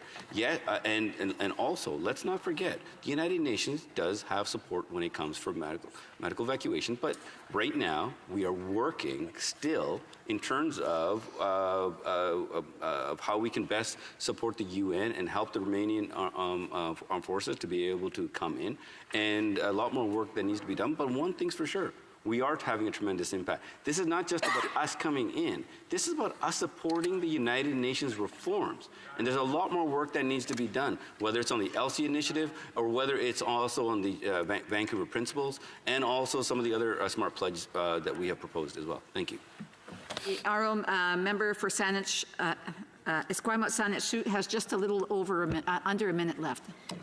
Thank you very much, Madam Chair. Well, when the minister says he's responding to the UN request, the UN sent a letter asking Canada to extend its mission to September 15th. They had a very specific request. So if he's trying to say what he's doing is what the UN is asking us to do, then the way to do that is to say yes and extend that mission. Everyone we met there, the serving troops, said if we're allowed or asked to do this, we can make this work. So why is the minister sticking to his very stubborn deadline that will leave a gap in these very important services? The brief answer from the minister. Madam Chair, I've actually spoken with the Undersecretary General, both of them, on this topic. In fact, I've worked very closely with them to making sure that we have even more nations coming on board. And we've also offered up a working group to look at what the Smart Pledge concept would be on other missions and to bring other nations into high-level capabilities so we can support even other missions. Madam Chair, we work very closely with the UN on this. And one thing I assure you, we not only are a responsible partner, we will continue to be a responsible partner with the United Nations. Thank you. Thank you. And I just, again, want to remind the members that they are allotted a time to do questions. If the questions are for 2 minutes and 13 seconds, then the minister or answering the question has that same amount of time, and we are monitoring the time quite easily. Resuming debate, reprise de débat, the Honourable Parliamentary Secretary to the Minister of National Defence. Merci, Madame. Thank you, Madam Speaker. Colleagues, officials, and all Canadians watching, good evening. And I'd also like to salute the Minister, whom I work with every day. This is a new portfolio for me, and I am very grateful for all the advice he gives me every day. So I'd like to spend a few minutes before the committee today to add to what the Defense Minister already said about our men and women in uniform. We have often seen them working to help people in need on dangerous missions around the world and even closer to home when there are natural disasters. That's what they've done over the past 10 years and even before, despite the cuts made by the Conservative government. Over the next 10 years, however, we will increase spending to $32 billion, which is an over 70% increase in funding. And that will see to it that our men and women in uniform have the resources they need to complete their important missions here and abroad. And recently, we have seen their courage and dedication over the past 3 weeks in communities in Ontario, Quebec, and in my home province of New Brunswick. When the provinces call for help from the armed forces, they have to answer the call. And they were certainly there for Canadians in recent history. Members will always be there to respond to natural disasters. I remember well 2 years ago when members went door to door in New Brunswick to help people affected by the ice storm. And in Acadie, Bathurst, and in the Acadian Peninsula, we were very hard hit by that disaster. And we saw the hard work of our men and women in uniform who helped communities meet the challenge of those 20 days of ice storm.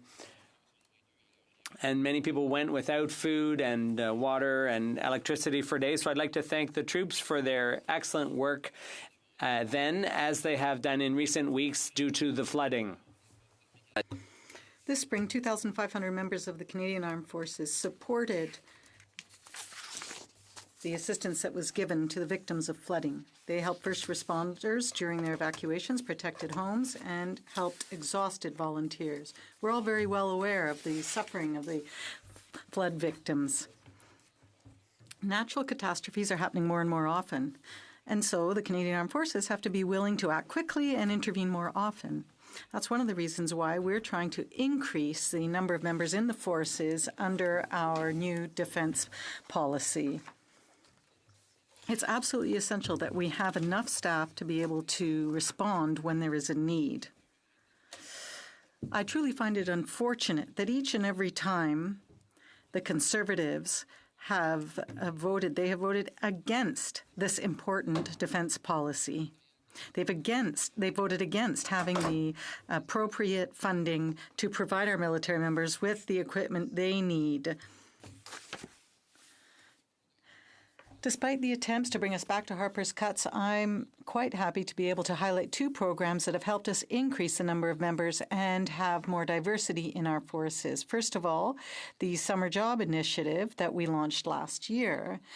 Under that program, we've been able to strike a balance between civilian life and military service by providing full-time jobs to reservists during their first 4 years of service. Many of these same reserve members who are training and perfecting their skills will be able to deploy later under national operations. We've also increased the scope of our summer training for Indigenous people in Canada. There are 5 programs like this in Canada, including the Grey Wolf program and a new bilingual program. Increasing the number of members is absolutely essential if we want to be able to carry out simultaneous operations throughout the country, like Atlantis and abroad. I'd like to salute the 250 members of the Canadian Armed Forces who worked so closely with emergency services in my province of New Brunswick to assist people and protect properties along the Saint Jean River. Madam Speaker, the minister was in New Brunswick to visit the Canadian Armed Forces during the flooding, and I thank him for his presence, as well as members for New Brunswick. Our Canadian Armed Forces are able to help our neighbours who are affected by flooding and are able to support our allies on various missions throughout the world because we are giving our personnel the tools they need. We're moving ahead on various purchases, for example, the new offshore patrol ships and ships for the Arctic, as well as the interim fighter jets that we have purchased from Australia. We're making sure that Canada can be a reliable partner for our allies throughout the world. Currently, there are 250 members of the Canadian Armed Forces in Mali, where they're carrying out critical air medic evacuations. Furthermore, there are 200 members of the forces participating in the UNIFIR mission in Ukraine and more than 850 in the Middle East under the Impact operation. We strongly support our Ukrainian friends in their efforts to protect their sovereignty and ensure security and stability while respecting international rule of law. Canada plays a critical role with the international community with respect to Russia's aggressions in Ukraine. We firmly support our Ukrainian friends in their efforts to protect their sovereignty and to ensure safety and stability. Furthermore, in March, we announced that this mission would continue until the end of March 2022. All Canadians can be proud of our contribution there. It's unfortunate, however, that throughout our years in government, the Conservatives have voted repeatedly against funding for this critical mission. I understand their leader made a speech last week that touched on Canada's involvement in Ukraine. It will not come as a surprise from a member of Harper's team that he was not transparent about the position his Conservative Party has taken in the House on this military mission. Madame la Présidente. Madam Speaker, people are at the heart of everything we do, whether it be during operations and foreign deployments or whether it be working on the bases or in squadrons or reserve units at home. We must support them at all stages of their career, and that is why the Minister of National Defence brought forward the main estimates for national defence and the Canadian Armed Forces for the year 2019-2020. Under this budget, we'll be able to achieve the goals that we set under our policy. $1 in funding to carry on the vital work we do for the Canadian Armed Forces and to build on success. With this fund, which the Conservatives, based on their previous vote on the matter, are almost certain to oppose, we can continue to pursue ambitious capital projects that provide Canadian Armed Forces members with the best equipment available and to make sure our infrastructure serves their needs in an environmentally conscious way. Furthermore, under this funding, Canada will be able to continue its Canadian missions abroad in collaboration with our international partners.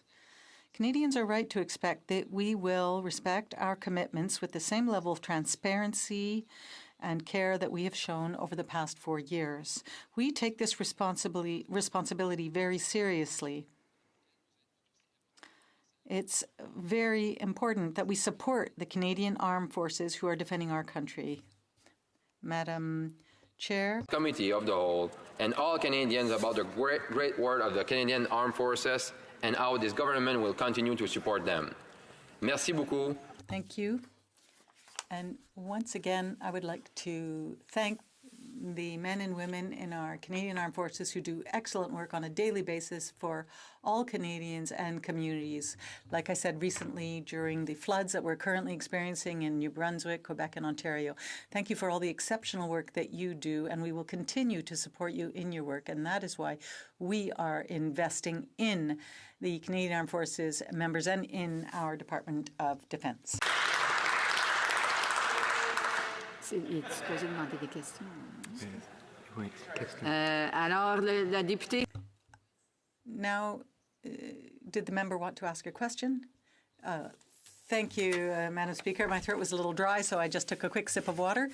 Madam Speaker, to continue with the questions to the Minister, I had an opportunity to go to Montreal earlier this winter with the Minister. We went to the Fusiliers Regiment to announce a summer jobs program for reserve members. The announcement was very well received by the Canadian Armed Forces and by the members of the reserve.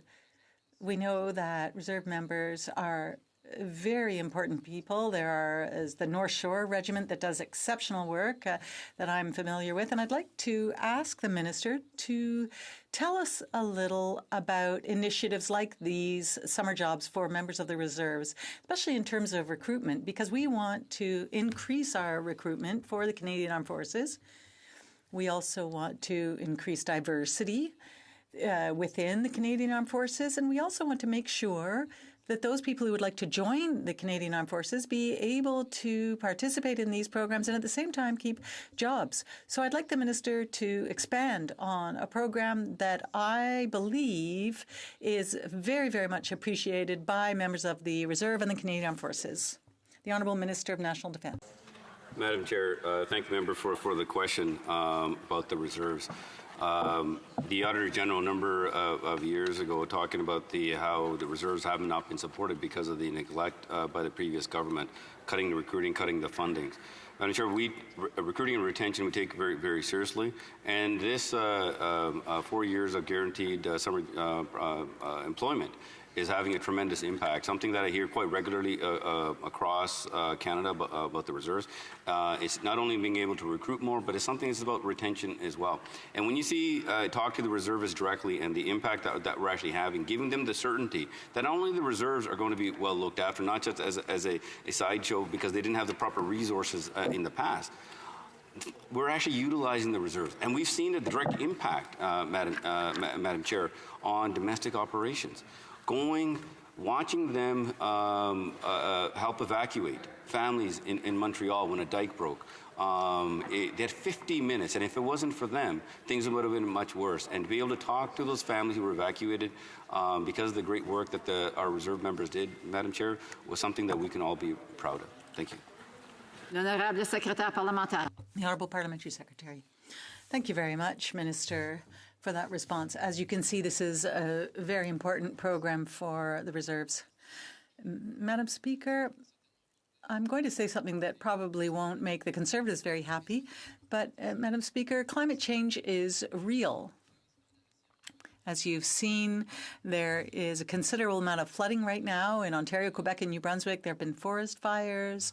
There have been disastrous storms over the past few years. And as I said in my remarks, in New Brunswick, in my home province, this year we experienced major flooding. And even in 2017, as I pointed out in my remarks, there was an ice storm, and it was devastating for about 20 days. So I'd like the Minister to talk about the operations of the Canadian Armed Forces, like the Lentis operation and others. You know, Canadian Armed Forces are always willing to assist in situations like that one. I'd like to thank the Minister once again for having come to New Brunswick out on the ground to see for himself the damage, but also to be there in support for our Canadian Armed Forces members. So perhaps the Minister could give us some more information about operations like Lentis and other operations, and to talk to us about how the Canadian Armed Forces members are always willing to help. The Honourable Minister. Madam Chair, thank the member for the question. Climate change is real, and we're seeing the impacts of it year after year, whether it's the impact on when it comes to floods, and the also impact on when it comes to forest fires. Our Canadian Armed Forces are serving us extremely well, but we need to make sure that we're ready. Canadian Armed Forces members will always be there at the Canadians' time of need. And Operation Lentis is our operation that how we respond to disasters. In fact, I work very closely with the Minister of Public Safety when it comes to our response. As members know, I need to request from the Minister of Public Safety for us to deploy personnel. But, Madam Chair, one thing I want to make very clear. Our Canadian Armed Forces members work quite regularly with the provincial emergency response folks so that we can get an early idea of what is happening. So by the time their request comes in, Madam Chair, we're already ready to go to making sure that we can actually respond to the needs of Canadians, and we've been able to do this. But we need to take climate change seriously, not only here in Canada, but around the world, because climate security is also a real thing. Thank you. The Honourable Parliamentary Secretary has 45 seconds. 45 seconds, Madam Chair, for the question. Thank you. Very quickly, then, I would like to talk to the Minister about our relationship with Indigenous peoples. We have several programs between Indigenous peoples and the Canadian Armed Forces. If he could comment on those programs, I would appreciate that. Seconds. Madam Chair, very proud of the work that our Canadian Armed Forces are doing to increase recruitment of our Indigenous youth. We have Bold Eagle, Raven, and a number of other programs, and I'm going to be visiting one tomorrow at the Royal Military College as well. We want to reflect the diversity of Canada and the Canadian Armed Forces. We'll do so. Thank you. Reprise débat. Resuming debate, the honourable member for Chicoutimi-Le-Fjord. Bonjour, Madame la Présidente. Good evening, Madam Chair. It gives me great pleasure to be here today. This is a first for me. Madam Speaker, most of our allies have succeeded in choosing a new jet fighter within a year. 3.5 years after the Liberals were elected, we still do not have a call to tender. It has been put off until July, and I'd like to know why the process has been so long. The Honourable Minister. Madam Chair, welcome the member to the Committee of the Whole, and as he also represents Bagotville, one of our Air Force bases where we respond to NORAD missions, I know that he understands this extremely well. These planes should have been replaced by the previous government over 10 years ago, Madam Chair, but it wasn't. And I'm also happy to hear that the leader of the opposition, their leader, announced in a speech in Montreal that he would conduct an open and transparent competition to replace the fighters, something that we have already started. So I'm very happy that that has been done, Madam Chair. The Honourable Minister for Chicoutimi-Le-Fjord. Madam Chair. Our F-18 fleet is aging, and all stakeholders agree in saying that we need a new fleet. It's in our national interest. There are thousands of brave Canadians in uniform who are risking their lives the longer we use those F-18s. It's not surprising that there's a shortage of pilots. Does the minister recognize that it's in the national interest to acquire a new fleet? Minister. Chair, I couldn't agree more. These planes should have been replaced a long time ago. We have now the RFP for the requirements for the future fighter competition is about to go in shortly. We are committed to making sure that we get the aircraft that meets our requirements. We've also done a number of initiatives to recruit pilots, mechanics as well. As I stated, Madam Chair, this should have been done over 10 years ago by the previous government, but it wasn't. But we're going to get it done. Thank you. The Honourable Member for Chicoutimi-Le-Fjord. Madam Speaker, Chair, rather. The recent policy of the Canadian government on technological and industrial benefits has been a problem when it comes to fighter jets. The government knew perfectly well that we cannot ask for those benefits from Lockheed Martin because Canada is a partner in the inter-arm fighter jets. And considering your election promise, to not purchase F-35s, does the minister think that this competition was fair, open, and transparent? The Honourable Minister. Madam Chair, we are committed to having an open and fair, transparent competition. I'm glad that the Leader of the Opposition agrees with this approach because he said this in his speech, I believe, last week. We're committed. And Madam Chair, we did such a thorough analysis when we conducted talking to our allies and a defense of North America, that when we looked at the number 65 that the previous government selected, we realized that was too low. It did not actually meet our requirements. That's one of the reasons why we actually increased the feature fighter to 88, Madam Chair. And here's the other thing, Madam Chair. Even with the 65 number, they actually didn't even leave enough money for the 65 aircraft. Thank you.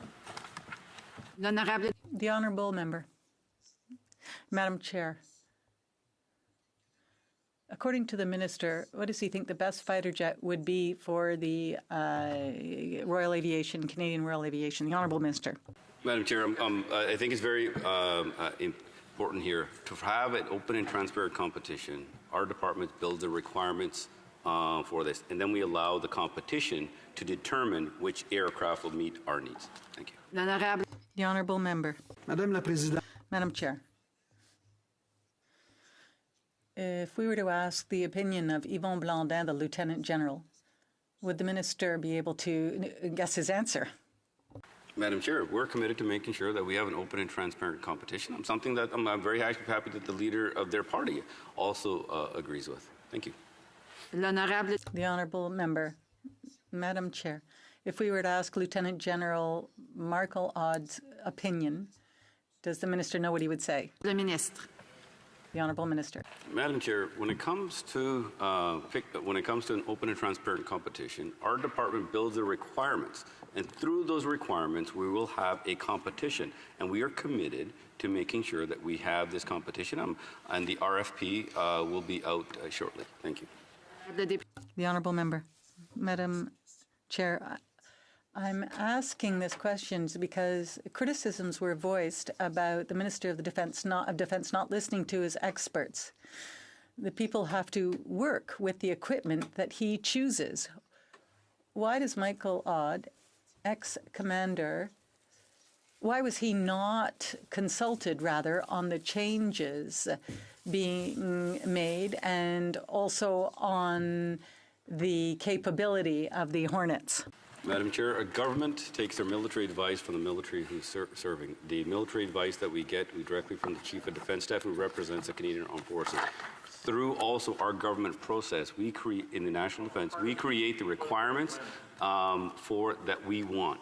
And through those requirements, we're passed off the actual process for the competition to the Minister of Procurement. And that's exactly what's happening. And I'm very proud of that work, Madam Chair. We will have an open competition to select the best aircraft for our Air Force. The Honourable Member. Madam Chair. 13 former generals signed a letter on the 23rd of February 2017 to tell the Prime Minister that it was a very bad idea to purchase Super Hornets. Why did the Minister not listen to these 13 generals? The Honourable Minister. Madam Chair, like I said, these planes should have been replaced a long time ago. We committed for an open and transparent competition. We wanted to do this. But unfortunately, we also have missions to fly, and the gaps that the previous government left us forced us to making sure that we invest in our current fleet. And that's exactly what we're doing right now. Because as I said, Madam Chair, we have missions to fly. Honorable Député. The Honourable Member. Madam Chair, MacDonald Laurier Institute said that most experts at National Defence said that there is no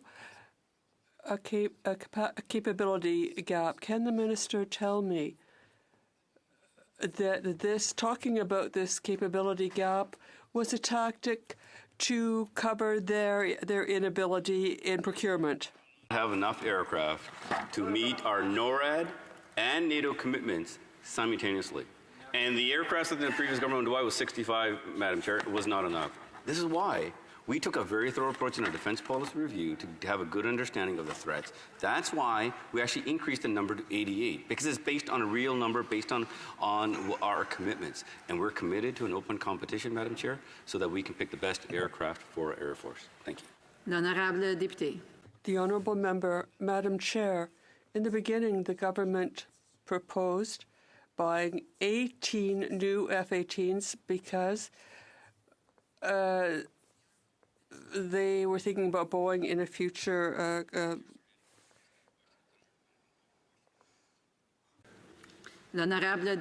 The Honourable Member. Madam Chair, I will repeat my question. In the beginning, the government said it was going to buy 18 new F-18s because they knew that this would give a competitive advantage to Boeing. Sure, what we were faced with was a capability gap, and we didn't want to wait until the future fighters competition. We wanted to invest in our Air Force now. This is one of the reasons we're filling this interim capability gap with aircrafts from Australia, and we're right now currently in the process of making sure that we modernize our legacy fleet as well while we have the open competition going on for the future fleet. L'Honorable Député. The Honourable Member. Madam Chair, the present Liberal government doesn't have a glorious record with its key partners, especially with the United States. There were negotiations of a new free trade agreement. They were disastrous. And then our country was called a freeloader because it didn't fulfill its NATO responsibilities.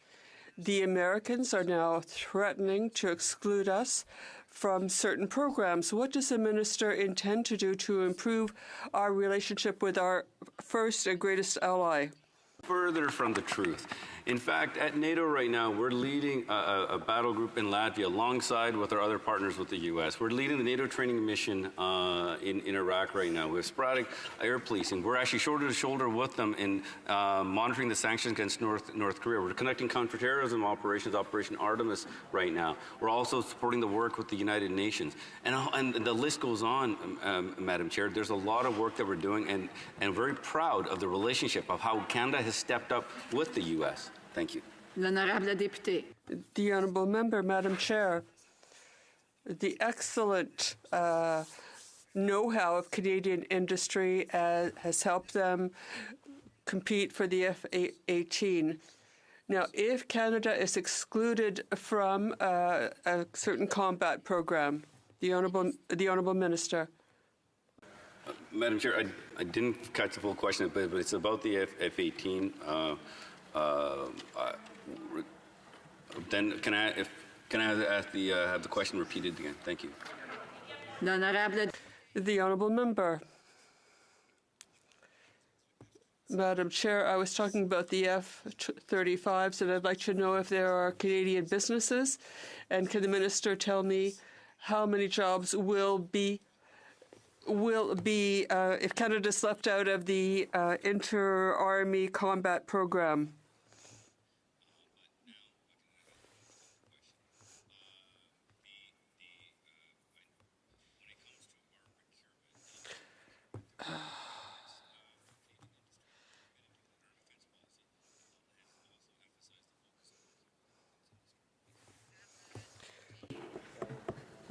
The Honourable Member. Madam Speaker, there are 10,000 jobs that will be left and more than $1.5 billion in spin-offs. If Canada is excluded from the fighter plane program, what will the Minister tell the families of those affected by job losses? Madam Chair, we're committed to making sure that the Canadian Armed Forces have all the tools necessary, including the fighter fleet. We're also committed to making sure that through our defence procurement that Canadian companies benefit, whether it's from our fighter fleet, including our ship building program as well. Through defence industry, Madam Chair, our Canadian companies are benefiting. Thank you. L'honorable député. The Honourable Member, Madam Chair, given the difficulties of this government on this file, can you, Mr. Minister, fulfill the promise made by the Prime Minister in 2015 to have an open competition for these planes? Can you admit that this was a bad policy that went against Canada's interests? We're committed to an open competition, and this is exactly what we're doing. We're on track for that. We're making investments in their Air Force. In fact, it was actually stated by the leader of their party as well in a speech that he would conduct an open competition to replace our fighters. So I'm glad that the leader of their party is agreeing on this. I think there might have been a little bit of a disagreement amongst their members and the leader. I'm not sure about that. The Honourable Member.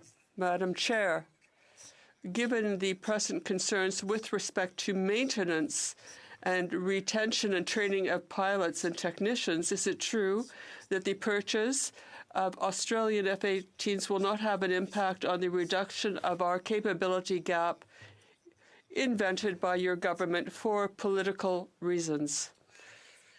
The Honourable Member should address himself to the chair and not the minister. The Honourable Minister.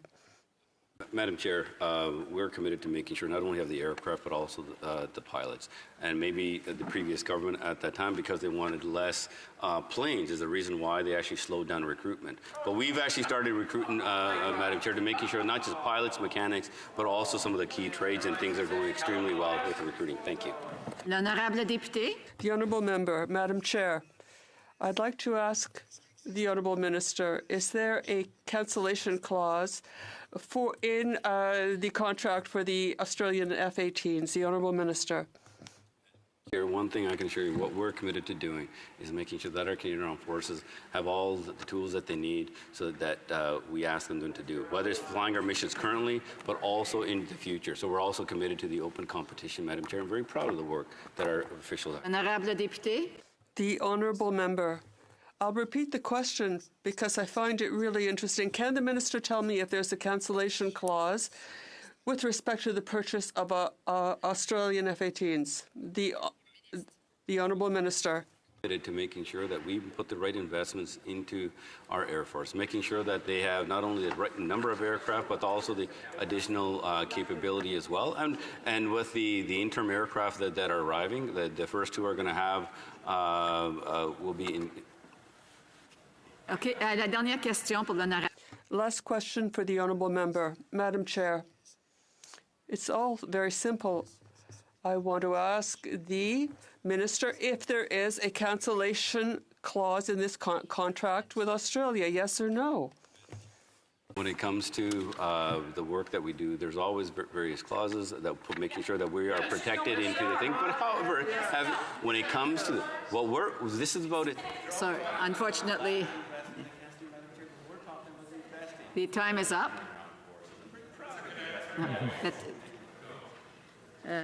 Resuming debate, reprise de débat.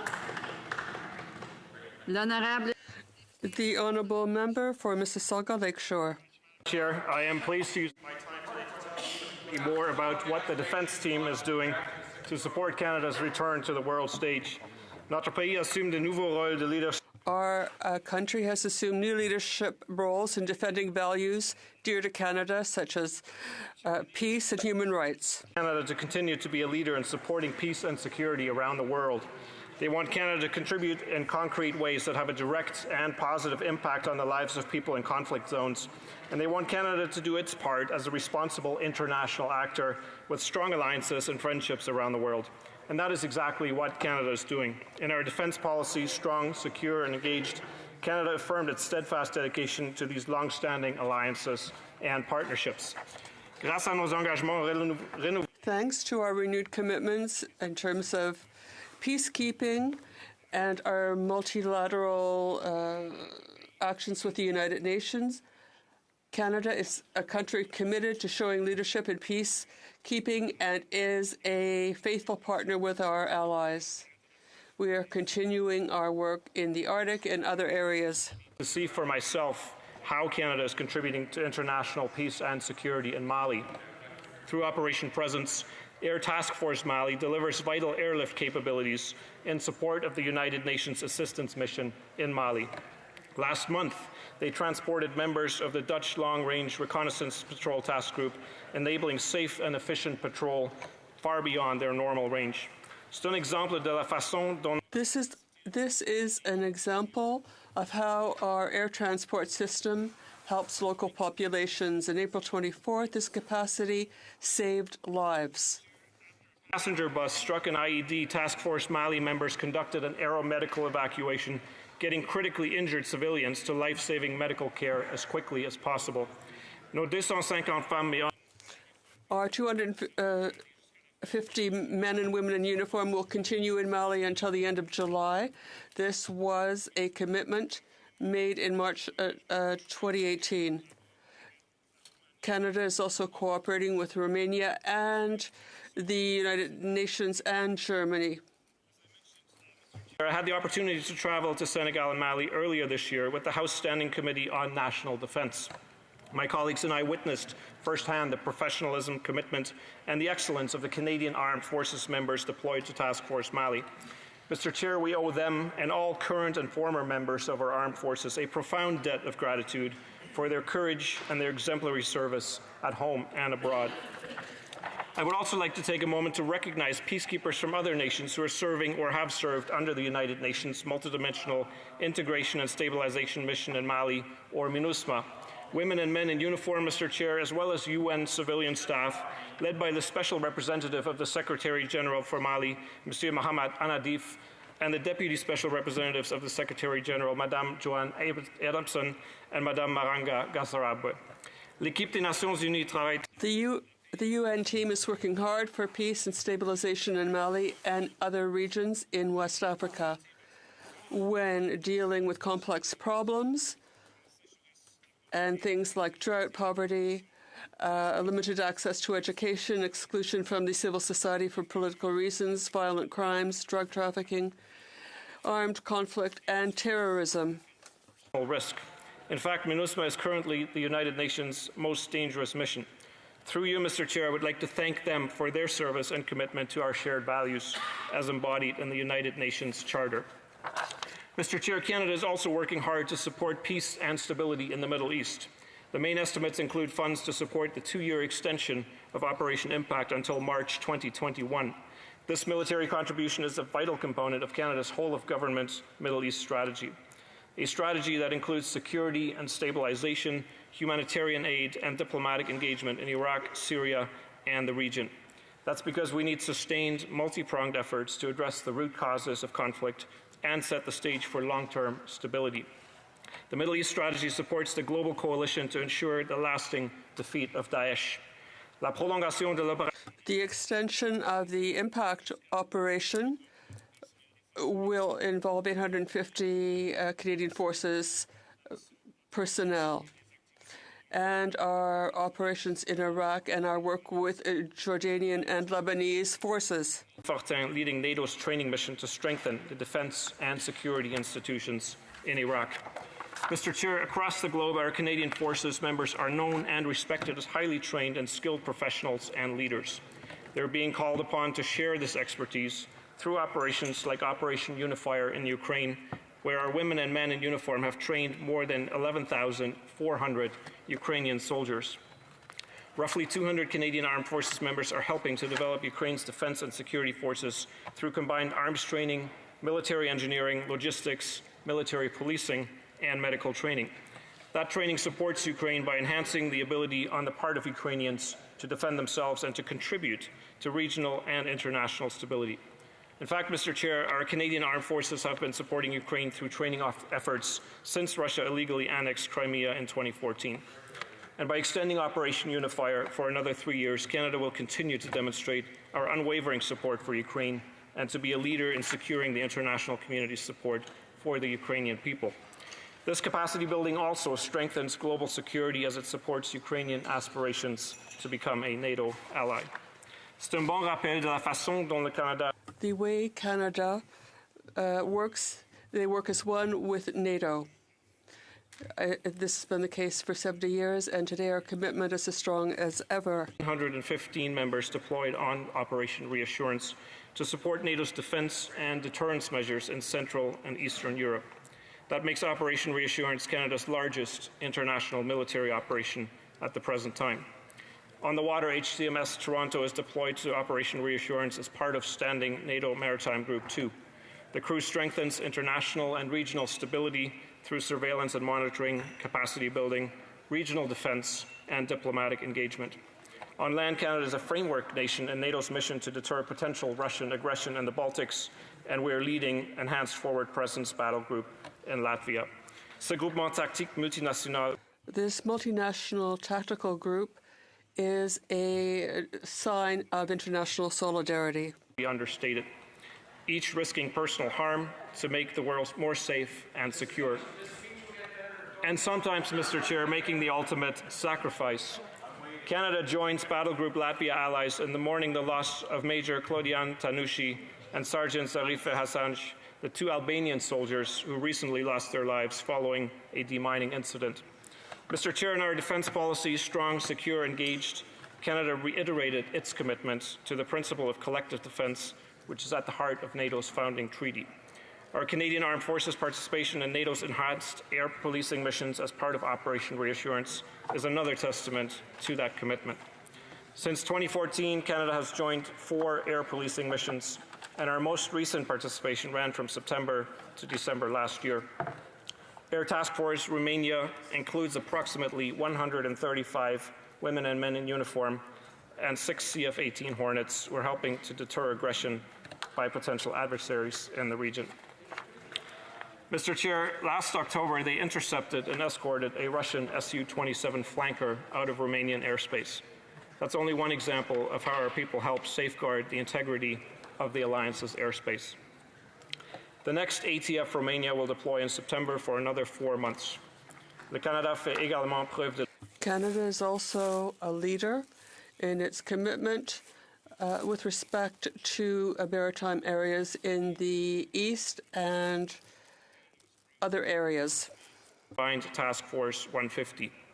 About 40 Canadian Armed Forces members served in the CTF 150 headquarters on Operation Artemis, our mission to stop terrorism and to make the Middle East waters more secure.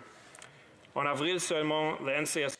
In April, the RCS at Regina was able to stop a boat carrying various drugs. In global peace and security, we believe in democracy and protecting a rules-based international order. Our government will continue to work across borders, across disciplines, and across party lines, taking a whole-of-government, multilateral approach to advance our cherished and critical Canadian values. Mr. Chair, we continue to live in turbulent times, but through all of it, our deployed women and men represent Canada with professionalism, with leadership, and with excellence. And for that, we owe them, again, our unwavering support and our most profound gratitude. Thank you very much, Mr. Chair, and again, a very happy birthday to you. I would now like to ask a few questions to the Parliamentary Secretary to the Minister of National Defence. L'Honorable Secretary, questions. The Honourable Member for Mississauga Lakeshore. Mr. Chair, thank you very much. Over a year ago, our government launched the Innovation for Defence Excellence and Security Program, which is also known as IDEAS. And, Mr. Chair, IDEAS is helping to spur new research to solve important challenges, thanks to an investment of $1.6 billion into our innovation community over the next 20 years. My question is whether the Parliamentary Secretary to the Minister of National Defence can update the House on the progress made over the course of the last year. The Honourable Parliamentary Secretary to the Minister of National Defence. Thank you, Mr. Chair, and I thank my colleague, the member from Mississauga Lakeshore, for his excellent work on the Defence Committee. So, yes, the IDEAS program will be working with industries, universities. It will help us build the capability we need. Over the past year, we've had more than 100 proposals from all over Canada, and we have invested $27 million for various contracts. There's also the Aero Montreal program, where we're dealing with some industries that are already benefiting from this program. These are investments that we have made to help them.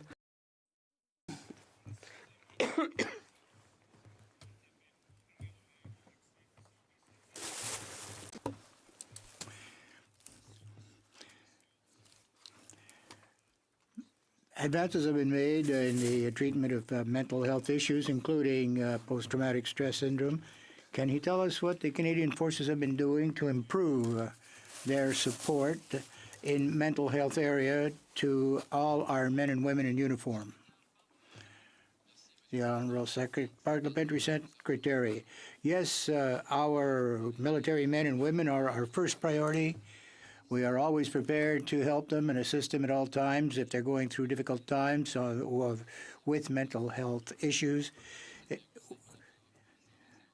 We have invested $17.7 million in the last budget for preventative measures in mental health, and we're working in cooperation with the Veterans Affairs Department, all our Family Resources Center, which I've had an opportunity to visit, to Gagetown, New Brunswick, are doing an excellent job to support our military personnel with their daily needs. And if they have any difficulties with family issues or any aspect of their well-being, they are often very involved in very dangerous theaters, and we are always there to assist them, support them, and help them through difficult moments that they might encounter in their lives. Mr. Chair, last fall, another Auditor General's report confirmed what is that the Harper Conservatives mismanaged the JETS file and misled Canadians for more than a decade. The report, Mr. Chair, confirms the existence of a capability gap which started under the Harper Conservatives. Can the Parliamentary Secretary to the Minister of National Defence inform this House how, unlike the Conservatives, we will not compromise our ability to meet our NATO and our NORAD commitments? Parliamentary Secretary. Merci, Monsieur le Président, et c'est exactement pourquoi. Thank you, Mr. Chair. And this is why we've said before that we have an open and transparent process for the purchase of our fighter jets. And this is why I'd like to add, Mr. Chairman, when the Conservatives were in power, they had two series of numbers when we were talking about the purchase. These one for the public and one for their own internal uses in government. We only have one set of numbers, an open process, a transparent process, and we're going to respect it to the letter. There's 56 seconds. I'll let them divide it the way they like. Mr. Chair, thank you very much. A very brief question to the Parliamentary Secretary. Could he comment briefly on the courage of our women and men in assisting in Canada with the situation that we're currently facing, which are the floods? The Honourable Parliamentary Secretary, 37 seconds or less, please. Merci, Monsieur le Président. Et oui, comme je l'ai. Thank you. And as I said, we want to thank the members of the armed forces who are helping with the floods that we're having in Quebec, Ontario, and New Brunswick. It's part of their tasks, and they are always prepared to help these affected communities. As the Minister said often, the Canadian Forces belong to the communities, and I know that the Canadian Forces and all its members have at heart their communities. I've seen what happened. There were 21 days on the ground, day after day, assisting the community to get through these very difficult times. Thank you, Mr. Chair.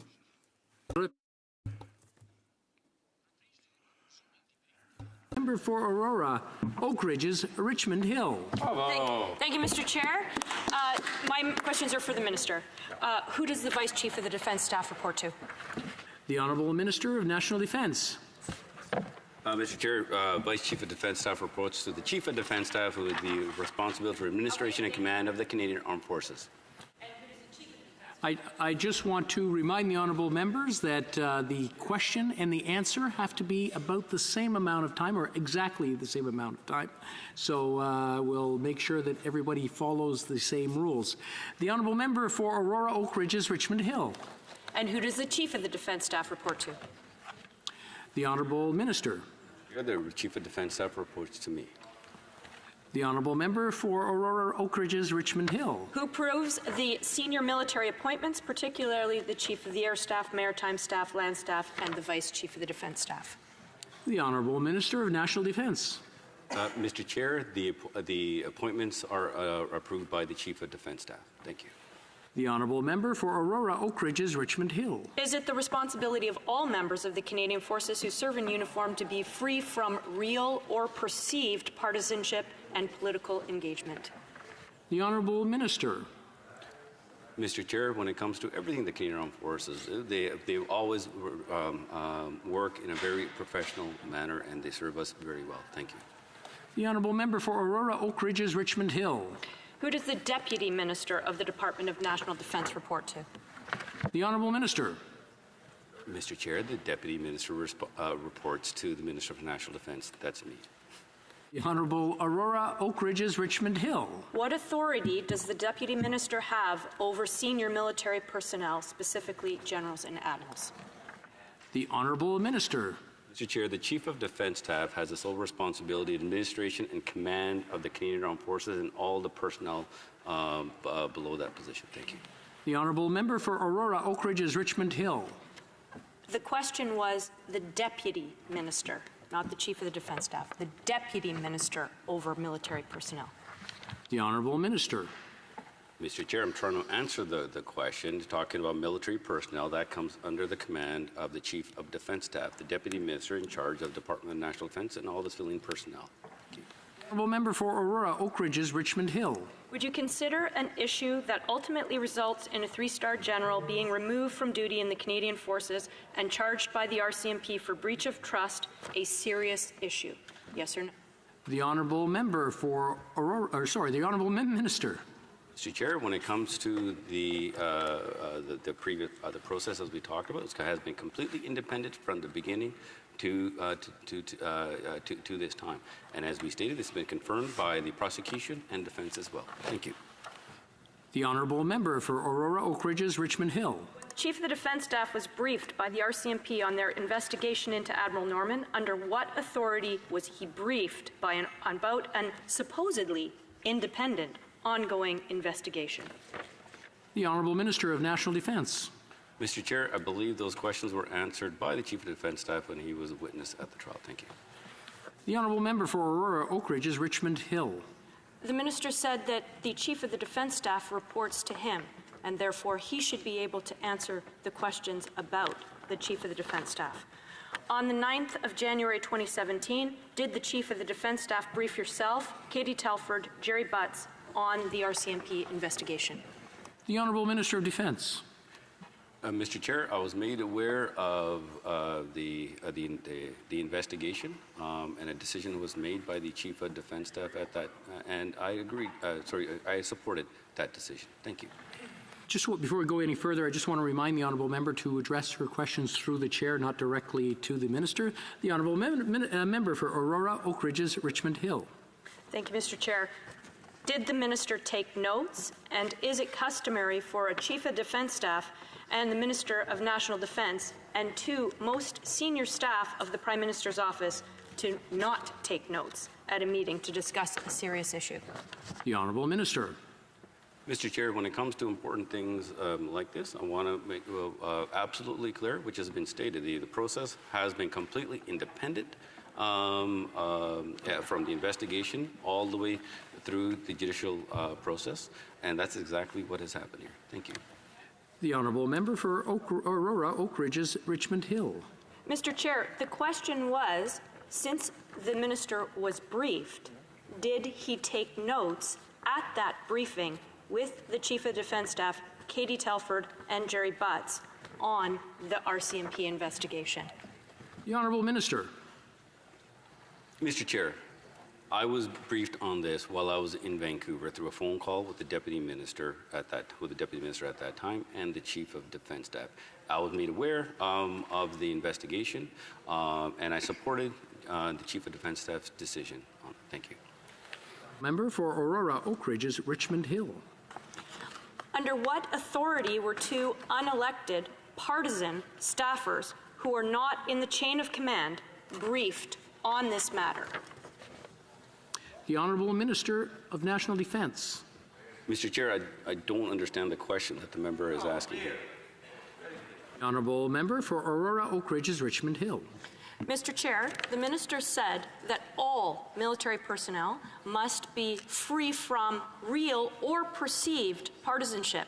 So my question is, how, on the matter of Admiral Norman's RCMP investigation, were two unelected partisan staffers from the Prime Minister's office who are not in the chain of command involved in this conversation? The Honourable Minister. Mr. Chair, as I stated, when it came to the investigation, I was briefed through a phone call while I was in Vancouver by the Chief of Defense Staff and the Deputy Minister at that time. I can only talk about what my actions were in this case here, and I believe the member is asking when I was briefed. And I've answered that question, Mr. Chair. Thank you. The Honourable Member for Aurora, Oak Ridges, Richmond Hill. So the minister, I believe, is indicating that he has no responsibility for the other people and the authority with which other people are engaged in a call of this nature of serious matter. I would like to ask him one more time, how is it that if a random person from the street or someone from some other country were involved on this call, would it not be his responsibility to ensure why they were? So the question, Mr. Chair, is under what authority were two unelected partisan staff members on a call about Admiral Norman's RCMP investigation? The Honourable Minister of National Defence. First of all, the entire process has been independent. As I stated, I was on a call with the Chief of Defense Staff and the Deputy Minister directly to me while I was in Vancouver. Those are the three people that were actually on that call. Thank you. Honourable Member for Aurora, Oak Ridges, Richmond Hill. Mr. Chair, on the 9th of January 2017, the Chief of the Defense Staff spoke with the Prime Minister on the matter of Admiral Norman's investigation. Was the minister also on this call? The Honourable Minister. Mr. Chair, I was not on that call. Thank you. The Honourable Member for Aurora, Oak Ridges, Richmond Hill. As the Chief of the Defence Staff reports to the Minister, Mr. Chair, was the Chief of the Defence Staff briefed the Minister after the call with the Prime Minister? The Honourable Minister. Mr. Chair, I was informed, as I stated, through a phone call of the investigation that had started. Recommendation was the decision that was made by the Chief of Defence Staff at that time, which I supported, and the Deputy Minister was on that same call. Thank you. The Honourable Member. In what capacity was the Deputy Minister, Mr. Chair, on that call, recognizing that the Minister has already told us that the Deputy Minister does not have administrative control over military personnel? The Honourable Minister. Mr. Chair, the former Deputy Minister was on that call in National Defence while we worked together, myself as the Minister of National Defence, very, very closely with the Deputy Minister and the Chief of Defence Staff. That's how we work, and we've been working extremely well together, Mr. Chair, to making sure that we serve the women and men of the Canadian Armed Forces. Thank you. The Honourable Member for Aurora, Oak Ridges, Richmond Hill. Again, under what authority was the former Deputy Minister involved, considering that this was a disciplinary matter around the senior military official for which the former Deputy Minister had no administrative control? The Honourable Minister of Defence. Mr. Chair, in national defence, we work very closely. The Minister of National Defence works very closely with the Deputy Minister and with the Chief of Defence Staff. When we come together, when it comes to the decision that needs to be made, we work together, because at the end of the Honourable Member for Aurora, Oak Ridges, Richmond Hill. Did the Minister or the CDS consult the Judge Advocate General prior to the suspension of Admiral Norman on 13 January 2017? The Honourable Minister of National Defence. Mr. Chair, if this is going to be tried to play, she wants to play like the member wants to play like a lawyer, you will have to talk to then the other person who is asking the question about. Happy to answer the question about myself, and as I stated, I have been on the received a phone call while I was in Vancouver by the Deputy Minister and the Chief of Defence Staff to inform me of the investigation and the decision. Thank you. Member for Aurora, Oak Ridges, Richmond Hill. Was it the Minister's decision to deny financial legal assistance to Admiral Norman on this matter? The Honourable Minister. Mr. Chair, as I stated before, the decision for this was made by the former Deputy Minister as the criteria was not met. And now that the situation has changed, the criteria has changed, and have authorized the reimbursement. The Honourable Member for Aurora, Oak Ridges, Richmond Hill. Did the reason given stating that Admiral Norman was guilty and that's why he was not entitled to financial assistance not prejudice his presumption of innocence before his day in court? The Honourable Minister. Mr. Chair, it is very important to note here, when an investigation by police is launched, is to keep making sure that we maintain the independence. That's exactly what has happened here, confirmed by the prosecution and by defense, including through the judicial process. Mr. Chair, thank you. The Honourable Member for Aurora, Oak Ridges, Richmond Hill. When will the Minister publicly acknowledge the former Vice Chief of the Defence Staff's innocence and reinstate him as the Vice Chief of the Defence Staff? The Honourable Minister. Chair, in our democracy, it's our courts that makes the decision. As a Minister of National Defence, to have the responsibility for that we have the women and men of the Canadian Armed Forces have all the tools necessary. Thank you. The Aurora, Oak Ridges, Richmond Hill. In actual fact, Mr. Chair, QRNO 101.09 para 6 states that once the reason for the suspension of the military member is no longer valid, he will be reinstated to his former position. Hear, hear. So I'd like a comment from the Minister on why the Vice Chief of the Defence Staff has not been reinstated to his position. The Honourable Minister of National Defence. Mr. Chair, as I've stated many times before, the Chief of Defence Staff is responsible for all the personnel in the Canadian Armed Forces. Chief of Defence Staff will meet with Admiral Norman to talk about the next steps, and the decision will be made. Thank you. The honourable member for Aurora Oak Ridges, Richmond Hill. So, Mr. Chair, if the Chief of the Defence Staff reports to the Minister of National Defence, is the Minister of National Defence not accountable to every citizen and every member in uniform to ensure that he carries out his duties in accordance with the Queen's regulations and orders? The honourable minister. Chair, in accordance with the National Defence Act, we respect the Chief of Defence Staff authority that has been given to this position. And the Chief of Defence Staff has the responsibility for administration and command of the Canadian Armed Forces, and that's what I respect. And that military advice and how our system works is very important to making sure that we function as a government and as a country, so that we can respect our Canadian Armed Forces. And doing anything less is not wise. Thank you. The honourable member for Aurora Oak Ridges, Richmond Hill.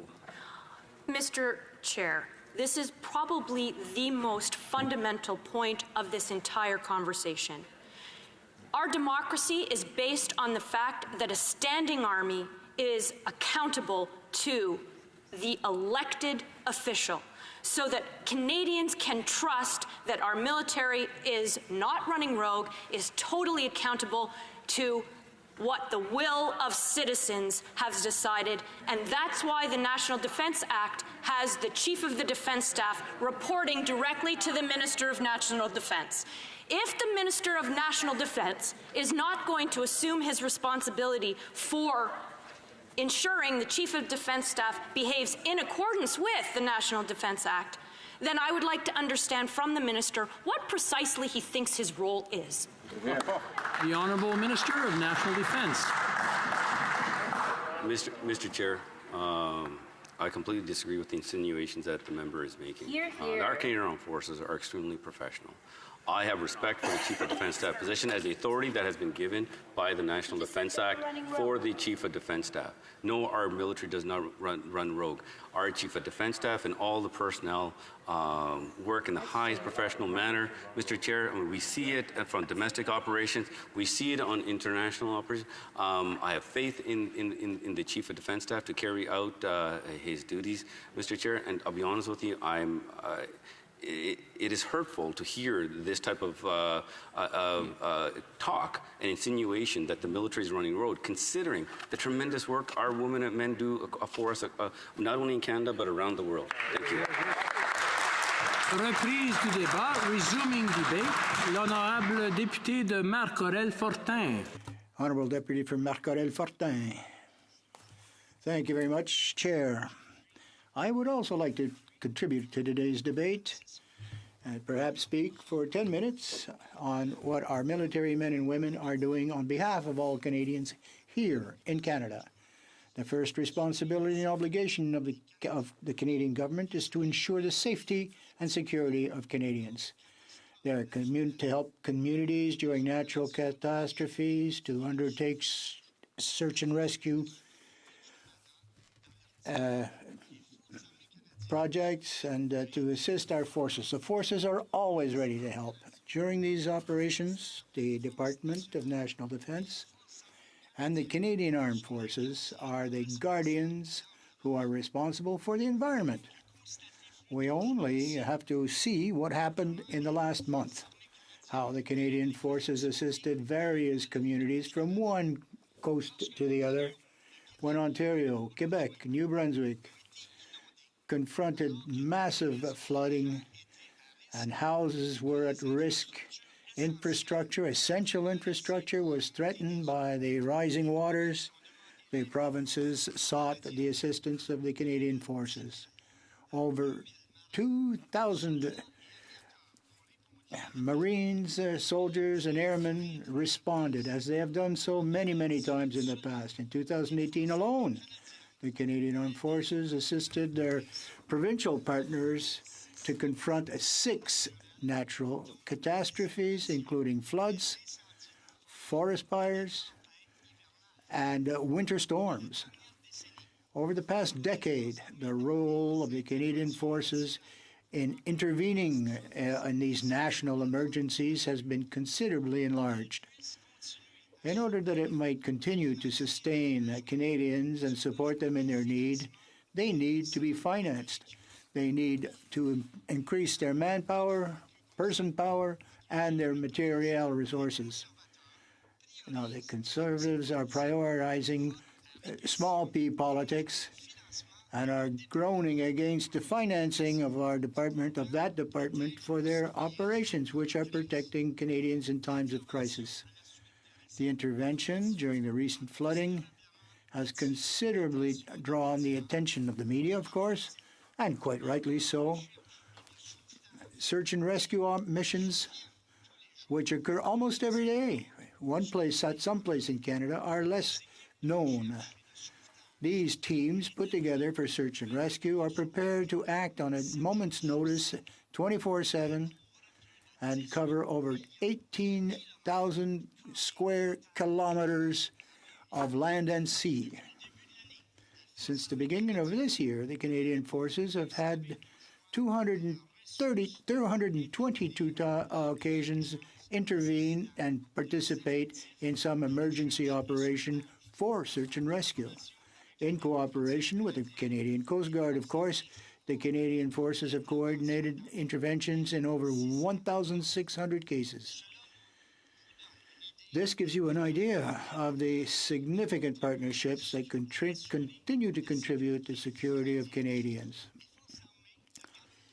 Canadian Forces, the Coast Guard, the RCMP, local police forces, first interveners, and associations of volunteers have all a very important role to play. Canadians should be proud of this cooperation. Our men and women in the forces are prepared to help at a time of crisis, but they also work with great devotion to prevent disasters whenever possible and reduce the impact for all Canadians. All winter, for example, each winter, our artillerymen will specifically go out to Rogers Pass and fire their weapons in order to stop avalanches. Or before that, 130 avalanches had occurred in the region. This is the most avalanche-prone area in all of North America, Rogers Pass. And for decades, the Canadian Forces work with Park Canada for the Trans-Canada route and the various passages that stay open all year long. Every year, our Canadian Forces will train with municipal agencies, emergency services, and municipalities so that they can coordinate efforts in a time of need. Last year, Operation Nanook, 270 members of the Canadian Forces participated in a very important exercise for an air catastrophe in Yellowknife, cooperating with the government, local NGOs, and public sector agencies to ensure that everyone knew what to do, how to do it, in an eventuality that there would be an emergency of that nature in the Arctic. Community action, local patrols, which happen all year round in the Nanook operation, are also part of how we ensure Canadian sovereignty in the Arctic. Our Canadian Rangers support a number of these activities, being the eyes and ears of the Canadian Forces in the far north. All these operations, be they in the case of a catastrophe, SNR, SAR, or other life-protecting lives, are touched by a factor which is common to all: climate change. As climates do change, Canada will probably face more storms, more bad weather, more violent situations. And as the ice cap recedes, the Arctic becomes more accessible to navigation, tourism, and scientific research, which would indicate and signify that there'll be more people, more boats, more planes going across or above the Arctic. Rest assured that the military planners are analyzing these tendencies with diligence and prudence. A proactive planning exercise of an exhaustive and comprehensive manner is part of their work ethic, and has always been so for the Canadian Forces. This is how they do business.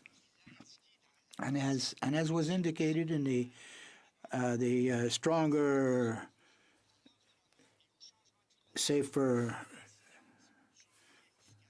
severe, we've had engaged, we've had a better look at their operations. The Canadian Forces, defense staff have reduced the impact on their environment. National Defense invests more than $175 million in infrastructure projects for the Canadian Forces to reduce its carbon footprint since 2017. The members of the Canadian Forces need modern infrastructure, green infrastructure in which to train. Over the course of the last year, the department has built and restored, rehabilitated many military settlements in Halifax and elsewhere. The major rehabilitation projects must meet the best of high-performance builds, such as the LEADS program or its equivalent. This type of investment has considerable impact. National Defense has reduced by 31% their greenhouse gas emissions from their fleets, their commercial activities, compared to 2005. The Met Department is now reducing by 80% between now and 2030 and meet that 80% between 2050. National Defense is also using ecological services to increase their energy efficiencies and adopt 4 new contracts for their squads in Canada since 2018. Canadian Forces and our military have made efforts to reduce the impact of their defense activities on the environment and will continue to act as responsible stewards to the air, the land, and the seas in Canada.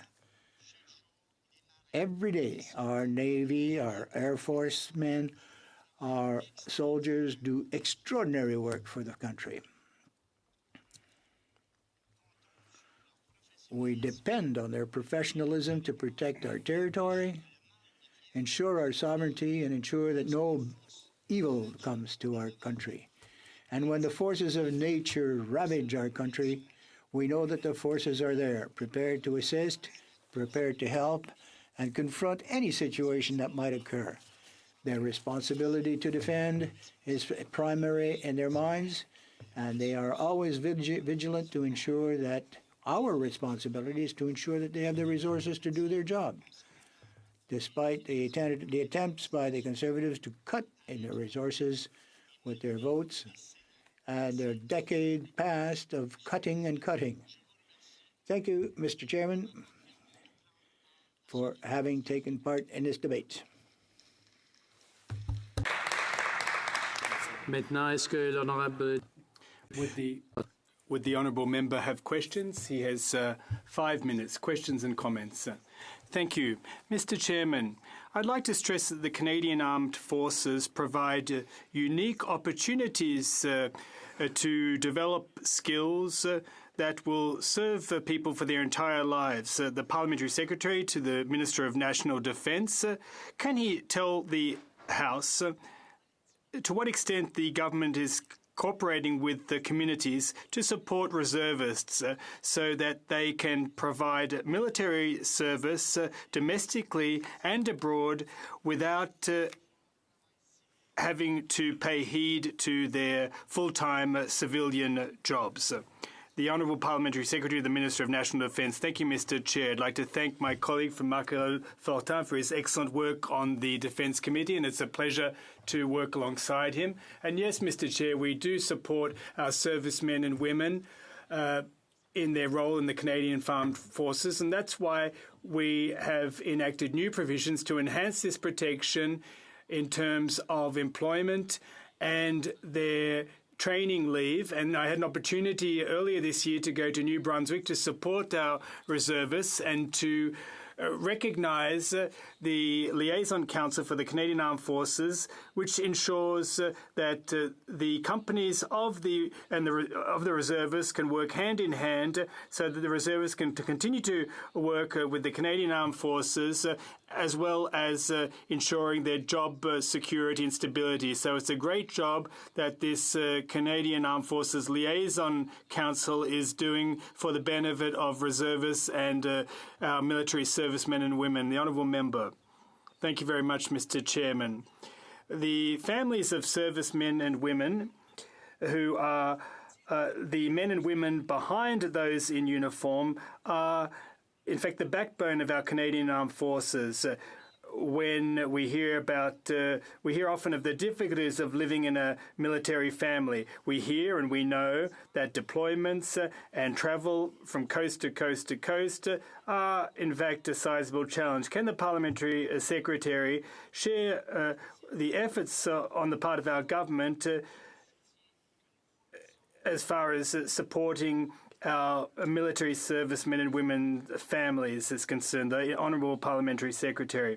Mr. Chair, as you're fully aware, we have a clear objective when it comes to the Canadian Armed Forces, and that is to facilitate the transition of military families back to family life. It's not always easy to make the transition, to be deployed to new bases, new theatres of war. I can reassure you that these families receive the support they need, and they receive $147 million for the resource centres that support the families of our servicemen and women, especially when our servicemen have to take leave for various reasons. And they do an excellent job, these resource centres, to facilitate these transitions, finding physicians in their new home communities, childcare for their children. And it's important to support our servicemen and women as they make this transition, especially during medical release periods. Of course, we need to support the servicemen and women, but also their families. The Honourable Member for Marquerolles-Fortin. Final question. Can the Parliamentary Secretary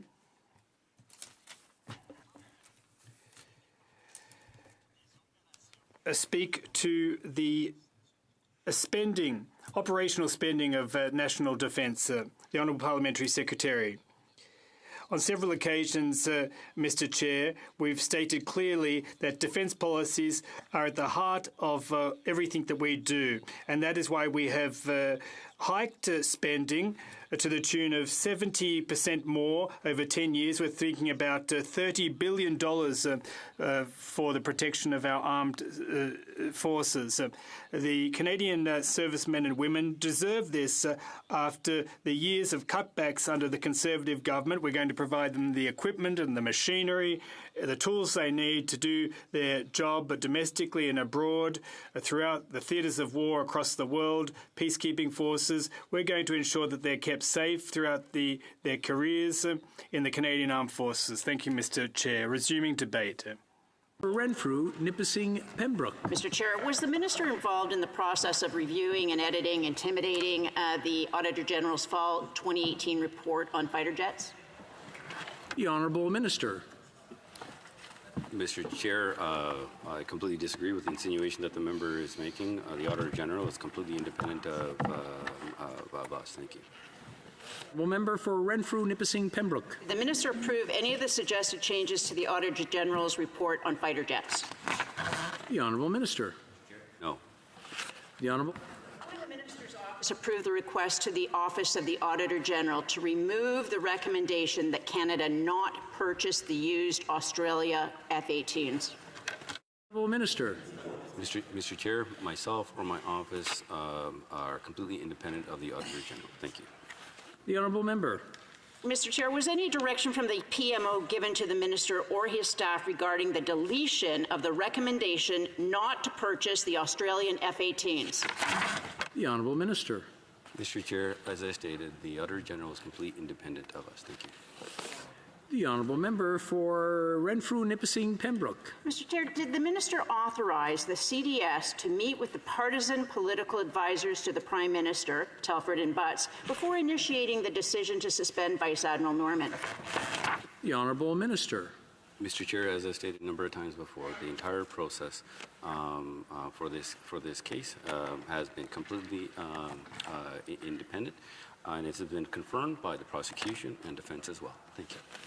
The Honourable Member for Renfrew, Nipissing, Pembroke. Normal for the CDS to bypass the minister to brief the PMO staff, accompanied by now disgraced National Security Advisor, about Vice Admiral Norman? The Honourable Minister of National Defence. Mr. Chair, as I stated, the entire process has been completely independent. I'm happy to read the quote that I received, but I'm probably going to get cut off. No other factors were considered in this decision, nor was there any contact or influence from outside of The Honourable Member for Renfrew, Nipissing, Pembroke. Does the minister believe that Vice Admiral Norman was subjected to biased treatment by his department between November 2015 and today? The Honourable Minister. Mr. Chair, in our process, it's very important to remain independent, and that's exactly what we've done. It was confirmed by the prosecution and by defence. And when the circumstances have changed, Mr. Chair, we've reviewed the requirements, and now the legal fees. The Honourable Member for Renfrew, Nipissing, Pembroke. The minister explained why he hired CBC reporter James Cudmore. The Honourable Minister. Mr. Chair, all my staff are hired on their merits, and I thank them for the tremendous work that they do. Thank you. Honourable Member. I'm sorry? Who recommended him? Yeah. Mr. Chair, as I stated, all my staff are hired on their merits. Thank you. The Honourable Member. How many other interviews had he conducted before giving the job to the select reporter from the CBC who had reported on the contract interference by Minister Bryson? The Honourable Minister. Mr. Chair, as I stated, everyone that gets hired by my office are hired on their merits. Thank you. The Honourable Member. When was the minister made aware of the arrival of the August 31st, 2018 letter to André Fillon regarding the U.S. Defense Department's concerns over Canada's future participation in the Joint Strike Fighter program? The Honourable Minister. Mr. Chair, I'm not aware of what the member is referring to. One thing I can tell you is that we are committed to making sure that we deliver on the right aircraft for our Canadian Armed Forces through our open and fair competition. Thank you.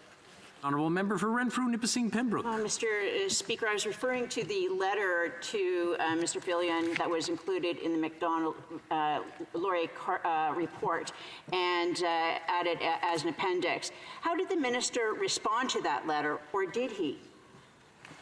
Minister. Mr. Chair, I'm actually very proud to be able to stand up and say we're committed to making sure that our Canadian Armed Forces are going to get all the tools that they need. Through our defence policy, where it's been costed, more importantly, Mr. Chair, it's fully funded. Thank you. Honourable Member. Did the minister or his office have any part in the development of that response letter? The Honourable Minister. Mr. Chair, from all the questions that the member is asking, I just stated, work as myself as the Minister of National Defence, my responsibility is to making sure that women and men of the Canadian Armed Forces have all the tools necessary, and that's what we're committed to doing. Thank you. The Honourable Member. Was any direction from the PMO given in the development of that response letter? The Honourable Minister. Mr. Chair, we're committed to making sure that we have an open and transparent competition, go through the procurements through all, and making sure that we focus on the delivery. Because we're focused on number one, Mr. Chair, that's our people in the Canadian Armed Forces. Thank you. The Honourable Member. Did the minister authorize the use of code words and phrases to bypass ATIP requests on the Norman case? The Honourable Minister. Mr. Chair, I think I've answered that question many times, and I stated before, the entire process has been completely independent and been very cooperative throughout the entire process. Thank you. Honourable Member for Renfrew, Nipissing, Pembroke. Was the minister aware of the decision to use code phrases? Honourable Minister. Mr. Chair, as I stated, the entire process that we have gone through when it comes to this case has been completely independent. It's been verified, confirmed by the prosecution and defence. Thank you. Honourable Member. First made aware of the use of code words? The Honourable Minister. Mr. Chair, when it comes to any type of a judicial process, it's important to remain independent. That's exactly what we have done, and it's been confirmed by the prosecution and defense. Thank you. The honourable member. Does the minister approve of the decision to use code words? The honourable minister. Mr. Chair, we do not use code words in the process. One of the things I want to say, the entire process that we've gone through has been completely independent, and this has been explained by the many witnesses in the previous trial. Thank you. Honourable member for Renfrew, Nipissing, Pembroke. Has the minister authorized code words or phrases in any other ATIP inquiries? The honourable minister. Mr. Chair, I have a hard time keeping up with the acronyms in the Canadian Armed Forces. Thank you. You know we. The honourable member for Renfrew, Nipissing, Pembroke. Were any code words used to bypass ATIPs regarding the national shipbuilding strategy? The honourable minister for National Defence. Mr. Chair, the entire ATIP process is completely independent of my office. Thank you. The honourable member for Renfrew, Nipissing, Pembroke. Were any code words used to bypass ATIPs regarding the purchase of Australian F-18s? Honourable Minister of Defence. Mr. Chair, as I stated, the entire ATIP process is completely independent, and if the member wants to talk more about how we're working with the Canadian Armed Forces, happy to do so. Thank you. The honourable member for Renfrew, Nipissing, Pembroke. Were any code words used to bypass ATIPs regarding the proposed purchase of Super Hornets? The honourable minister. Mr. Chair, when it comes to, we're committed to making sure that the women and men of the Canadian Armed Forces have all the tools necessary for the Air Force. And I've actually also can have a list I'd love to talk about the work that we're actually doing on base Petawawa. Thank you. The honourable member. Were any code words used to bypass ATIPs regarding the upcoming competition to replace the CF-18s? The honourable minister. Mr. Chair, as I stated, the entire ATIP process is independent of my office. Thank you. The honourable member. Mr. Chairman, were any code words used to bypass ATIPs regarding the infamous 2017 Team Canada booze and abuse flight? The honourable minister. We are committed to making sure that we create an environment for our women and men in the Canadian Armed Forces that inclusive to all, and that's exactly what we're going to be focused on, Mr. Chair. Because they focused on other things, Mr. Chair, maybe that's why they didn't deliver for the Canadian Armed Forces, because they kept cutting. That's right. And they keep continuing on the same. Renfrew, Nipissing, Pembroke. Did Mr. Finn write a memo claiming the shipyard chosen to build the temporary supply ship incapable of doing so? The honourable Minister of National Defence. Mr. Chair, if I can just have the question repeated, please. Thank you. For Renfrew, Nipissing, Pembroke. Did Mr. Finn write a memo claiming the shipyard chosen to build the temporary supply ship say it was incapable of doing so? The honourable Minister. Mr. Chair, we're committed to making sure that our Navy have all the tools necessary, and including the 2 joint supply ships. Mr. Chair, the reason this is so important, they can laugh at this, Mr. Chair. They allow a capability, Mr. Chair, to that we actually don't have joint supply ships, Mr. Chair. We're focused on delivering for our Canadian Armed Forces. The honourable member for Renfrew, Nipissing, Pembroke. Did Mr. Finn meet with the RCMP during their investigation of the Norman case? The honourable minister. Mr. Chair, I encourage the member to, if he wants to ask further questions regarding whether it's main estimates of the Canadian Armed Forces, I'm happy to do so. We are committed for that, and our folks within our system are all. The honourable member for Renfrew, Nipissing, Pembroke. Did the deputy approve Mr. Finn's legal costs? Minister. Mr. Chair, I'm happy to be able to answer further questions on how we're going to be supporting the Canadian Armed Forces. And this is the type of distraction that they continually want, where we try to take focus. The honourable member for Renfrew, Nipissing, Pembroke. The minister said he regretted what happened to Vice Admiral Norman, yet he would not use the word apologize. Yet he has to meet with Vice Admiral Norman. Why is that? Honourable Minister of National Defence. Mr. Chair, as I stated, it's so important to making sure that we keep these processes independent. When the circumstances change, Mr. Chair, the criteria were met, and I immediately authorized the reimbursement of the legal fees. And yes, I absolutely. The honourable member for Renfrew, Nipissing, Pembroke. Is the minister personally holding a grudge against Vice Admiral Norman? The honourable minister. Mr. Chair, I respect Vice Admiral Norman's service to this country, as I do with all the Canadian Armed Forces. And yes, I just stated that, yes, I respect his. The honourable member for Renfrew, Nipissing, Pembroke. Is he being vindictive, just like the Prime Minister, against this decorated soldier? The honourable minister. Mr. Chair, I respect the tremendous service by Vice Admiral Norman. And that's why it's so important to remain completely independent of the process. Right. And immediately, when the circumstances were changed, Mr. Chair. The Honourable Member for Renfrew-Nipissing Pembroke.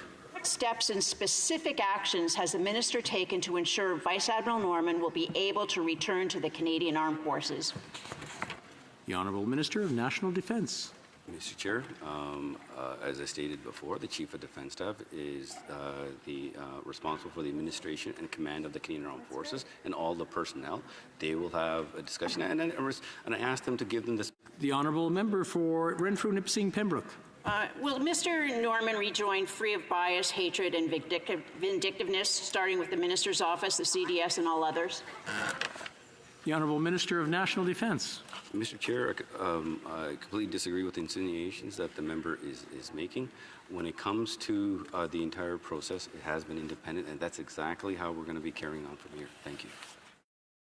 The Honourable Member for Renfrew-Nipissing Pembroke. Has the minister or his staff received any direction from the PMO regarding which fighter jets will be eligible for the upcoming request for the proposals?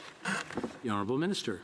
So happy that we got a question regarding how we're going to serve our Canadian Armed Forces members. And this entire process, Mr. Chair, is based on a process, open and fair competition, and the RFP will be shortly out. Thank you.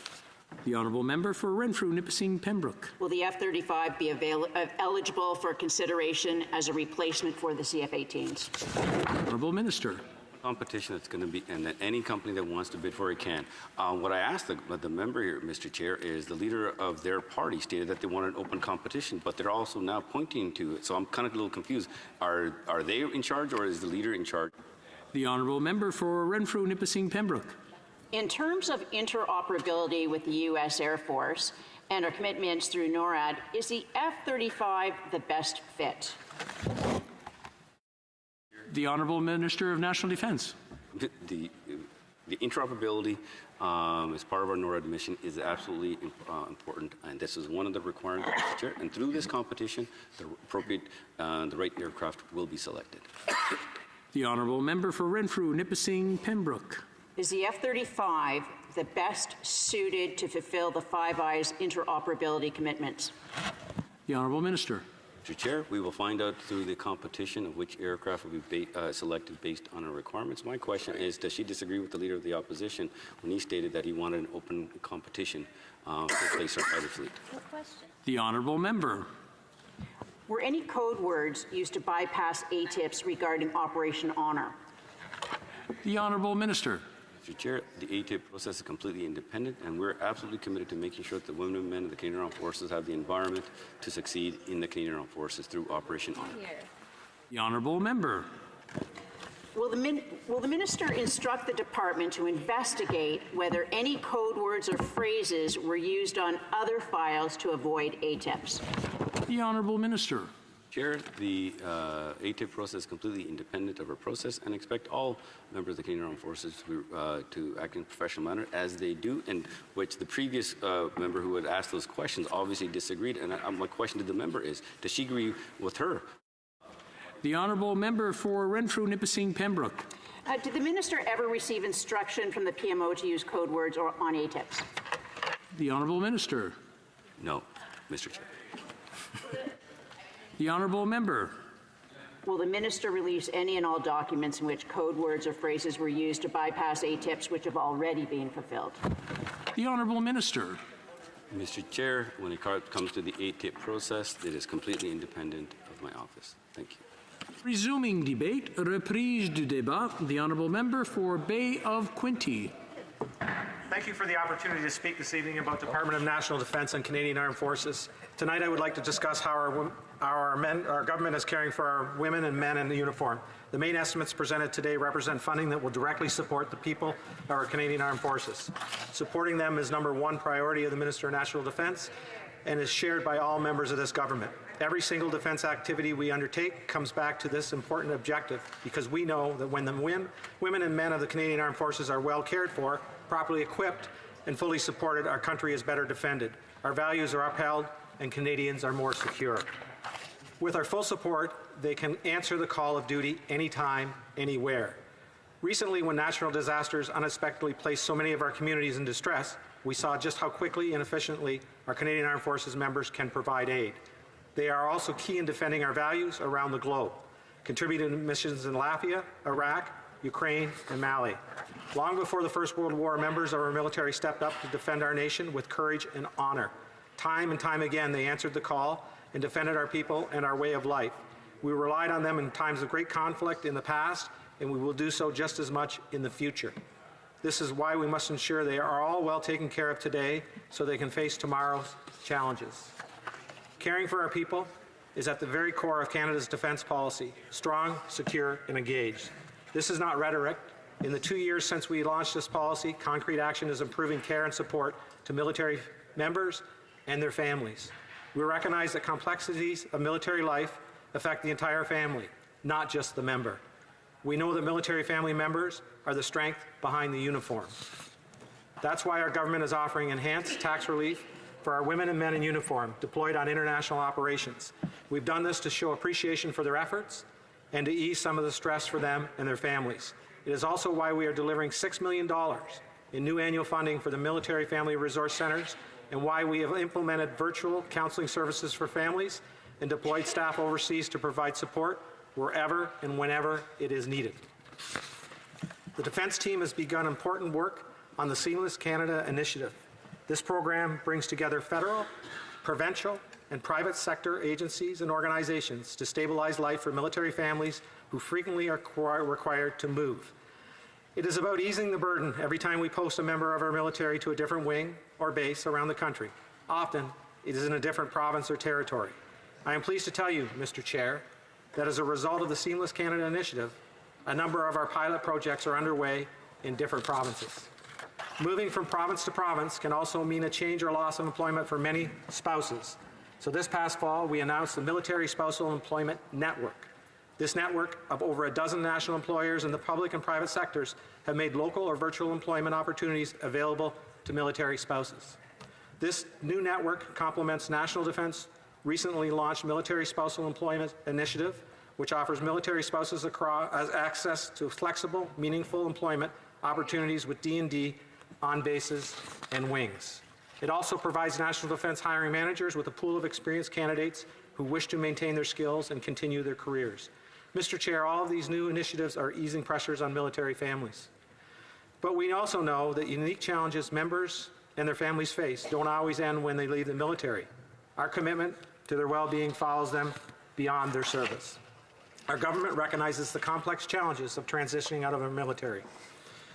Our defense team is overhauling the transition process to put a stronger focus on retaining our skilled personnel when possible, and on all 7 domains of well-being which are key to a successful transition to post-military life.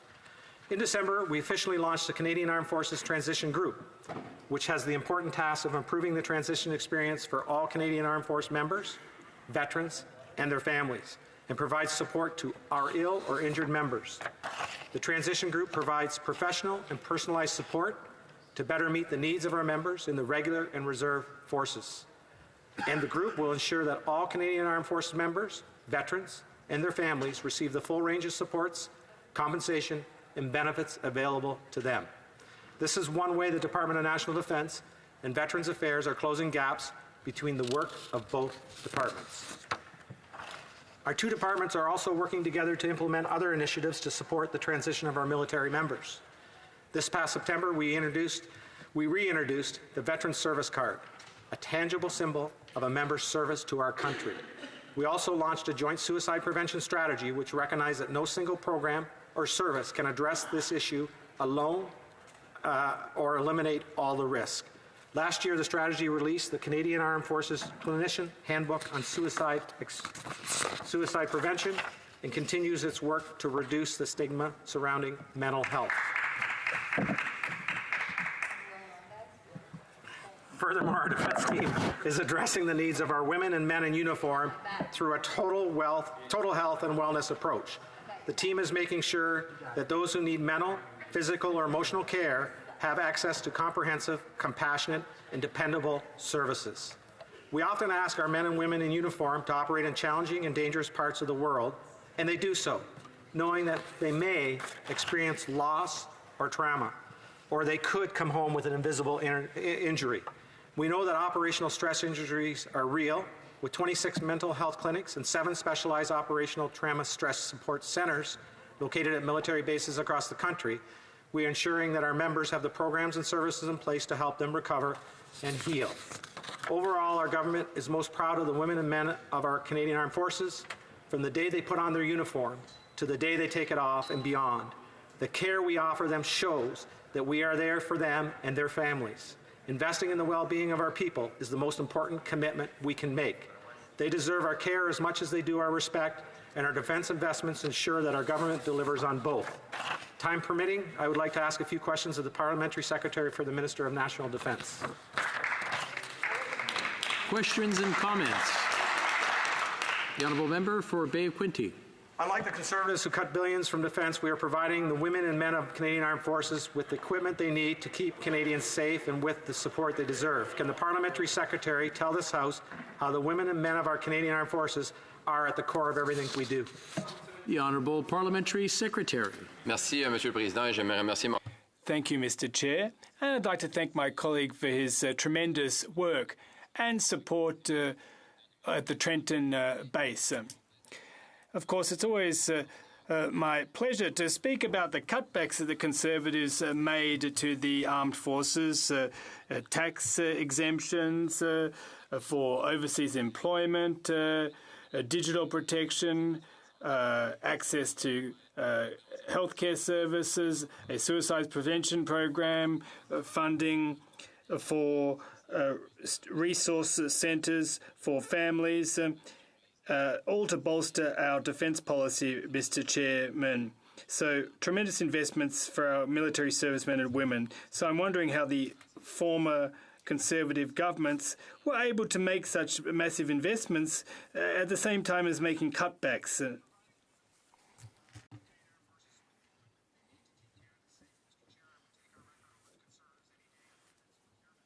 Parliamentary Secretary tell us more about the new fixed-wing search and rescue aircraft that will help keep Canadians safe. Honourable Parliamentary Secretary. Well, another example of how we're investing compared to the former government. I wonder how they could have done this kind of investment. $2 billion to Airbus Defence and Space for 16 aircraft, SAR aircraft, and 5 years of maintenance service to these aircraft. They're going to replace the older ones, and these sums will be available beginning at the end of this year. And this is another example of what we're doing by investing compared to the cuts that were done in the past regime.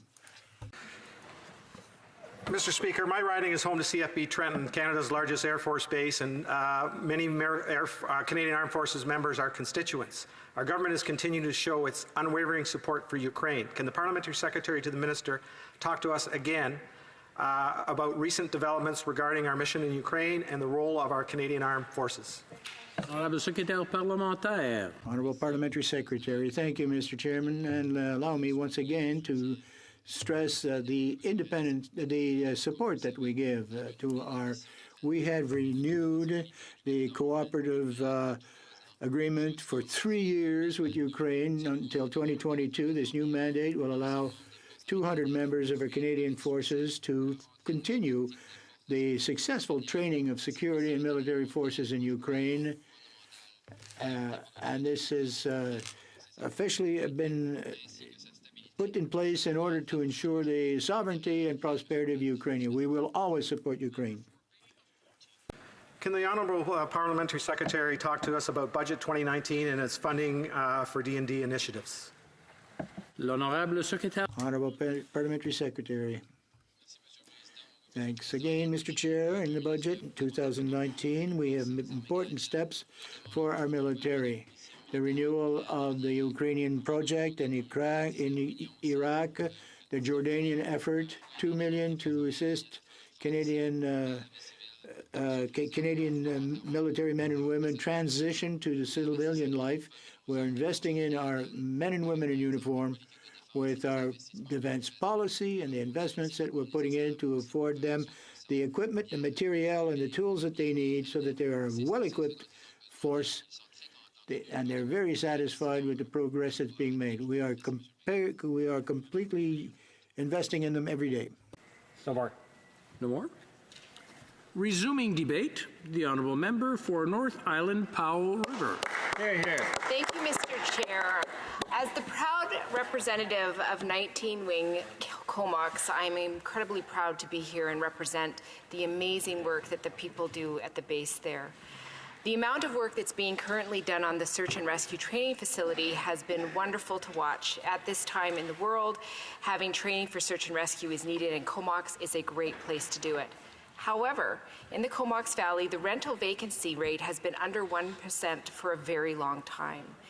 And I hope through you, Mr. Chair, to the Minister, I would like to take this opportunity to remind the Minister that I wrote a letter several months ago asking about this issue, because the reality is there's not a lot of housing on the base either.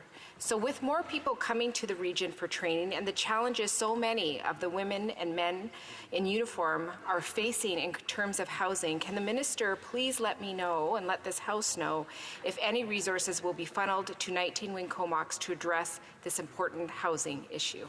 Here, here. The Honourable Minister of National Defence. Mr. Chair, I want to thank the member for her advocacy and support for 19 Wing and her knowledge on search and rescue. And the fixed wing search and rescue aircraft will be coming to Comox. And this is the challenge of making sure that our women and men have the right facilities to be able to work and live is extremely important to us. We are currently investing, Mr. Chair, and currently it's in the implementation phase into military housing at Comox, and we're investing $2.2 million, Mr. Chair. In addition, I think we're focusing on health services. Also roads and utilities are being upgraded, will be upgraded. And a lot more work needs to be done. And this is not just across at Comox, Mr. Chair, but across the country.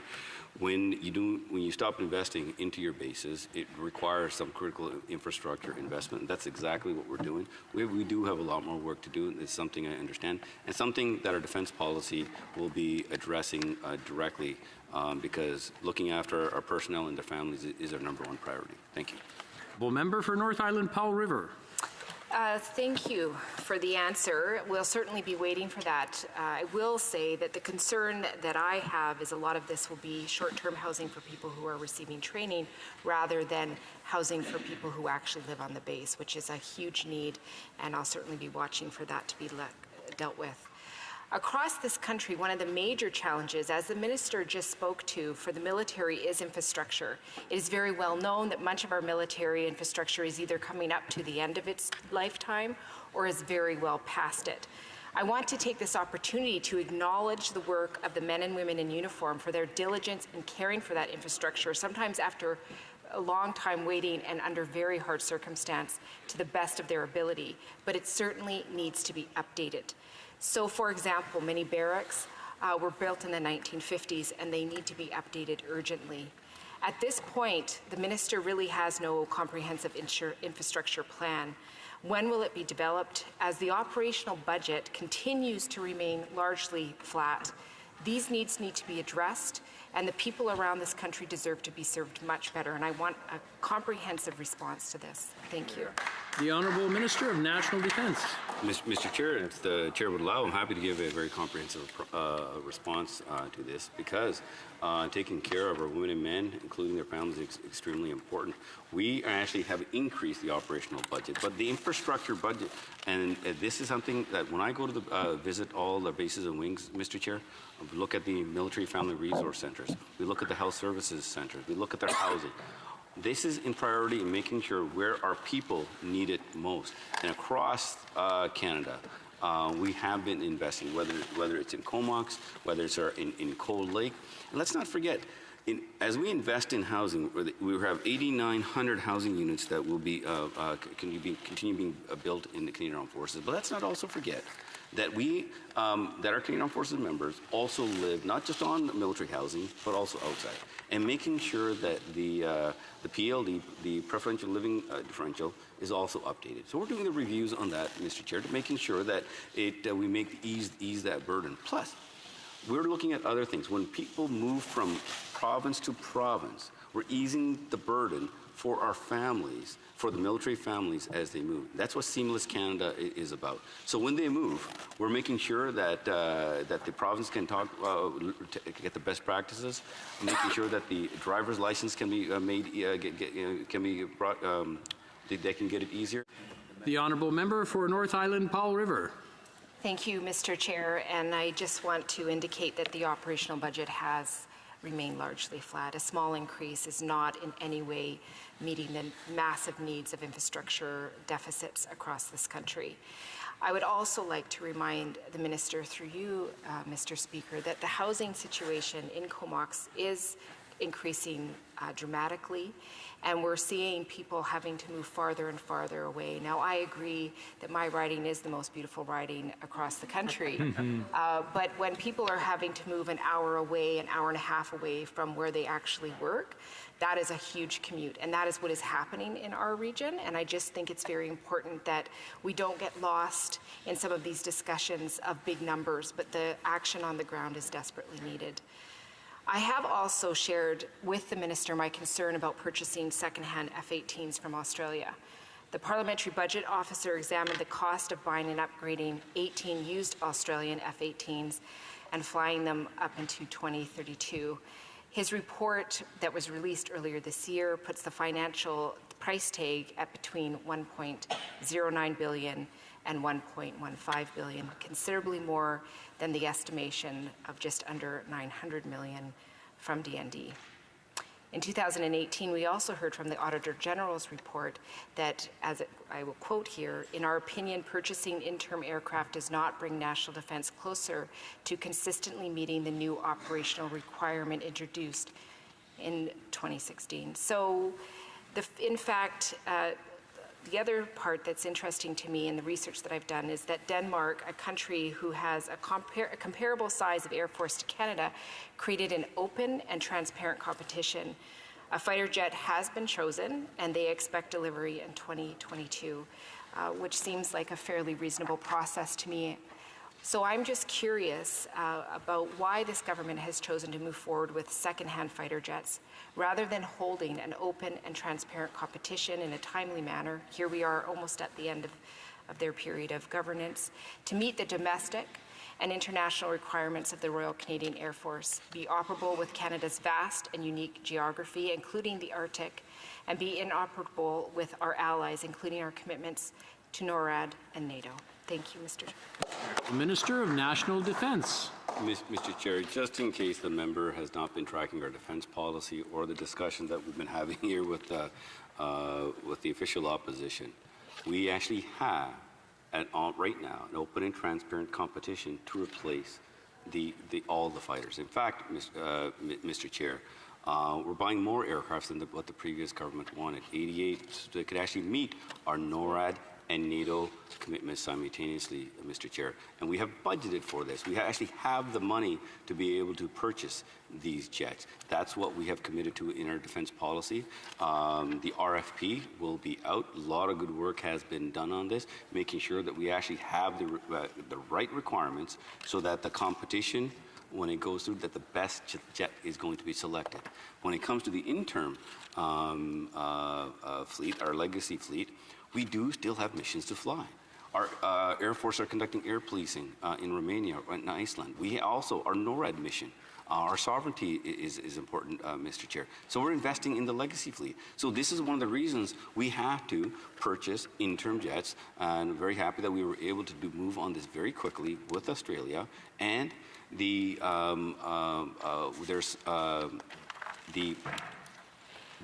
investments that will be going into the legacy fleet, we will be upgrading them, and with those investments that we'll be making, then it will be in line with the PBO's report. Because that work is ongoing to making sure that the current fleet is upgraded for the appropriate equipment, whether it's on the radar systems or the weapons. We want to make sure that we invest in our legacy fleet because we do have missions to fly. But I want to stress the fact, Mr. Chair, that all of the fighter aircraft will be replaced with an open and transparent competition that is already ongoing, and the RFP will be out shortly. Thank you. The honourable member for North Island, Powell River. Well, Mr. Chair, I think it's absolutely disappointing that this government waited. To have the process happening now is just disappointing. We could have already, like Denmark, been to that place where we were actually moving forward with what we needed rather than buying secondhand planes that are not going to meet the needs that we desperately need right now. So it's disappointing, to say the least. And waiting and waiting is not what the military needs after many years of going back and forth between Conservative and Liberal governments where the budgets have been cut and the needs are not being met. Mr. Chair, the government promised on multiple occasions to send up to 600 troops and 150 police to UN peacekeeping missions. How many do we have deployed on peacekeeping missions now? The Honourable Minister of National Defence. Mr. Chair, we're committed to making sure that we do our part. But there's one aspect to her question that I was talking about. Mr. Chair, one, we are actually investing. We have actually increased our investments. Our investments will increase by 70%. In fact, when we released our defense policy, Mr. Chair, and we talked about the increased investments that we're putting into our defense, $63 billion in addition to what the Conservatives were doing. The comment that was actually made by the leader of their party, who wasn't the leader at that time, that this money could have been better spent in other places. So my question is to all of them is, we have people say that they want to invest. We actually have not only a plan, but it's costed and it's fully funded for the next 20 years so that the Canadian Armed Forces can have all the tools necessary. And why, Mr. Chair? So that because we have a responsibility not just inside of Canada, but also internationally as well. And I'm very proud of the work that we're doing internationally. The honourable member for North Island, Powell River. Mr. Chair, I'm a very proud person to have members from my region, from 19 Wing, who have worked so hard in Mali, and I just want to take this opportunity to recognize the work that they've done in the name of this country. Romania has been tasked with taking over for Canada in Mali July 31st of this year, but Romania has been very clear they cannot be operational until October the 15th of 2019. Why did the government not follow the UN request to extend the mission at least until October? It's a matter of keeping people safe and respecting the hard work that our people are doing in that country. Thank you. The Honourable Minister. Mr. Speaker, I'm very proud of the commitment that our government has made when it comes to the United Nations peacekeeping operation to support the reforms that they wanted. And this commitment that we had made into Mali in terms of our air medevac helicopters is what the UN called a smart pledge. And a smart pledge is about coming into a rotation for a year and then having other nations come on board. And we worked with Romania on this. I visited and spoke with the Minister of National Defense of that country to have their commitment, worked with the United Nations, in fact, spoke with the Undersecretary Generals on how we're going to be moving forward and getting other nations. So we're actually assisting Romania right now, and we look forward to helping them to reduce this gap, because we're committed to making sure that the United Nations mission have all the support that they require. The Honourable Member for North Island, Powell River. Well, Mr. Chair, it seems to me that when we're asked to step up, I know that our men and women in uniform are ready to do that work, and unfortunately Romania can't fulfill that commitment, and that period of time will have a huge impact. I think it's just responsible for us to look at that. I would like to ask the Minister through you, will the government announce another peacekeeping mission? This is something that Canadians are very proud of, and our military has a very high respect across the world, so I'd like to see what the commitment is of this government. The Honourable Minister of National Defence. Mr. Chair, the commitment that we have made as a government, as a whole of government, one to the United Nations, which includes the military. We have, as part of the Smart Pledge concept, we have now air medevac helicopters in Mali. We've also offered up a tactical airlift that will start in Tebi. And we also have other things we've offered up, a quick reaction force. The way we're going to be doing training using our experience from Iraq and Afghanistan to support the work that's happening on the ground. We're working with the United Nations and their leadership to making sure that we help them move the missions forward, Mr. Chair, because we need to do peacekeeping differently. We've spent the time to understand what the issues and concerns are, and we're committed to making sure that we help the United Nations with the reforms, and when the opportunity and the time is right, we'll be announcing the additional missions. Thank you. Resuming debate, reprise du débat, l'honorable député de Sackville-Preston, Chisset-Cook. Thank you, Mr. Chair, and it gives me great pleasure to stand in the House this evening, of course, as the Member of Parliament for Sackville-Preston, Chisset-Cook, the riding which has the highest percentage of military and veterans in Nova Scotia, and of course Nova Scotia having the highest percentage in Canada of military and veterans. So it's a great opportunity to share the great work our government, the Department of National Defence, is doing to support our Canadian Armed Forces through ambitious and responsible procurement. Our men and women in uniform are at the heart of every decision the department takes. Key to this support is making sure that they have the right equipment to do the job in that environment. Equipment that helps to ensure their safety and operational effectiveness now and in the future. Unlike the Conservative government, who cut billions of dollars in defense spending and mismanaged procurement projects, we are providing our men and women in uniform with what they need in a way that they will be efficient and responsible. In our defense policy, strong, secure, and engaged, we set out to streamline procurement process and develop a new funding model on how we make procurement decisions. It continues to inform how our government conducts procurement almost 3 years later.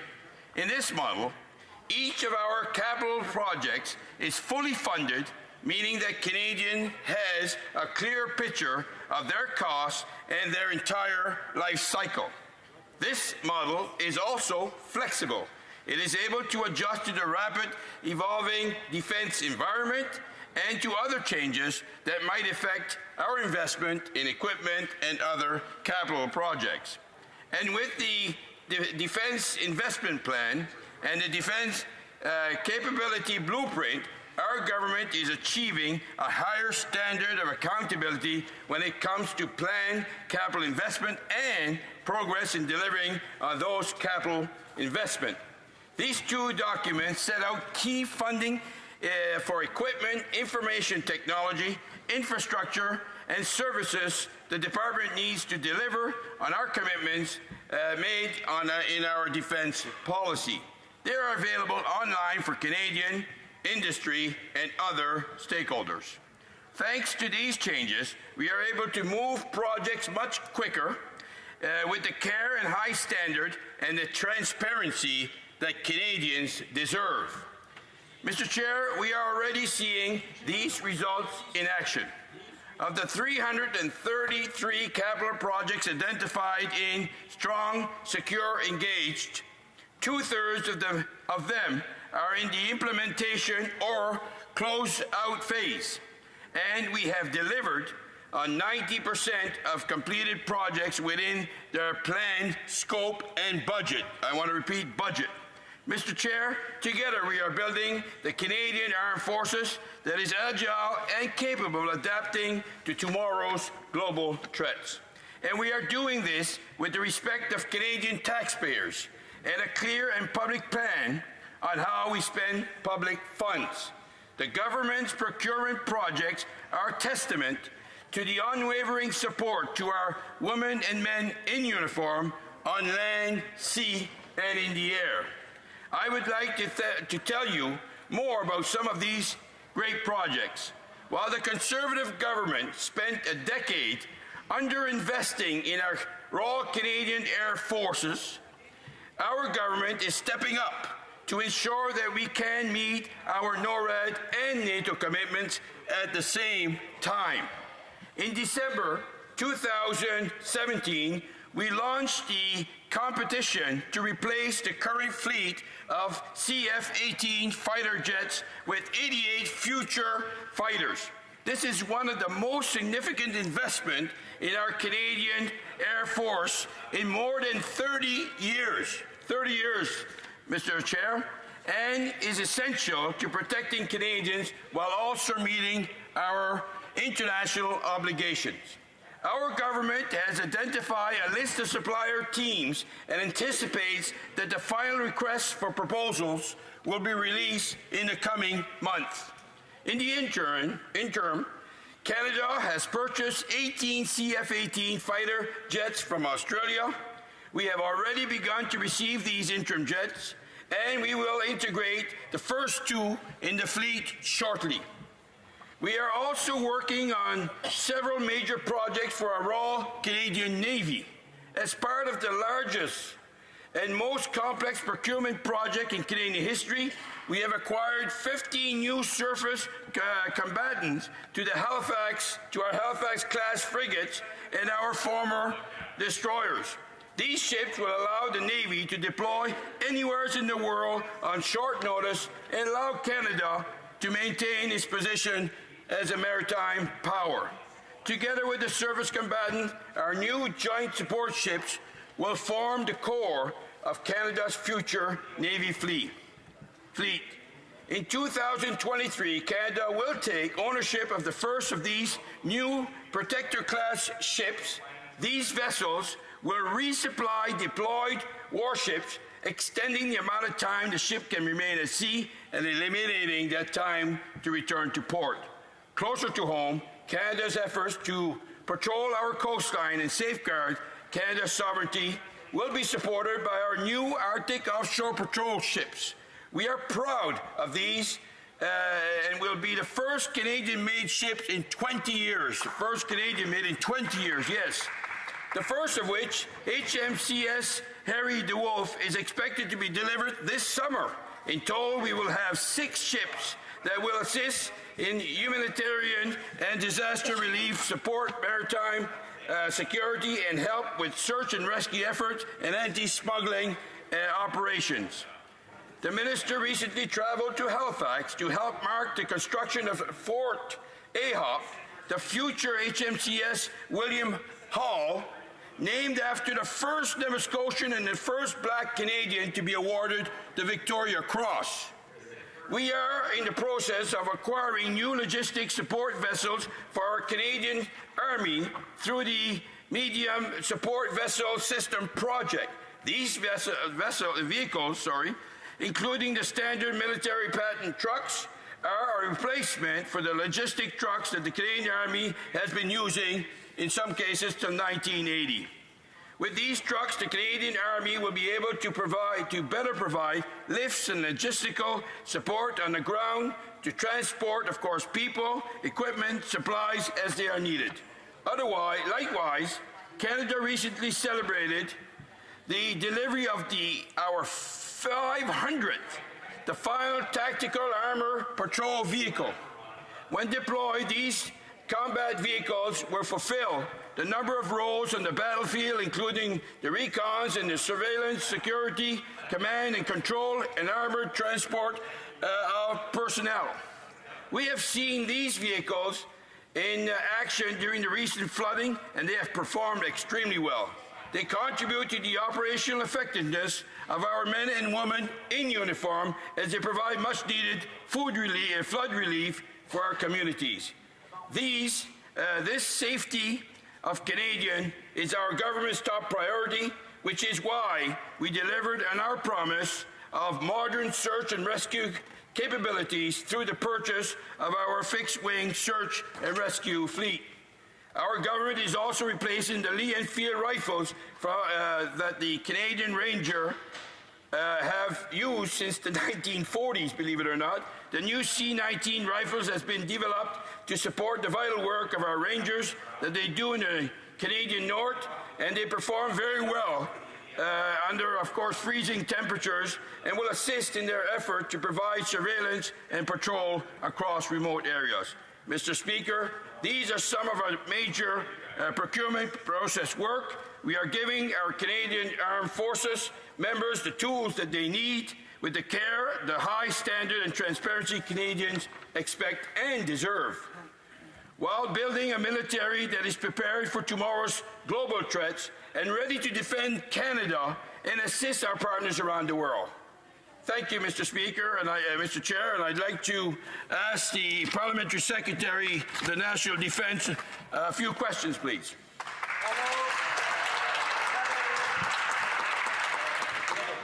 Yes. Mr. Chair, our government is delivering an important capabilities for the Canadian Armed Forces, unlike the previous government who cut spending on defence. Shipbuilding is an important part of the many communities across Canada, as well as in my riding in Saguenay-Preston-Chesapeake, and is providing them great middle-class jobs. Over the past few months, our government has had the pleasure of launching the first Canadian-built ship in 20 years, the Harry de Wolf, as well as announced that we would be purchasing a 6th offshore Arctic patrol ship. Can the Parliamentary Secretary to the Minister of National Defence please update the House on the progress of these important defence projects? The Secrétaire parlementaire du ministre de la Défense nationale. Merci, Monsieur. Thank you very much, Mr. Chairman. I thank my colleague from Saguenay-Preston-Chesapeake. We can see that he's impassioned by the progress that we're making. Yes, our government is making historical investments in the Canadian Armed Forces, and as you know full well, we've increased by 70% their expenses, and we're going to give major capacity increases to the forces. There'll be the 4th patrol ship, coastal ship, the William Hall, and my colleague is very proud of the work that's being done by those workers at the Irving shipyards. I want to thank the exceptional work that the employees of the C-SPAN and Davies have been doing as well. All our shipyards, our naval capacity is really working well. And we're glad that they're all part of this contract, helping the Royal Canadian Navy equip themselves to do a better job and to continue to be at the point of their capacities. And I am very proud of the work happening in the shipyard in Halifax, as 21% of the workforce is from my riding in Saguenay-Preston-Chesapeake. So, Mr. Chair, I'd like to ask the next question. Unlike the Harper government, the Conservative government, our government is ensuring that our men and women of the Royal Canadian Navy has the equipment they need for the work that is required. Can the Parliamentary Secretary please tell the House what steps our government has taken to ensure that the Canadian Navy has the replacement tools and equipment that they need from the Halifax-class combat ships? Parliamentary Secretary. Yes, thanks again, Mr. Chair. And once again, it's very important to ensure that we equip our men and women with the latest and the best of equipment. 15 service combat vehicles, totally financed by a new defense policy. And as you know, Mr. Chair, only 9 ships have been called for under the Conservatives. They only had enough money for 9. We are going to make sure that the process is transparent, equitable, fair value for money for Canadians, and ensure that our men and women in uniform have the equipment that they need in order to do the job they must. Thank you. Preston-Chesapeake. Thank you, Mr. Chair. The Harper Conservatives sole-sourced almost every major military procurement and yet still failed to deliver for the military. Let's look at their record. The Parliamentary Budget Office report almost doubled the government's estimate in the modern fighter purchase, and a previous Auditor General report found that the Conservative, believe this or not, listen carefully, that the Conservative kept 2 sets of numbers, one internal and one for Canadians, and a decade later, still no fighter jets for the Air Force. Could the Parliamentary Secretary to the Minister of National Defence please tell the House how our government is providing the Royal Canadian Air Force with the critical equipment that is needed to fully be operational for today and for the future? The Honourable Parliamentary Secretary. Well, thank you very much, Mr. Chair, and I'd like to thank my colleague for his question. As you know, we've always been straightforward. We need a modern fighter jets, and it's for that reason that we have an open and transparent process. And as my colleague pointed out, the former government had two sets of figures, one for the public and one for the government, Mr. Chair. That's egregious. We have one set of figures, one set of rules that we adhere to with an open and transparent process. That's what Canadians expect of us, Mr. Chair. And when I hear the word transparent and open out of the mouths of the Conservatives, I didn't even know it was in their vocabulary, Mr. Chair. Member for Edmonton West. All right. Hey. Mr. Chair, I'd like to start by thanking the Defence Minister. We don't see eye to eye on a lot of things, but I appreciate his good humour and his service to the country. Now, we've heard that Canada sent, sent pilots down to the U.S. to be trained on the Super Hornets before the debacle with Boeing and the subsequent decision not to buy the Super Hornet. How many pilots and techs were sent down to the U.S.? Honourable Minister of National Defence. Mr. Chair, I thank you for the member for the compliment and his commitment to the Canadian Armed Forces. One of the things that we're focused on, Mr. Chair, is making sure that we have enough pilots. And we have started, when we were conducting the Defence Policy Review, recruiting enough pilots, making sure we have enough train, and we were always making sure that we look at opportunities where we can. I see the honourable member asking for a point of order. I do watch the time. The honourable member for Edmonton West had used 21 seconds for his intervention. When he called his point of order, we were at about 17 seconds to the minister. So I will watch this closely, and I'll just. Oh well, okay. Okay, I just the honourable member for Edmonton West. How many pilots did we send down to the U.S. to train on the Super Hornet that we did not end up purchasing? Honourable Minister. Mr. Chair, we're in constant training of our pilots for various types. We're also in the process of recruiting more pilots because we're buying more aircraft, Mr. Chair. The previous government only wanted 65. Because of our defence policy, we're purchasing 88 through an open and transparent competition, Mr. Chair. And through that, we're going to make sure that we have enough pilots and mechanics as well. Thank you. Honourable Member. How much did it cost Canadian taxpayers to train Canadian pilots in the U.S. on a plane that we were not buying? The Honourable Minister. Mr. Chair, we're focused on training, recruiting, training, and retaining pilots for our Air Force, making sure that we have enough pilots for our F-18s. We do have pilots that go on exchange, but we're committed to making sure we have enough pilots, and we have started that process. Thank you. Member for Edmonton West. The government has changed its construction order at C-SPAN, is now going with the joint supply ship first ahead of the offshore science vessels. Would the minister explain why the change in the construction order? The Honourable Minister. Mr. Chair, when it comes to procurement, we committed to making sure that we're going to make changes and to be able to move procurement quickly, whether it's changes in scheduling or also when the surface combatant in Halifax, we made decision to go pick the design. We saved 2 years, Mr. Chair, regarding on that procurement, and we're committed to making sure that our people have the tools they need. Thank you. Honourable Member. Who ordered the change? The Honourable Minister. Mr. Chair, we're committed to working with our industry partners to making sure that we can actually move the procurement process quickly because our folks actually need this equipment and this capability. Thank you. Member. What is the added tax going to be to the added charge going to be the taxpayers from this change in priority?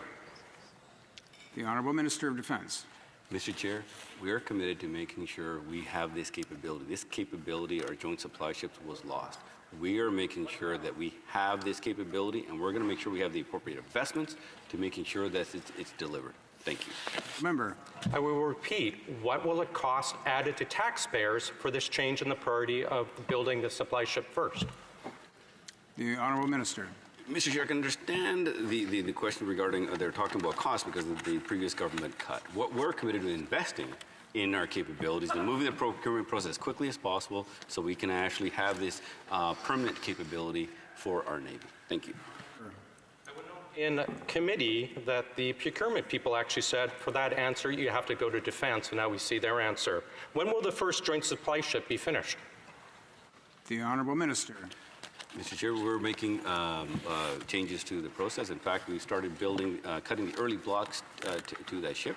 One thing that we're going to be finding every opportunity to move that process quickly as possible so that this capability can be delivered for our Navy, something that was lost under the previous government. Thank you. Member. The minister stated previously that changing the order would move up the ship 2 years. When will this first ship be ready? Obviously, if he knows it moved up 2 years, he must know when the date the ship will be ready. When will it be ready, please? The Honourable Minister. Sorry, Mr. Chair. I was talking about the surface combatant. The decision that we made to go purchasing the design saved us 2 years on that procurement, where I have made changes to the joint supply ship procurement as well, of changing the early blocks, and by 2022 is when we expect it delivered. Thank you. Honourable Member. Interesting procurement said 2023, 2024. When will the second JSS be ready, please? The Honourable Minister. Mr. Chair, one of the things that's extremely important here, the dates I don't have exactly on hand when the second ship is going to be built. What the most important piece out of this is that this project is fully funded, it's being built, and we will have this capability back in the Navy finally. Thank you. The Honourable Member. How in the world does the Defense Minister not know when this vital second ship is going to be ready for our armed forces? The Honourable Minister. Mr. Chair, we've been working very diligently with the Minister of Procurement to making sure that we can make the changes to the procurement process to move things forward. And we're committed to making sure we move this as quickly as possible. And what the part of the most important piece out of this is that this capability will be coming back to the Navy. Thank you. The Honourable Member. Will the asterisks be kept in service after the first ship and the second ship delivery? The Honourable Minister. Mr. Chair, the interim capability is providing good service for us now. These decisions will be made in the future. Thank you. The Honourable Member. How many supply ships does the Royal Canadian require? The Honourable Minister. Mr. Chair, 2 permanent joint supply ships is what the Navy requires. Thank you. Honourable Member. How can we maintain a 2-coast Navy if one is in retrofit and we only have 2 ships? The Honourable Minister. Mr. Chair, I take the advice when it comes to military procurement on the needs from the Chief of Defence Staff. 2 permanent joint supply ships is what's needed, and that's exactly what we're delivering. This is what we had. But most important thing, Mr. Chair, is making sure that we don't lose this capability, and that's what we're focused on. The Honourable Member. When will the first combat ship be delivered? The Honourable Minister of National Defence. Mr. Chair, I'm actually very proud to say that we cut steel on the 4th Arctic Offshore Patrol vessel 2 weeks ago, and the first AOPS ship will be delivered this summer. Thank you. The Honourable Member. I'll repeat my question. When will the first combat ship be ready? Service combatant. The Honourable Minister. Mr. Chair, as I stated, the Arctic Offshore Patrol vessel is a combat ship. It will be delivered by this summer. Thank you. The Honourable Member. When will the Type 26, the new frigates being built, intervening after the AOPS, be ready? The Honourable Minister. We're very proud to actually have signed the contract for the surface combatant, the largest procurement project in Canadian history. Most important part of it is, Mr. Chair, we actually have all the funds to actually procure all 15 ships, not 9 ships as the previous government had left. The Honourable Member. I find it remarkable the Minister of Defence does not have an answer for that. Now, the Liberal government has announced plans to rehabilitate our Victoria-class submarines to keep them going till 2040, which will make them about 50 years old. A retired Navy commander stated, you can modernize most things, but you can't modernize the hull unless you build a new hull. Why is this government endangering the lives of our submariners when the subs themselves are at increased risk of failure? The Honourable Minister. Mr. Chair, our submarines play a very important role as part of our Arctic sovereignty and our security. Based on the advice from the Canadian Armed Forces through the Chief of Defence Staff is the reason why we're actually modernizing our submarines. And I'm very proud of the work that they do. In fact, we actually had 2 of our submarines, one deploy into the Pacific Ocean and one also into the Atlantic. The first time that it's been done, I don't even know when the last time it was actually deployed. Thank you. The Honourable Member. A lot of things, apparently. Now, did the Minister look at perhaps buying any used rusty subs from Australia before committing to rehabilitate our subs? The Honourable Minister. Mr. Chair, unlike the previous government who cut $2 billion from defense every single year, running our military from a deficit, we are actually investing, Mr. Chair, $63 billion in addition to what the Conservatives had committed to, Mr. Chair, and having a plan that's fully funded and costed. I'd like to see what their leaders, how they're going to be costing out their defense plan. Thank you. Honourable Member for Edmonton West. Will we be installing interoperability platform onto the Canadian service combatants, much like Australia, Japan, South Korea, and the U.S. have done so we can have cooperative engagements with our allies? The Honourable Minister. Mr. Chair, we work very closely with our allies, and interoperability is very important, and we're already in discussions with our allies when it comes to interoperability of our surface combatants. Thank you. The Honourable Member. A yes or no question. Will we be installing the interoperability platform into our CSCs? The Honourable Minister. Mr. Chair, interoperability is not just about a yes or no. It's a whole bunch of capabilities. And when we have looked at our requirements, interoperability is a part of that. It is far more complex than that. And maybe this is one of the reasons why they actually never got anything done or any procurement project moving forward. Thank you. The 5-minute mark, 5 minutes remaining. The Honourable Member for Edmonton West. Is the intent to install the interoperability package before or after the building of the ships and the design? The Honourable Minister. Mr. Chair, when it comes to interoperability, it's a requirement that we have. For example, for radar systems, our weapon systems, there are many aspects to this when it comes to interoperability, and the answer is yes. Interoperability is very important. Thank you. Honourable Member. Would the minister confirm that the interoperability package preferred by the U.S. Navy and our allies was suggested to our Navy but withdrawn under pressure from Irving because they argued it would create more delays in the program? The Honourable Minister. Mr. Chair, as I stated, interoperability with our allies is very important. We're actually conducting missions all over the world with our Navy.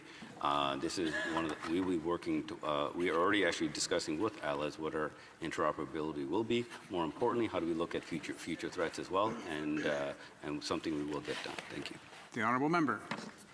The government has announced that Irving will build a 6th AOPS at $800 million, double the cost of the first 5, when the cost should actually be dropping as production gets more efficient. As per the RAND Corp statement, should be about 20% drop. Why is the price tag going for the 6th ship from $400 million to $800 million? The Honourable Minister of National Defence. Mr. Chair, I think we'll be celebrating the fact that we're actually buying a 6th AOPS. Unlike the Conservatives, we wanted 5, but we're actually purchasing and having a 6th. This is not about this is about providing good, well-paying jobs for our middle-class Canadians, and also making sure that our Navy has greater capabilities so they can protect our sovereignty. Thank you. The Honourable Member for Edmonton West. The government is looking at purchasing 2 more additional AOPS on top of the 6th one announced because of our production gap at Irving. Would the minister advise whether there's still a production gap at Irving despite the addition of a 6th AOPS? The Honourable Minister. Mr. Chair, in National Defence, what we're focused on is making sure that we have the capabilities for our needs. I'm very happy that we have signed for a 6th AOPS. In the 4th AOPS, I was proud to cut steel on that about two weeks ago and met some of the workers there. And also, Mr. Chair, I want to state the tremendous work that they're doing recruiting women and Indigenous and also African Canadians into the program. Thank you. Honourable Member for Edmonton West.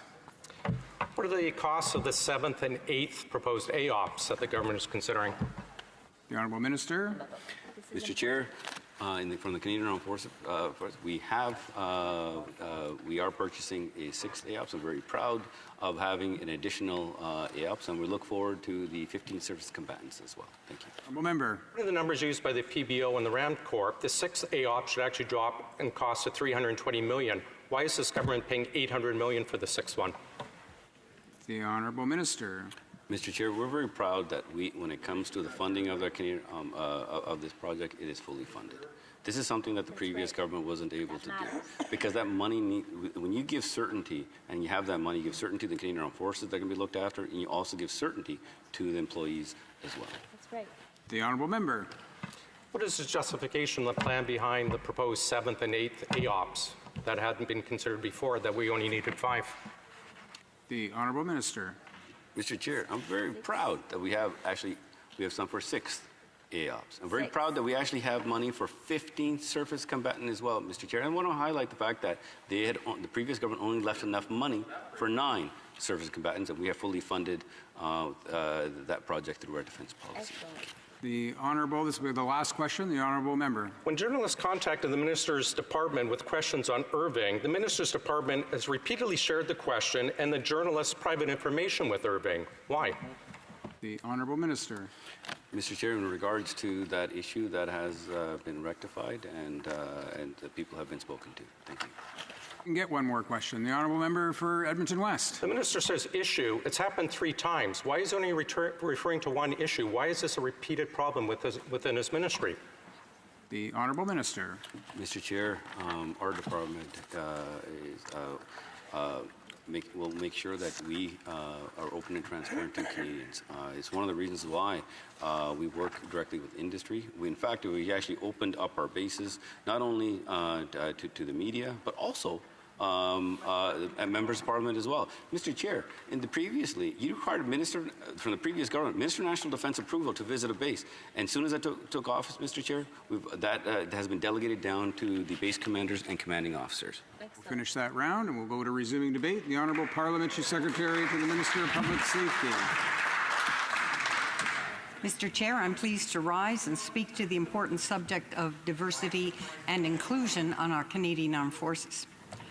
I'll take the next 10 minutes to address how the Canadian Armed Forces fosters and encourages diversity so our forces remain strong, they serve our whole society, and they endure in the future. Unlike the previous government, who repeatedly cut support to the Canadian Forces, we are ensuring that the Canadian Armed Forces has the right mix of people, equipment, and training to meet the important demands placed upon them. We recognize that diversity is an essential factor in overall mission success, and that is why we're committed to making progress on that issue. I personally know that the work done around an inclusive and collaborative decision-making table is improved by the diversity of its members, whether that diversity is gender, identity or expression, or orientation, or ethnicity, or language, or experience, or heritage, or religion.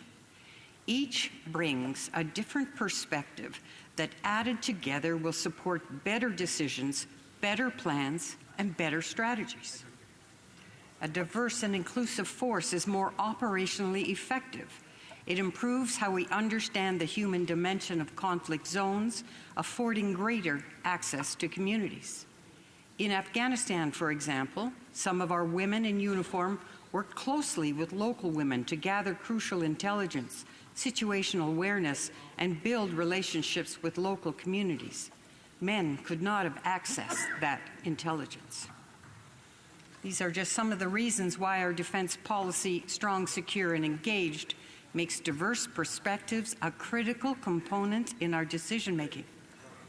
Our commitment to diversity includes growing the representation of women in the Canadian military up to at least 25% of the total force by 2026. Our government is committed to gender equality and providing a work environment where women are welcomed, supported, and respected. Increasing enrollment is a critical part of that, and that's why we've announced initiatives that will draw on Canada's diversity, including increasing enrollment of women. Knowing the operational and cultural value that women bring to our forces, Canada launched the second National Action Plan on Women, Peace and Security in November 2017, to which National Defence and the Canadian Armed Forces was a major partner. The plan prioritizes women's involvement in all of Canada's military activities. We know that women and men, boys and girls, all experience conflict differently. The action plan has bold objectives to advance gender equality and the leadership role of women and girls in all stages of conflict resolution, and to protect their human rights throughout. Canada is also expanding its influence and values on the world stage. In 2017, we hosted the United Nations Peacekeeping Defense Ministerial in Vancouver, where we launched the Vancouver Principles to prevent the recruitment and use of child soldiers, and the HoC initiative to increase the participation of women in peacekeeping. Through the HoC Initiative for Women in Peace in Operations, Canada works with the UN to integrate women's perspectives and peace processes from conflict prevention and conflict resolution to reconciliation and economic recovery post-conflict. We're making sure that women's voices and different lived experiences are represented for meaningful participation in peace operations. Notably, Canada is already a world leader in terms of the proportion of women in its military.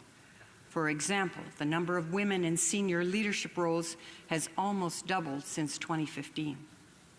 All Canadian Armed Forces occupations and environments are open to people of any gender who are selected for training, promotions, postings, and career opportunities based on rank, qualifications, and merit.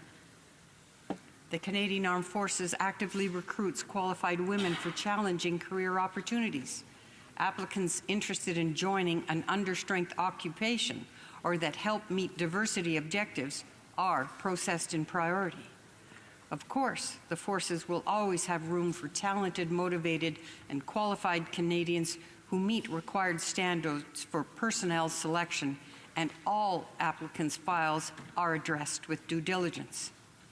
In addition to recruiting a more diverse workforce, Canadian Armed Forces members must all be properly equipped and cared for through the duration of their careers.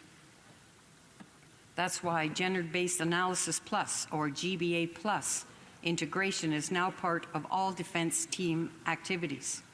For example, the new Arctic and offshore patrol ships coming later this year will have single or double occupancy crew cabins and individual washroom facilities.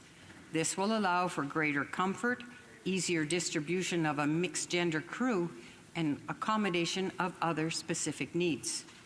Additionally, the equipment is designed to be operated by a very broad range or physical body characteristics to accommodate members' size, strength, and weight.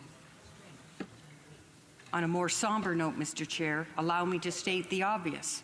In our armed forces and everywhere else, every person deserves a professional environment in which they are treated with respect and dignity. Inappropriate sexual behavior of any kind is completely unacceptable and will not be tolerated, and our government takes all allegations of sexual misconduct very seriously. Our military faces well-known challenges that it is working hard to address so it can recruit and retain more diverse members by fostering a culture based on trust, respect, and dignity for everyone. The Canadian Armed Forces has taken significant steps to address all forms of sexual misconduct in its rank, but there is still much work to do. But military leadership continues to press forward, understanding that people are at the heart of everything they do, and that the military must exemplify the beliefs and values of the Canadians they serve. Mr. Chair, it's also been important to address the anti-LGBTQ practices and policies of the past.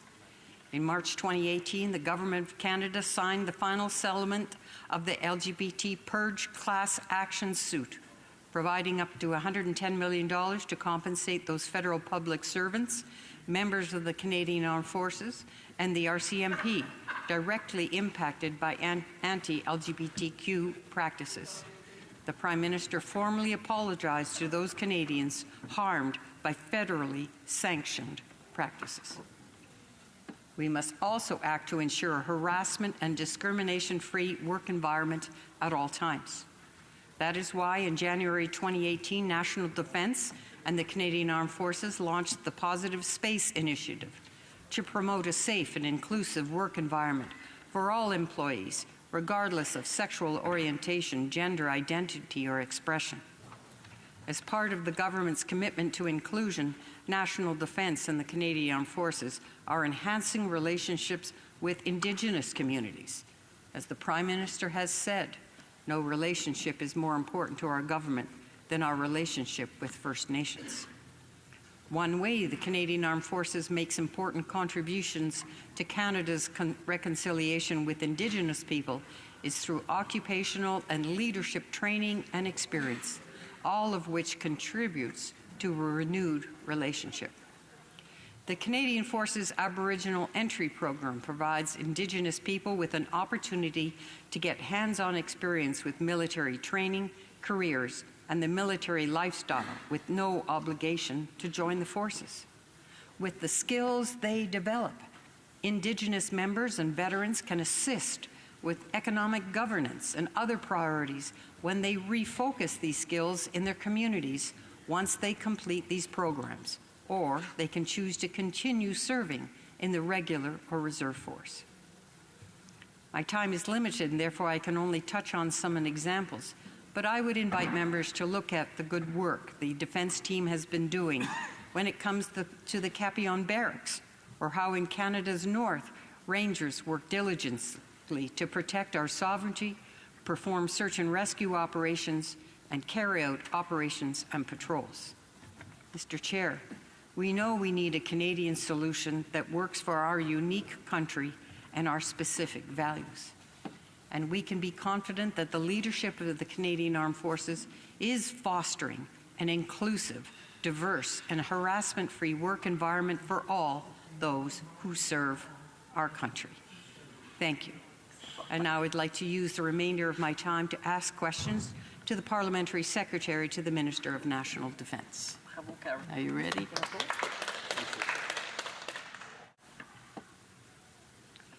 We know that the Conservatives do not mind being associated with the likes of Faith Goldie and the Rebel, until they're caught, that is. I got pictures. As the Leader of the Government in the House said, the only tweet that the Conservatives will not change is their affiliation with Faith Goldie. They seem to be very proud when it comes to those actions. It's out there for Canadians to see whether you like it or not. When it comes to association with far-right movements, personalities, and ideas, can the Parliamentary Secretary to the Minister inform this House how racist... Order. The Honourable Member for Selkirk, Interlake, Eastman on a point of order. Mr. Speaker, we're here talking about the Department of National Defence and the main estimates in the Committee of the Whole, and I believe the member is completely off base here, and I'd ask her to come back to actually talking about things that are important to the brave men and women who serve this country in uniform.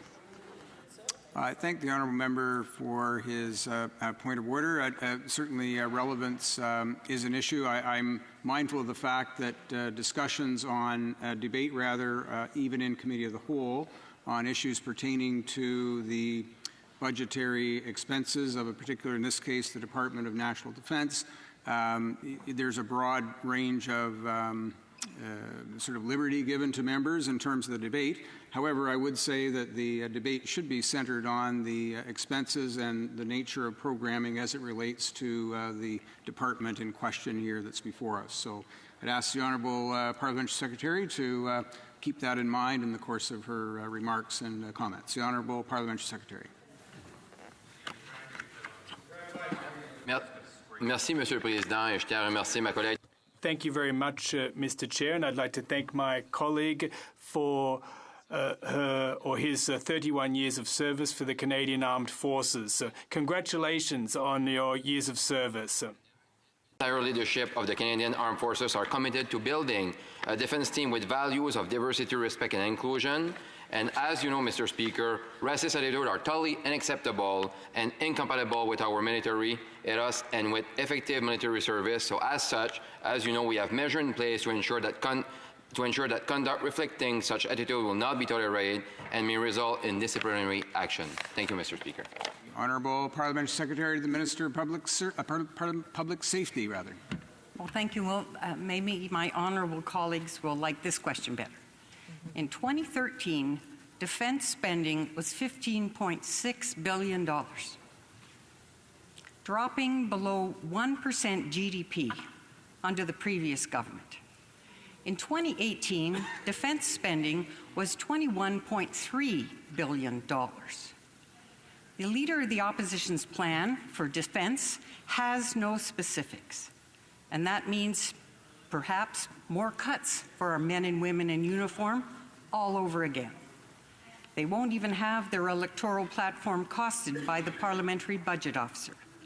Can the parliamentary secretary compare this lack of vision and transparency with our own defence policy? The Honourable Parliamentary Secretary to the Minister of National Defence. I thank my colleague for her question, Mr. Chairman. And as you know, we have invested massively in the Department of National Defence, and as the former government withdrew from the international scene, we decided to be present on the international sphere. $32.5 billion, an increase of 30% over the next 10 years. We'll continue to work hand in glove with our allies, which includes NORAD and, of course, NATO. We will continue to collaborate and put in the necessary investments for our men and women in uniform, investing in those key areas of the department. Time just for one short question. The Honourable Parliamentary Secretary.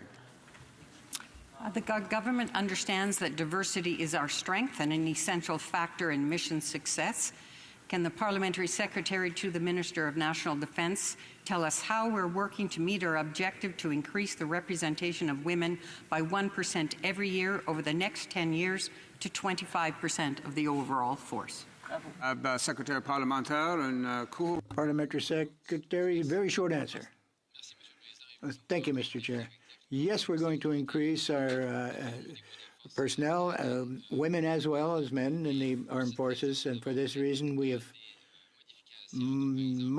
amended the criteria. So there'll be some women be put in the front of the line at the military college. We're going to offer former military women to re-enroll. We've launched Women Are Our Strength. It's a program that we've launched for military women. So yes, we want to increase diversity, the number of women, and this is what Canadians expect of us. Thank you, Mr. Chair. We'll go to resuming debate, and the Honourable Member for Selkirk, Interlake, Eastman. Bravo. Thank you, Mr. Speaker and Mr. Chair. And it's been an interesting night so far. I want to come back with the Minister of Defence on a number of issues that were raised. Now, as we know, in the Vice Admiral Norman case, the Minister has said publicly and here tonight that he regrets the fact that Vice Admiral Norman had to go through this legal process. So let's be clear.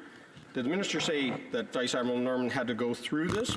Exactly how does the Minister feel that the Vice Admiral had to be subjected to the RCMP investigation? Does he regret that the RCMP did a search and seizure at Vice Admiral Norman's home? That he lost his position for 2 years as the Vice Chief of Defence Staff, and over 2 years of uncertainty that this was a disruption of his great career, that there's been stigma associated with his powers of the state being brought to bear against him, and that his reputation was besmirched. The Honourable Minister of National Defence. Mr. Chair, as I have stated before, regret that Vice Admiral Norman had to go through this. I can understand how difficult it must have been for him and his family. But it's also important to note that the entire process has been completely independent. As I stated, that's been verified by the prosecution and defense. But when the situation had changed, and we need to make sure that we respect his service, is to respect the actual process within Canada. When the situation changed, the criteria were met, and I've authorized the reimbursement of the legal fees. Thank you, Mr. Chair. The Honourable Member. He regrets it, and now that Vice Admiral Norman has been exonerated, will he apologize on behalf of the Department of National Defence to Vice Admiral Norman? Well, Minister. Mr. Chair, as I stated, and when we started the Committee of the Whole, I completely agree with the unanimous consent with regards to the motion.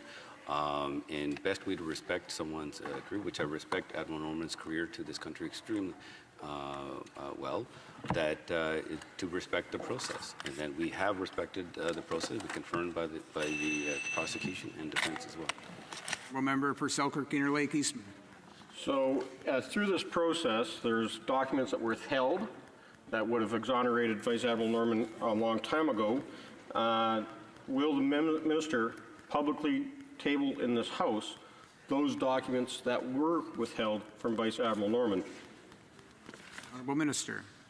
Mr. Chair, it is extremely important to give somebody the full opportunity and to show respect to someone's service is to respect the actual process. That process has been completely independent. Our department we have worked with to making sure all the requirements have been met. In fact, I spoke to the Deputy Minister to making sure we had appropriate resources in place to be able to support that process. Thank you.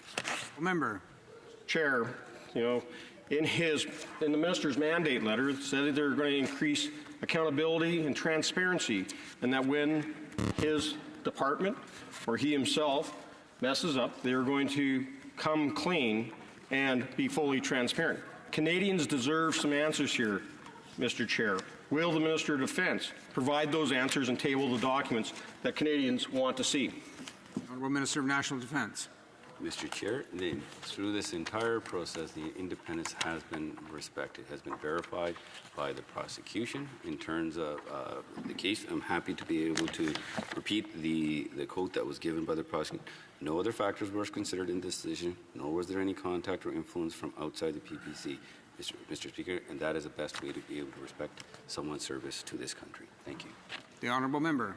That's actually taking a quote out of context, because what the prosecution said, as well as what the defense lawyer said, is that in the staying of the proceedings and the dropping of the court case, was there no political interference. However, as Marie Hennon pointed out, is that the government was trying to put their fingers on the scales of justice to tip them in the government's favor.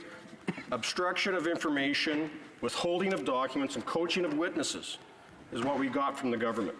Now, we already know that the Prime Minister, Mr. Chair, has publicly, on 2 occasions, said before the charges were laid against Vice Admiral Norman, said that he was going to be charged. So, why did the Prime Minister think that? Did the Minister of Defence or his department provide information to the PMO to suggest that they were going to be charging even before charges were laid? The Honourable Minister of National Defence. Mr. Chair, just because the member opposite makes an accusation does not make it true. In this case here, we have the appropriate process, the judicial process within Canada, and that's what we have respected in making sure the independence. We have made fully cooperative, no D&D documents withheld, Mr. Chair, and through this entire process, it has been completely independent, and nothing was taken out of context, Mr. Chair, when that quote is, because I'm actually quoting the statement directly. Thank you. The Honourable Member. Well, one of the major fundamentals in our independent judicial system is that you're innocent until proven guilty. So when these charges, Mr. Chair, were brought against Vice Admiral Norman, he went to the Department of National Defence for legal funding assistance. Who in the Department of Defence made the decision to withhold those funds, essentially saying that you're guilty until you prove you're innocent? The Honourable Minister. Mr. Chair, the entire judicial process was respected all the way through. When it came to the legal fees, the former Deputy Minister at that time made the decision regarding that the criteria were not met. When the situation changed, the criteria was met, and immediately authorized the reimbursement of the legal fees. Thank you. Honourable Member. Who made the decision, Mr. Chair, to withhold legal assistance when everybody else in the PMO and within departmental staff were allowed to lawyer up, including members of Parliament on this case, were allowed to get their legal fees covered by the Government of Canada? Who in the Minister's office or in the Department of National Defence made the decision that Vice Admiral Norman was not worthy to have legal assistance? The Honourable Minister. Mr. Chair, as I stated, the criteria was not met as decided by the former Deputy Minister. Once the circumstances had changed, it was reviewed, the criteria were met, and I had immediately authorized the reimbursement of the legal fees. Thank you. Member. Mr. Chair, the Minister's not answering the questions. So he even said on TV this weekend that the criteria has changed. Who changed the criteria that made it possible for Vice Admiral Norman to finally have his legal fees paid after the government almost bankrupted him? The Honourable Minister. Mr. Chair, I said the criteria was met. Because the situation had changed, the criteria was met, and based on that new information and that change, I immediately authorized the reimbursement of the legal fees. Thank you. For Selkirk, Interlake Eastman.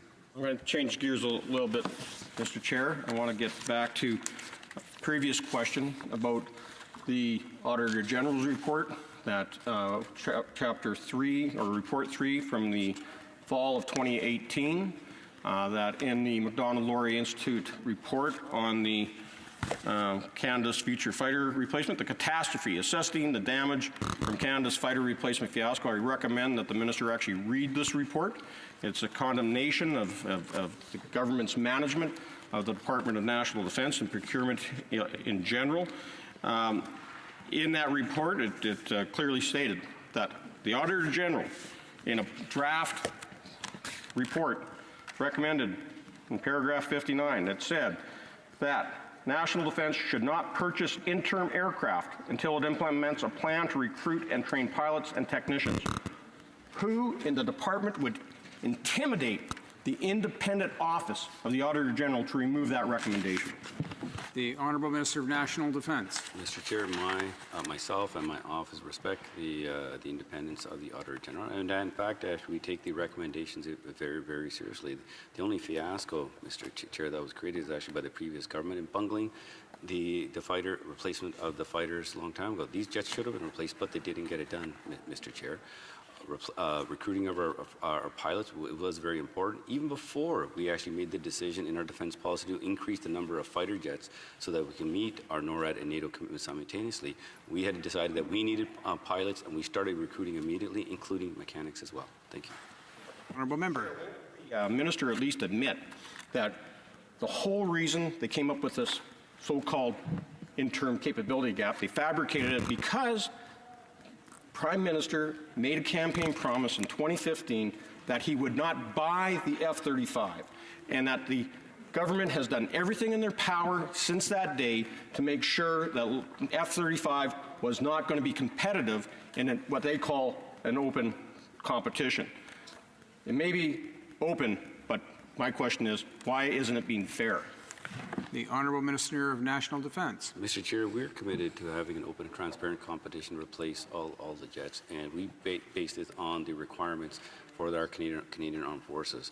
I also know that the Leader of the Opposition had made a statement in Montreal regarding an open and transparent competition as well. So my question to the member is, does he disagree with his own leader, but also at the same time, how are they going to cost? What's their plan to cost their program? Because we have, and the reason I state this, Mr. Chair, because even when they wanted 65 aircraft, they only left enough money for 29.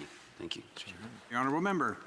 Chair, when you start reading through the condemnation in the Macdonald-Laurier Institute's report on fighter jets, they go into great detail on how everything that the government has done in trying to procure new aircraft has been done to fit their political narrative, that the government has put partisan political interests to cover for a silly, asinine promise made in a campaign by the Prime Minister as a way to actually buy fighter jets. So they go out and they have bought F-18 jets from Australia that are as old as our F-18 jets.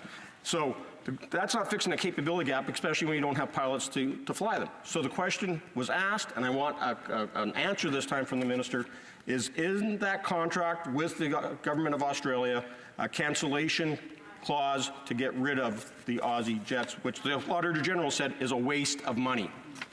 The Honourable Minister of National Defence. Mr. Chair, our plan through our defence policy, we stated that to have an open and transparent competition to replace the entire fighter fleet in 88. The Leader of the Opposition has also come out and said he wants to have an open and transparent competition, Mr. Chair. So if he thinks our plan is asinine, which is the same as the Leader of the Opposition, does he believe his own leader's plan is asinine? Remaining, the Honourable Member. Buying used Australian fighter jets is not a sound way of making our Air Force stronger. And the Minister often talks about that we've got to have pilots to fly them, but under his watch, we've lost over 20% of our pilots have left the Air Force because of the mismanagement of the Liberal government. So the question becomes then, we have Boeing, we have Lockheed Martin. Both U.S. companies are not happy about the new RFP. We know that there's been letters coming from department officials in the United States, like Alan Lord, that were published in the Macdonald-Laurier report. They are incredibly upset with how our government has handled our relationship with the United States under the NORAD construct. So, has anyone in the minister's office or his department met with Pentagon and White House officials in the last couple of weeks to talk about the new request for proposals for our fighter jet competition? The Honourable Minister of National Defence. Mr. Chair, the previous government, which the member was a part of as Parliamentary Secretary of National Defence, they had 10 years to replace the fighter fleet, and they should have, but they didn't get it done. In this time, Mr. Chair, we not only have a defence policy that we state that we actually need more aircraft than they wanted, we actually have the money to do so. We have started the open and transparent competition, Mr. Chair. I'm very proud of the work, and we're meeting those milestones, and we're committed to making sure that the RFP gets out as soon as possible. Thank you. The Honourable Member. Mr. Chair, I really encourage the Minister to actually read correspondence coming from the Pentagon, from the Joint Project Office for the Joint Strike Fighter, talk to representatives from Boeing and Lockheed Martin, and of course talk to Ellen Lord, who's the Undersecretary of Defense in the U.S. administration. You know, really, if you want to start looking at things here, Mr. Chair, you got to look at what the RFP is, and one of it is that you got to be 2-eye capability. That's Canada and the United States. And right now we have a dismal relationship because of the Liberals' mismanagement on the fighter jet file. So how can the minister guarantee 2-eye capability in Canada's next fighter jet when he's ruined our relationship with the Americans because of Liberal partisan policies? The Honourable Minister of National Defence. Mr. Chair, our relationship with the U.S. is even further enhanced because actually we're doing things around the world. We're engaging with them on operations.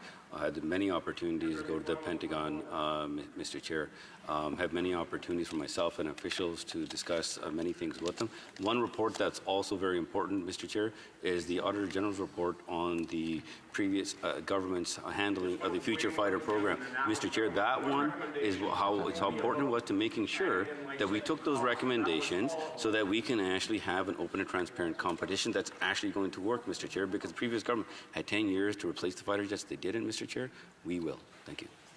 Resuming debate, the Honourable Member for, I'll let the Honourable Member for Hamilton East Stony Creek know there are only about, I'm going to say about 11 or 12 minutes remaining in the time provided. Normally it's 15. So I think he has time for his 10-minute speech, up to 10 minutes, and then there'll be maybe a time for one question if he takes full 10 minutes. The Honourable Member. Well, thanks, Mr. Chair, and thanks for the opportunity for me to speak today. And I'm pleased to spend the time allotted to me to discuss the Communications Security Establishment, also known as CSE, and the important work they do in cyber defense and protection, as well as the cyber work performed by the Canadian Armed Forces. CSE is one of Canada's critical security and intelligence organizations within the National Defence portfolio. It is Canada's national signals intelligence agency and serves the national interest by providing foreign intelligence to inform government decision-making. CSE also has the mandate to provide technical and operational assistance to federal law enforcement and security agencies in performing their lawful duties. But I'm here today to focus on the second part of CSE's current mandate, cyber defense and protection. CSE has more than 70 years of history providing advice and guidance, including more than a decade of operational experience in defending cyber systems of importance to the Government of Canada. Mr. Chair, we know that good cybersecurity is critical to Canada's competitiveness, economic stability, and long-term prosperity. That is why we launched the Canadian Centre for Cybersecurity, as promised in Budget 2018. This new centre will provide Canadian citizens and businesses with a trusted place for cybersecurity advice. Through the newly established Canadian Centre for Cybersecurity, we are provided with sophisticated technical expertise to help identify, prepare for, and respond to the most severe cyber threats and attacks against computer networks and systems and the important information they contain. It also provides advice and guidance so Canadians can better protect themselves In the short time since its launch last fall, the Cyber Center has improved operational coordination, providing better cyber protection and more efficient responses in cases of cyber attacks. This has improved Canada's cyber security overall. It's also made strides in increasing public and industry awareness and engagement on all matters of cybersecurity. Canadians can rest assured that their government is prepared to meet the cybersecurity challenges of today and tomorrow. Reliable, secure cyber systems are vital to Canadians' daily lives. And that's why in our last two budgets, we have taken action to strengthen Canada's cybersecurity. In Budget 2018, we committed $507.7 million over 5 years, starting in 2018-19, and $108.8 million per year ongoing, to support Canada's first comprehensive national cybersecurity strategy, which includes establishing the Canadian Centre for Cyber Security. Budget 2019 builds on these investments, proposing $144.9 million over 5 years, starting in 2019-20, to help better protect Canada's critical cyber systems.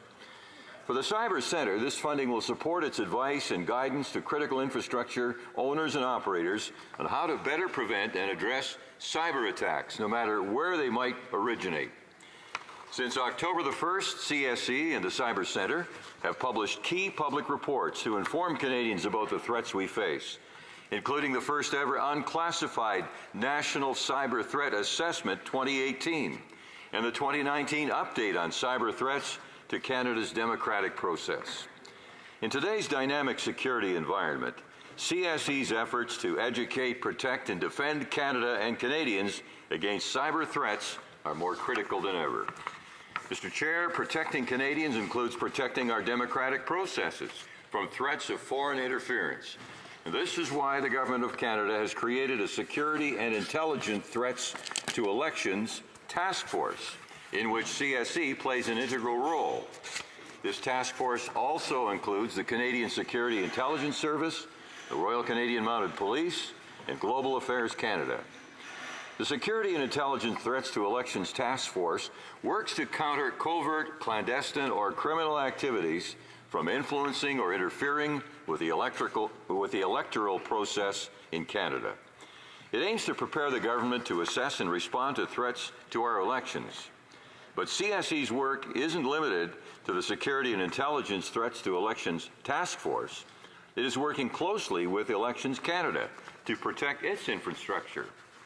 CSE, through the Cyber Centre, has offered cybersecurity advice and guidance to all 16 recognized federal political parties, and it has published companion resource documents for both Canadians and political campaigns on its website. Pending passage of Bill C-59, which is currently being studied in the other chamber, CSE would be able to provide more targeted advice, guidance, and services to designated critical infrastructure owners upon their request. Bill C-59, if passed, would give the CSE the mandate to conduct online operations to disrupt foreign threat attacks against Canadian systems. The same sophisticated cyber capabilities CSE would employ could also be leveraged by the Canadian Armed Forces in support of military operations. Mr. Chair, cyberspace is becoming ever more contested, and our adversaries are becoming more sophisticated. At the same time, our reliance on cyber is increasing. National Defence and the Canadian Armed Forces recognize the importance of staying ahead of our adversaries in this environment. Cyber considerations must be built into everything the defence team does. Our government is ensuring the women and men of the Canadian Armed Forces that they have the tools and equipment they need to accomplish their important missions at home and abroad. And that's why strong, secure, engaged includes several important initiatives to strengthen Canada's cyber capabilities, notably the new Cyber Mission Assurance Program and the creation of a new cyber operator trade within the Canadian Armed Forces. As the nature of technological threats is evolving, using Canada's cyber talent is essential to face future challenges. We're determined to maintain a modern and agile force capable of responding to technological challenges of today and tomorrow. With a cyber mission assurance program, National Defense is considering cyber defense on all new equipment and technologies. That means they identify and address cyber-associated risks to military networks and equipment before buying. And cybersecurity is top of mind when the defense team assesses their current capabilities, fleets, and infrastructure. They are deliberate and attentive in safeguarding computer networks, platforms, and weapon systems, and networked equipment in key infrastructure. And I want to stress that cyber mission assurance takes place at every level, from the largest procurement projects outlined in SSE to the logistics officer overseas procuring goods for deployed personnel, to individual defense team members sitting at their computers. This is a coherent and enduring program that manages cyber threats to ensure the Canadian Armed Forces is always in control of its actions. All of this helps to ensure that cyber-related disruptions do not interrupt military operations or the important business of security and defense. As I mentioned, creating the cyber operator trade within the military was another important initiative in the defense policy. And that includes new cyber operator roles within the Reserve Force, which support the newly created Cyber Force, a specialized team of both military and civilian personnel. And this, Mr. Chair, combined with the changes that Bill C-59 proposes, would allow CSE to support cyber operations in Canadian Armed Forces missions when required, and to deploy cybersecurity tools to defend Canada's critical infrastructure upon request. Mr. Chair, CSE is proud to play a critical role in protecting Canada and Canadians from cyber threats. Our top priorities are to protect, defend, and educate in order to secure our networks from adversaries. And as Canada's and Canadians' reliance on connected technology increases, so too will the need for CSE and the Canadian Armed Forces and their cyber mandate. Those are my remarks, Mr. Chair, and I will use the remainder of my time, if I may, to put some questions to the Parliamentary Secretary to the Minister of National Defence, if I may. And question number one, and I want to phrase this carefully, protecting Canadians, our democracy, and ensuring our next election is fair and free is a priority for our government. And we know that Canada's best defense against threats to democracy remains an engaged and informed public that is less susceptible to online manipulation. So my question to the Parliamentary Secretary is, how, to that end, the Communications Security Establishment has been working with the Minister of Democratic Institutions and her officials? The Honourable Minister of National Defence. Mr. Chair, I thought I'd take the question because CSE was not talked about. I want to give justice to the tremendous work that CSE has been doing behind the scenes, and especially when it comes to protecting Canadians for decades. And then also in this new sphere of cyber, the tremendous work they have done when it comes to creation of the Cyber Centre, also working with the Minister of Democratic Institutions to protect our democracy.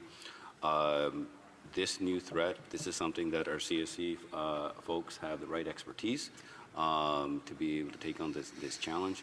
I also want to thank the folks at Cyber Centre, but I want to take one particular person, the Chief of CSE, Shelley Roos, who is one of the top, most operational persons I've known. People are not going to know about her tremendous work, Mr. Chair, but I do, and I want to thank her and want her to take this opportunity to thank all the officials at CSE because they don't get the same recognition that other people do. I also want to take this opportunity. Are we going to have time? Because we're done? Okay. I just want to take an opportunity to also thank all the officials here and also in the lobby for supporting me. And thank all the members in this House who took part, and especially want to thank my parliamentary secretary, who I've just a privilege to work with, who also has the same heart and desire to be able to help our women and men in the Canadian Armed Forces, and also supporting me on my third Committee of the Whole, which just gives me an opportunity to talk more about the great work we're doing for the Canadian Armed Forces. Thank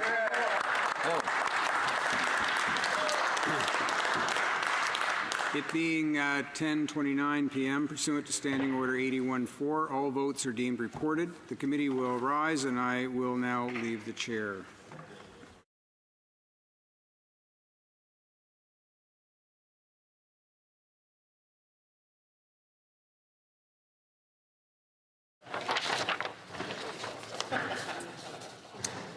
Good night.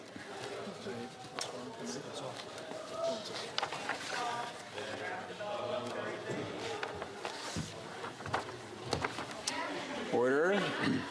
The House stands adjourned until tomorrow at 10 a.m. pursuant to Standing Order 24-1.